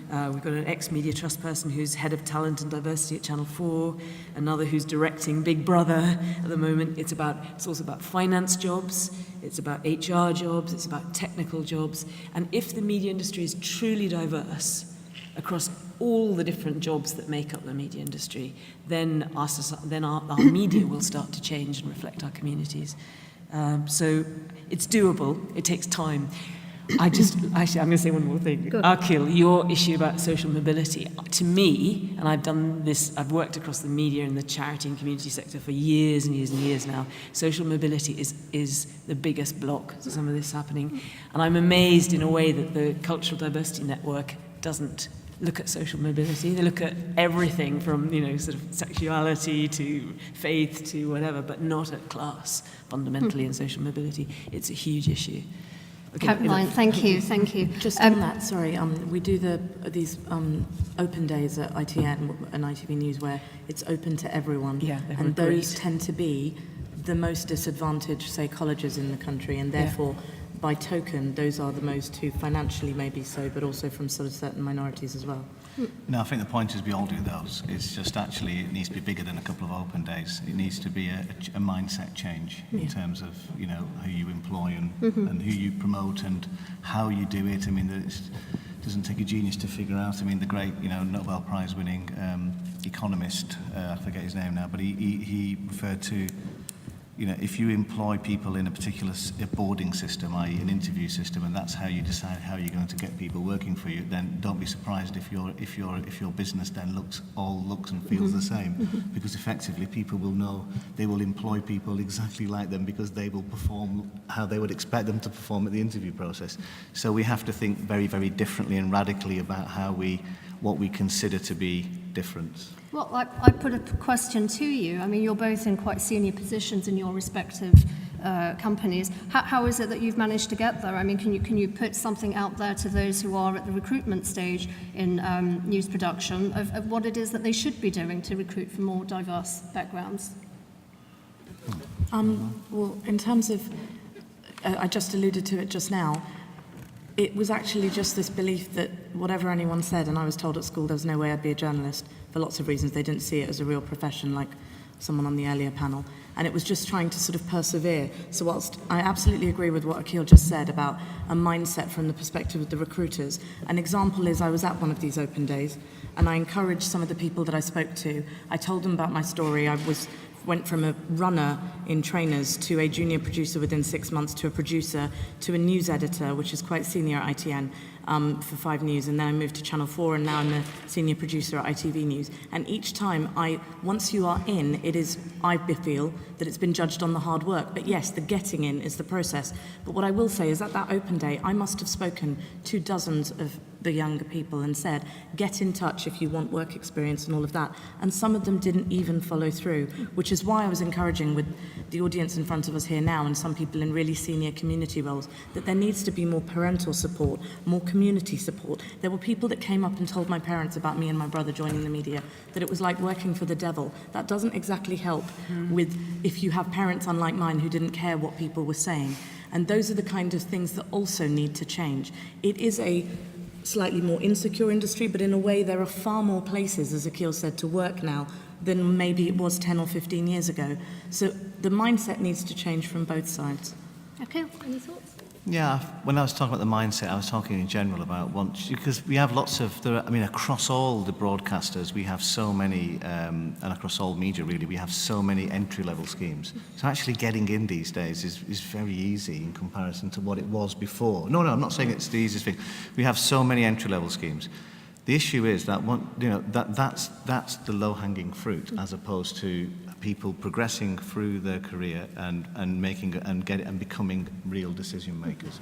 Real decision makers are people who commission and run the channels and run the programs in that sense. So that's the point I'm trying to get across, which is getting in isn't necessarily the only way, is not the only conversation. And in fact, some of the entry-level schemes, and if the people we're talking about, they're not going to be competing. Let's be honest with you. If you're going to be competing in a world later on where you're competing against Oxbridge graduates, then, you know, well, you don't need me to tell you who's going to be the end winner when the person who's employing you is more likely to be one of the Oxbridge graduates themselves. So that's the point I'm trying to get at. In terms of my own career, well, you know, it was in 1992 that I graduated, but I graduated from film school, and I was probably, you know, the only Asian in my year at film school.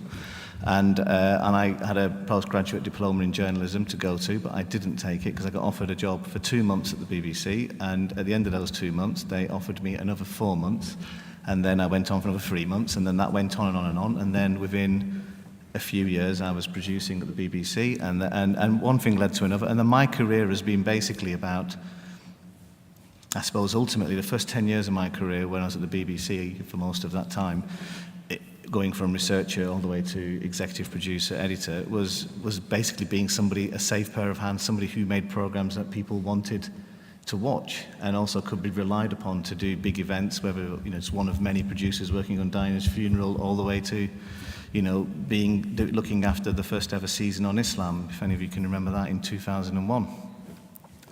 So that's what happened to me, and also taking opportunities and being able to sell. I know it sounds really difficult, but you know what? This is an industry where you have to be able to sell. You know, I'm son of a market trader, the grandson of a market trader, they're probably the great of a market trader. I'm the first one in my family to not have a proper job, to have a proper job, I should say.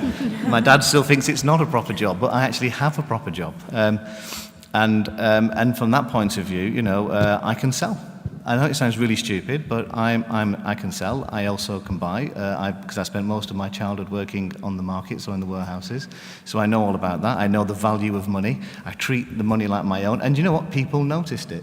And eventually, as a head of development, I was a successful head of development. And as a commissioner, I was a successful commissioner because I knew what I wanted. And you know what? Not everybody can do it. And I think the problem we have to realize is that actually not everybody is going to be able to compete. And the resilience levels that you need are quite, you know, you need to be very tough. You need to have a skin like a rhinoceros. If you want to Google my name, and you can have a good laugh, because the vast majority of the things that are written about me are particularly horrible. Now, you know, most people would not cope. I'll be honest with you now, they wouldn't cope. There were times when I've not wanted to cope, quite frankly. But the thing is, you have to be resilient if you're going to go through the system. Now, at various different levels, as a researcher or a producer or whatever, it's pretty easy, because the level of abuse or the level of kind of frustration are very different. I know that because I've experienced it. But then when you are then isolated, the further up that food chain you get, you are completely isolated. And at that point, that's when, if you don't have it, it doesn't work out for you. I'm not saying that I'm perfect, trust me, and there's a lot of people in here who know really well that I'm not perfect. But the thing is, being able to cope with being alone, being able to cope with sometimes being a voice in the wilderness, and being able to cope with the ability to think things through. You know, I always use that example when I'm talking to young researchers and journalists and students about the Ottoman Empire series. I first pitched it in 1992, and people looked at me like I'd gone mad. You know, I came back from Bosnia and said, where did these white Muslims come from? Nobody told me where these white Muslims came from. And I researched it and pitched an idea, and they just looked at me like, go back to your day job. And over a few times, I resurrected it, came back to it. I'd been a commissioner for about 9 years. I'd not even commissioned it from myself.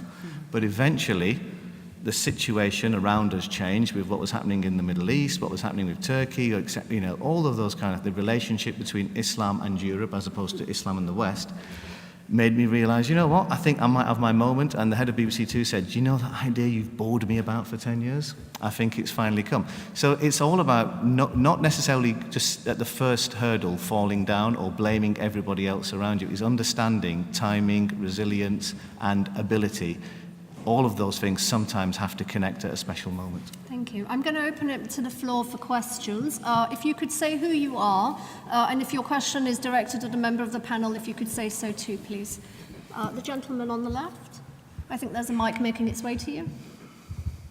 Thanks very much. Michael Munnick from Cardiff University. There's a lot I'd like to ask about everything that's been discussed both in this panel, but connecting it to past panels. And I want to pick up on a bit about what Will Gore and Eleanor Mills were talking about in terms of change of culture. Could you speak up, please? Sorry.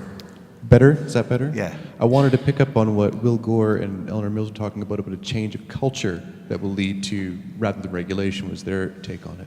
And connecting with what's discussed here, I wonder if Ruhi and Akhil could both talk about, if you can be reflexive in a short space of time, what difference you felt your presence made amongst your colleagues in the newsroom, working your way through from that entry-level rank and working your way up.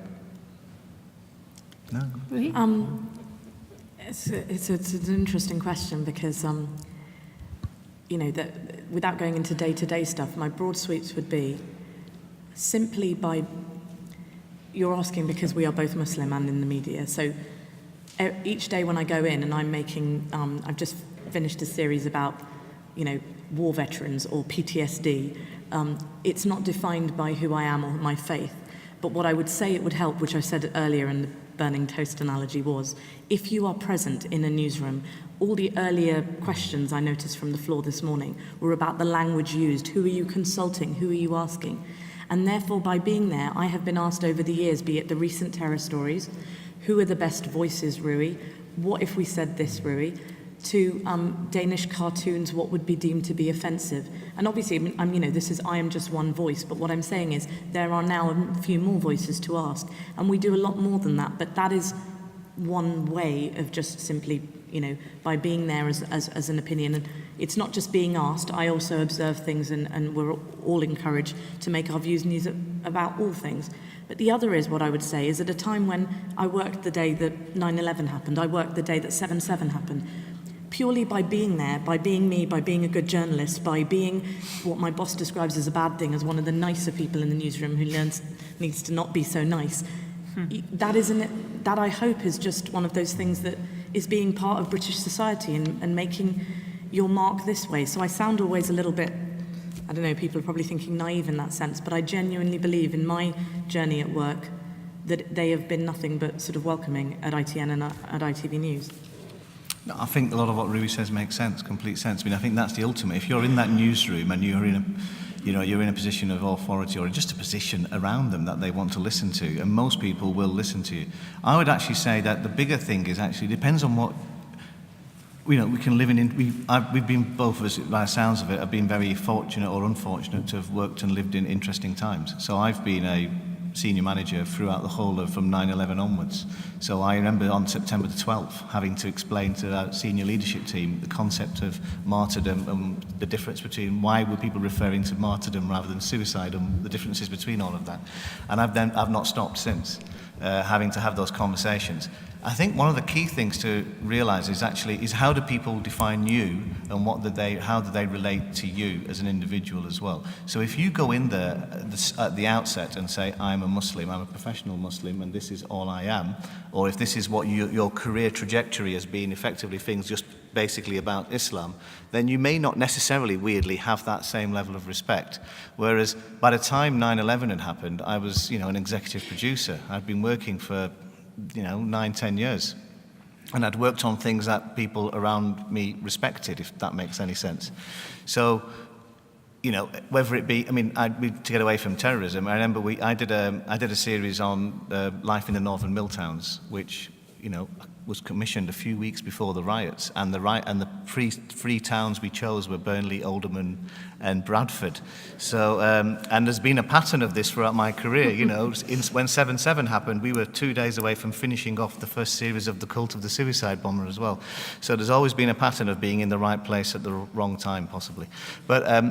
But with that, I remember a year or so later, we did a follow-up, which was about the sentencing of the rioters or people in the disturbances, depending on which town you're in, and that was a big deal because I'd been to a meeting I had a meeting at BBC Two. The night before, I'd been to a meeting in Bradford, where we were told of 600 people across those three towns had been basically criminalised for throwing 1 or 2 stones or something like this, and then got 4 or 5 years.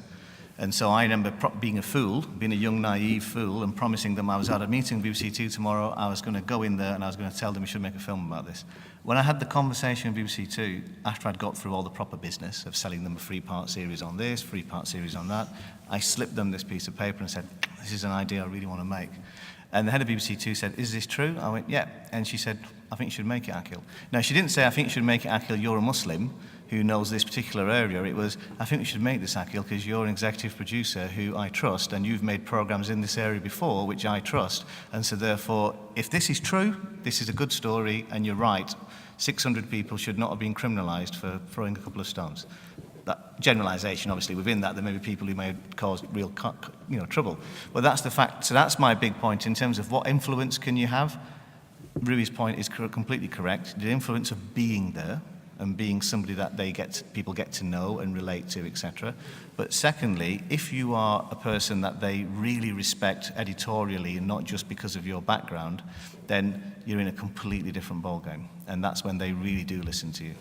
Caroline, I want to throw it open to you. Mukti's not here, but I know that a study she did for Nuffield College looks at the issue of the burden of representation that ethnic minorities face. And I take the points that Ruhi and Akhil have made about visibility. But I suppose in an industry that's governed by, or supposedly governed by, impartiality and objectivity, is there not a burden on the newsroom itself to reflect some of these issues and not rely necessarily on faces that are from ethnic minorities when composing some of these stories? Yeah, I think that's a really, really strong point, and we have to be really, really careful there's not sort of tokenism across all jobs in the media industry, and that's not just around faith, people from faith communities or ethnic backgrounds, it's also disability and ability, the same issues. And I think that's why I would reinforce the need for people working in the media industry to get out, if they're already in the media industry, to get out and learn about society and connect with society and actually widen their own horizons, because so many of them have come from very narrow backgrounds, both geographically, culturally, and in every way. Thank you. Further questions? Will, please.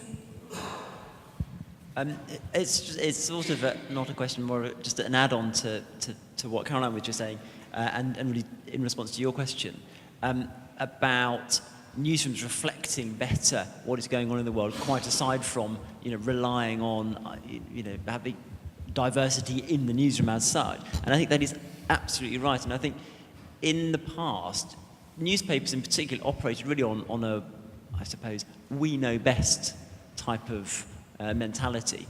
We are the editors of this, that, and the other paper. We know best. We're going to tell you this, that, and the other. And that is wrong, and has been shown to be wrong increasingly by the plethora of information online. And I think that is what is changing. And when I talked earlier about changing cultures, it's ensuring that people in newsrooms don't simply assume that they know best, because they probably don't. And it's about actually having those conversations with colleagues, but also having conversations with people externally to try and work out really the best way to reach an audience with a contextualized story. So it's just an extra thought. Thank you.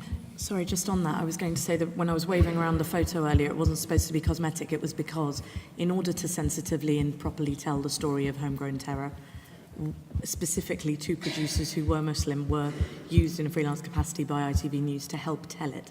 And that was to be more representative. And also because of certain sensitivities of approaching, it's not just this to do with the Muslim community, but any story. I've worked a lot with sort of injured soldiers and their families, in this country. As you learn certain areas, or they become your areas of speciality, you get better at it. And that's what we're hopefully doing by employing a whole range of people from all sorts of backgrounds. Thank you. If I take the gentleman at the back there, in the 4th row. Yes. Thank you. My name is Salman Butt, Islam21c.com.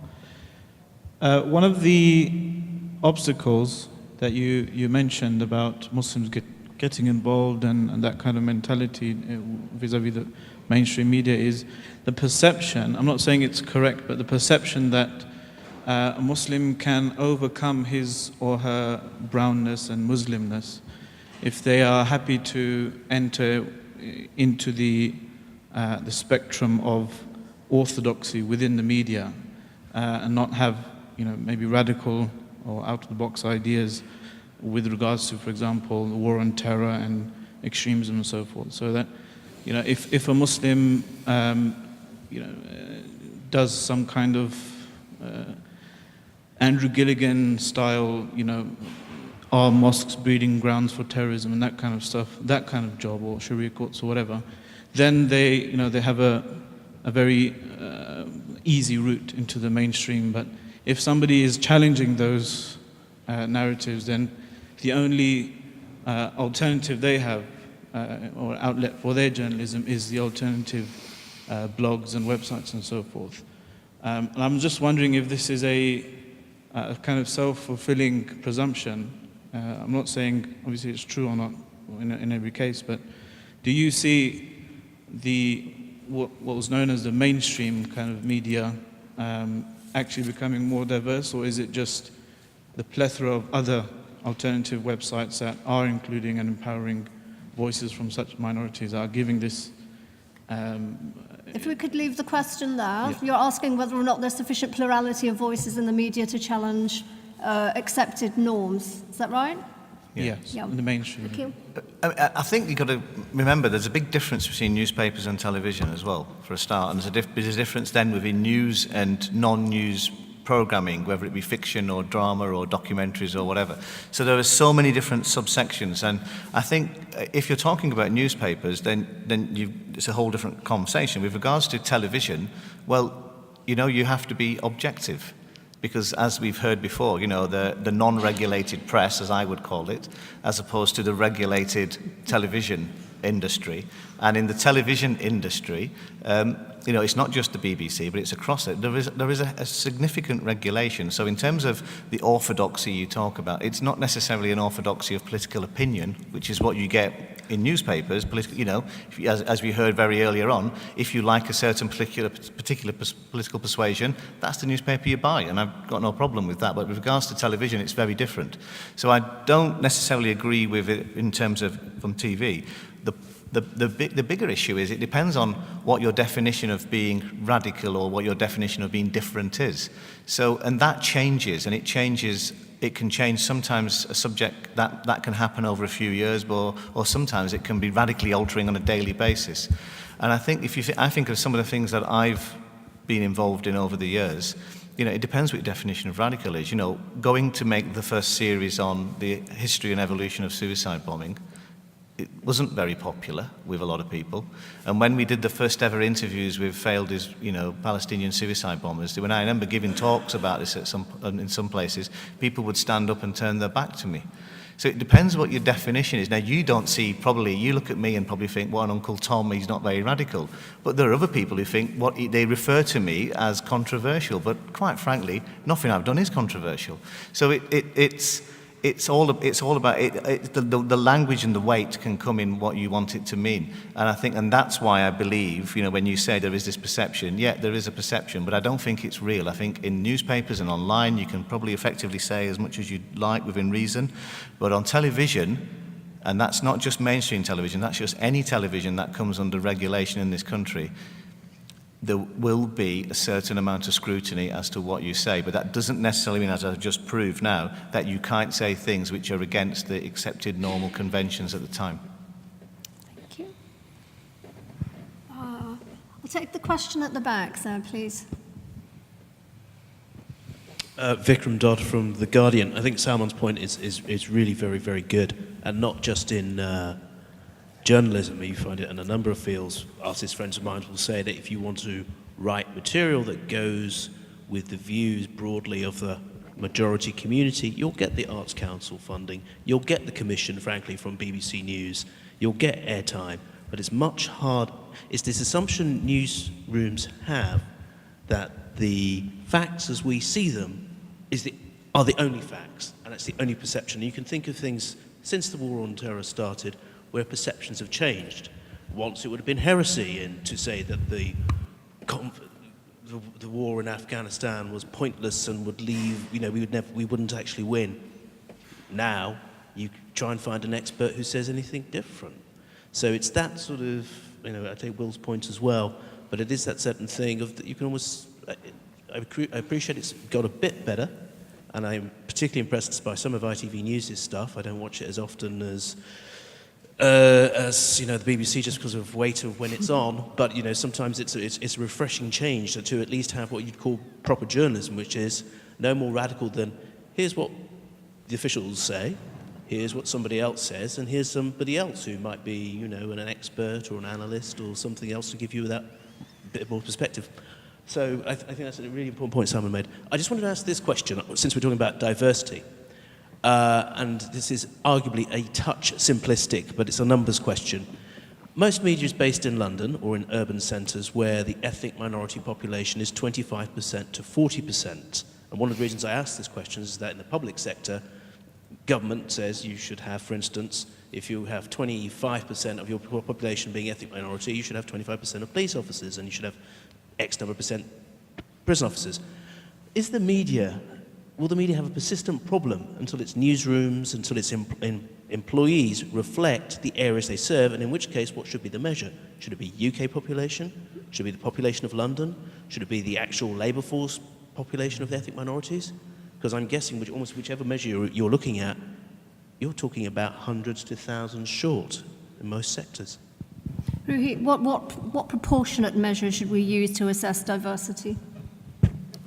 I think from certain perspectives, there are people sort of, including my boss who was here earlier today, Robin Elias, who are looking at these things. But from the perspective of, yes, we are in London, but our programmes are trying to tell a UK-wide story. So I know that certain cities are weighted in certain kinds of, you know, a different makeup, so to speak.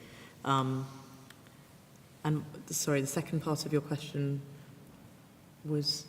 No, that was the question. that was it. Okay. Well, I think, I mean, I would say nationally so, and as I said actually when I spoke at first, I think on all counts, I think all media organisations are, but we are looking at how we reach out and beyond. And so the city and the outside of the capital is quite important, because I know that we're actively involved in trying to look beyond London and reach out to communities who otherwise wouldn't be considering the media, and trying to get even job adverts and other things out to those communities. I think, Vikram, I understand the point you're making, Vikram. I think it's a very good one, although I would probably like to reverse that lens round to certain newspapers and see how diverse their newsrooms are. But in terms of the broadcasting industry, in terms of the BBC, I mean, you know, because of the licence fee, there is a requirement, you know, and to be more reflective. I truly believe that, and I think the targets are roughly around about 12.5% from culturally diverse kind of backgrounds, just using cultural diversity rather than going into disability and all the other issues. And of course, I think we're around about 16, 17% at the moment, so way above a target that we would even set ourselves. Then there are issues, as Ruby quite rightly put out, you know, you may be in London, but effectively you're making programmes for the whole of the country. What we have done over the last few years, and something which, you know, as a professional northerner who's exiled in the south, I fully get this, which is, you know, at the moment, around, you know, we have got towards 50% of our output is made outside of London. Yet, you know, when I started, it was probably around about 90% was made in London. So that change has not happened by accident. It's happened because of a package, a policy to actually make that happen. So if you think of Salford, you think of the investment in Glasgow, Cardiff, Bristol, all around the country. That's why the BBC is doing the thing which, when I was growing up, used to be done by ITV. So when I was growing up, Granada, you know, all those kind of places, they were the kings of regional production, and the BBC was this London-centric kind of madness. And I think it's completely flipped. But to be more representative, you have to do that. And I think by doing that, you then get a diversity of voices in. And without doing that, it will never work. But whether or not you then have a workforce based on a particular geographical location, that is something which I'm doing some work with now in the BBC, and that is to ask that question, particularly with regards to local communities, which is from a head of religion point of view, which is, you know, I mean, the kind of output that we have and the language that we may use, which may feel relevant nationally, but when we look at a certain geographical location, it may feel very strange. So you're thinking of Birmingham for the sake of argument and the whole Trojan horse story. You know, we all know, I mean, from the research from Cardiff University as well about the religiosity of young Muslims, that Trojan horse story is not a one-off. It's possibly a glimpse of a future in certain geographical locations. So effectively, how do we tell that story going forward? The language that we have today and the storytelling devices and staff and mix, etc., and decision-making processes that we have today nationally, how are we going to reflect something that may happen geographically, which is very different to the rest of the country. So I'm not saying that I've got the answer for you right now, because I'll be putting that in a paper. But the fact of the matter is, a lot of people understand that that is becoming an issue, and we will have to deal with it either today or deal with it a little bit further down the line, but we cannot ignore that that change will come. Caroline, if I can throw the question to you. In the work that you've been doing with communities, do you find that certain publishers are more receptive given the demographic makeup of any particular community? I'm not sure I get the question completely. Well, Vikram's question was about whether or not media is proportionate to the demographic makeup of any particular communities, or if it's pitched to the national audience, whether or not local communities where ethnic minority populations are greater than the national average, that there's some level of disconnect in news production when it's going out. The question to you is, in the work that you're doing connecting communities to media agencies, do you find media agencies more receptive based on a particular demographic makeup of any particular particular city? So are London-based publishers more receptive than Birmingham-based publishers, or with the BBC's move to Salford, are you finding pick-up in Manchester? I see what you're getting at now. I think the BBC is struggling still, actually. Akil, I'm not disagreeing. I'm just saying that that's the journey that we're on. The BBC, is trying to reach everybody, has to reach everybody, should reach everybody, and is struggling to do that, and yet has quite a strong presence in the regions and localities across the UK. So I would say the BBC has got a big challenge ahead of itself to really to reflect the population it's trying to serve, whereas. ITV News, Sky News, some of the local papers are really reaching into their local communities because they're hungry to get their audiences, I think, probably as well. They're much more audience-driven than the BBC. Thank you. Ahmed Bostan, you had a question? We just wait for the microphone. Down here on the second row, please. Thank you. Ahmed Bostan, British Muslim Television. Firstly, commendations to all of the panel for fantastic answers and a very interesting insight thus far into the industry from your perspective. I was just wondering, as people who are clearly experts in your field who happen to be Muslim, what impact do you think, Ruhi, Akil, you have actually had on not only changing the perceptions of the country with the content that you yourself produce, but also allowing your non-Muslim colleagues to have a very different and perhaps more accurate perspective when they have to preside over items that are in relation to the Muslim community? I think a little bit of this we just addressed in the first question, which was with regards to, yes, we hope by being there to offer any cultural insights or advice or raise questions or offer opinions on things that we may be doing, that is there. But day to day, as I think Akil mentioned and I don't think we wear that as our hats. And it's more of an idea of, one of the reasons I was happy to speak here today, and I know Mr. Versi asked about this, which is, I know you say you work for British Muslim TV. I noticed that in there being a wider variety of forums to work for now than there were when I was starting out, what I hope is that there is still not this idea that the mainstream news organisations are out of reach. And that's why certain situations, because I would like to challenge that based on my own experience and also those that I have sort of helped mentor of all backgrounds. And I know the earlier person who spoke over there was saying, did we have to sort of sell out almost to sort of get our jobs? I think it's just there's a lot of misconceptions, there's a lot of misunderstandings. And I hope with panels like these, but just purely by trying it out, if you are an aspiring journalist, it will maybe rid you of some of those misunderstandings and misconceptions.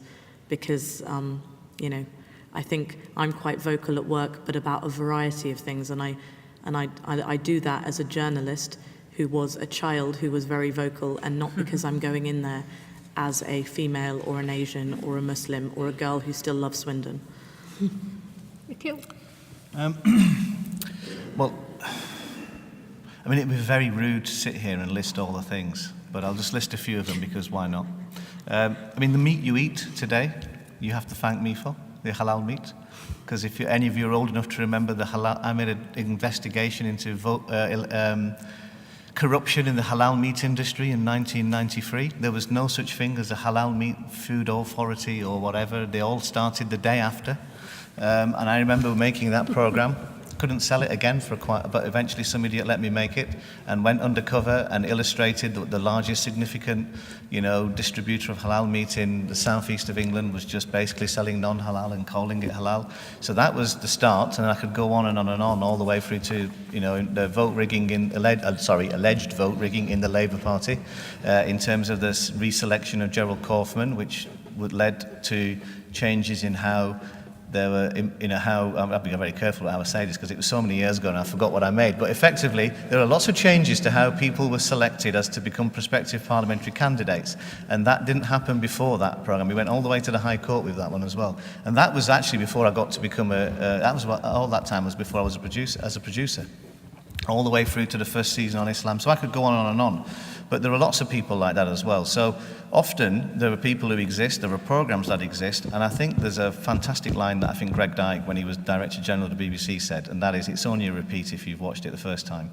And I think often we have so many programs on television and radio or online or whatever they may be, that if you've never watched them or heard them, you don't know they exist. And I think there have been so many people who've made fantastic programs that we don't know about. So when we say we don't do anything, there's nothing about Islam that's positive, the sad thing is I've got all the data and all the programs that prove that there is, but actually if you've never seen them or heard them, you don't know they exist, and they may not have. And the thing for me to get across in the next year or two is, if that's the case, we need to find, and I think technology will enable this to happen as we go forward, we will find the ability to illustrate just how much we do. And if you watched, if any of you want to go online and tap in My Ramadan, the Ramadan that just went, if you saw it, that was the initiative that we had at the BBC, which is called My Ramadan. So we had Ramadan in a Day, which was a kind of a social media experiment with the Asian Network, and we also had the sunrise and sunset times on local weather.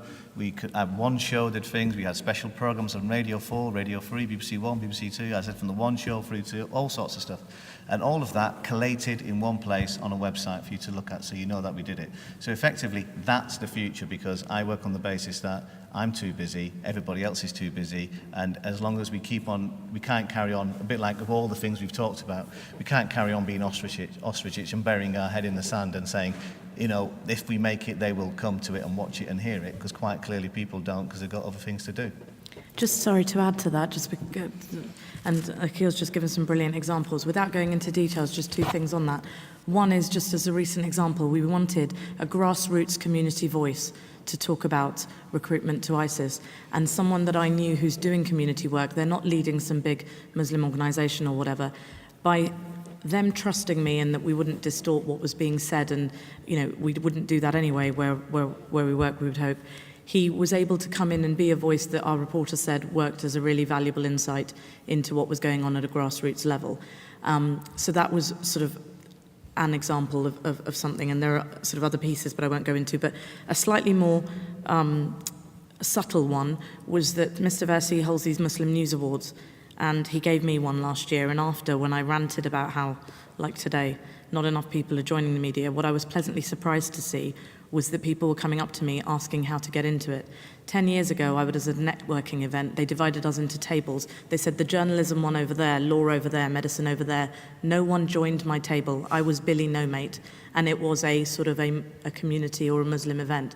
So I heard when I was 11 that another Asian girl had become a journalist for a local paper, and I thought, wow, if she could do that, she's a girl, she's Asian, maybe I could. So maybe some of the sort of the impact is just purely by providing examples of how it has happened for some of us, and therefore for those wanting to, it can happen for others. Rohi, thank you. And I think you're a brilliant illustration of perhaps those in the community who are aspiring for a career in journalism to not be put off, to persist, to follow Akhil's career path, which seems to be made on contingencies, being in the right place at the wrong time or the wrong place at the right time, I'm not sure. Well, that would be dismissing some particular hard work and award. Would be dismissing a BAFTA and Emmy nominations and Oscar nominations, but carry on being We'll give you a painting me as round a of lucky applause man, for yes. all of those anyway. If you would thank my panel, please.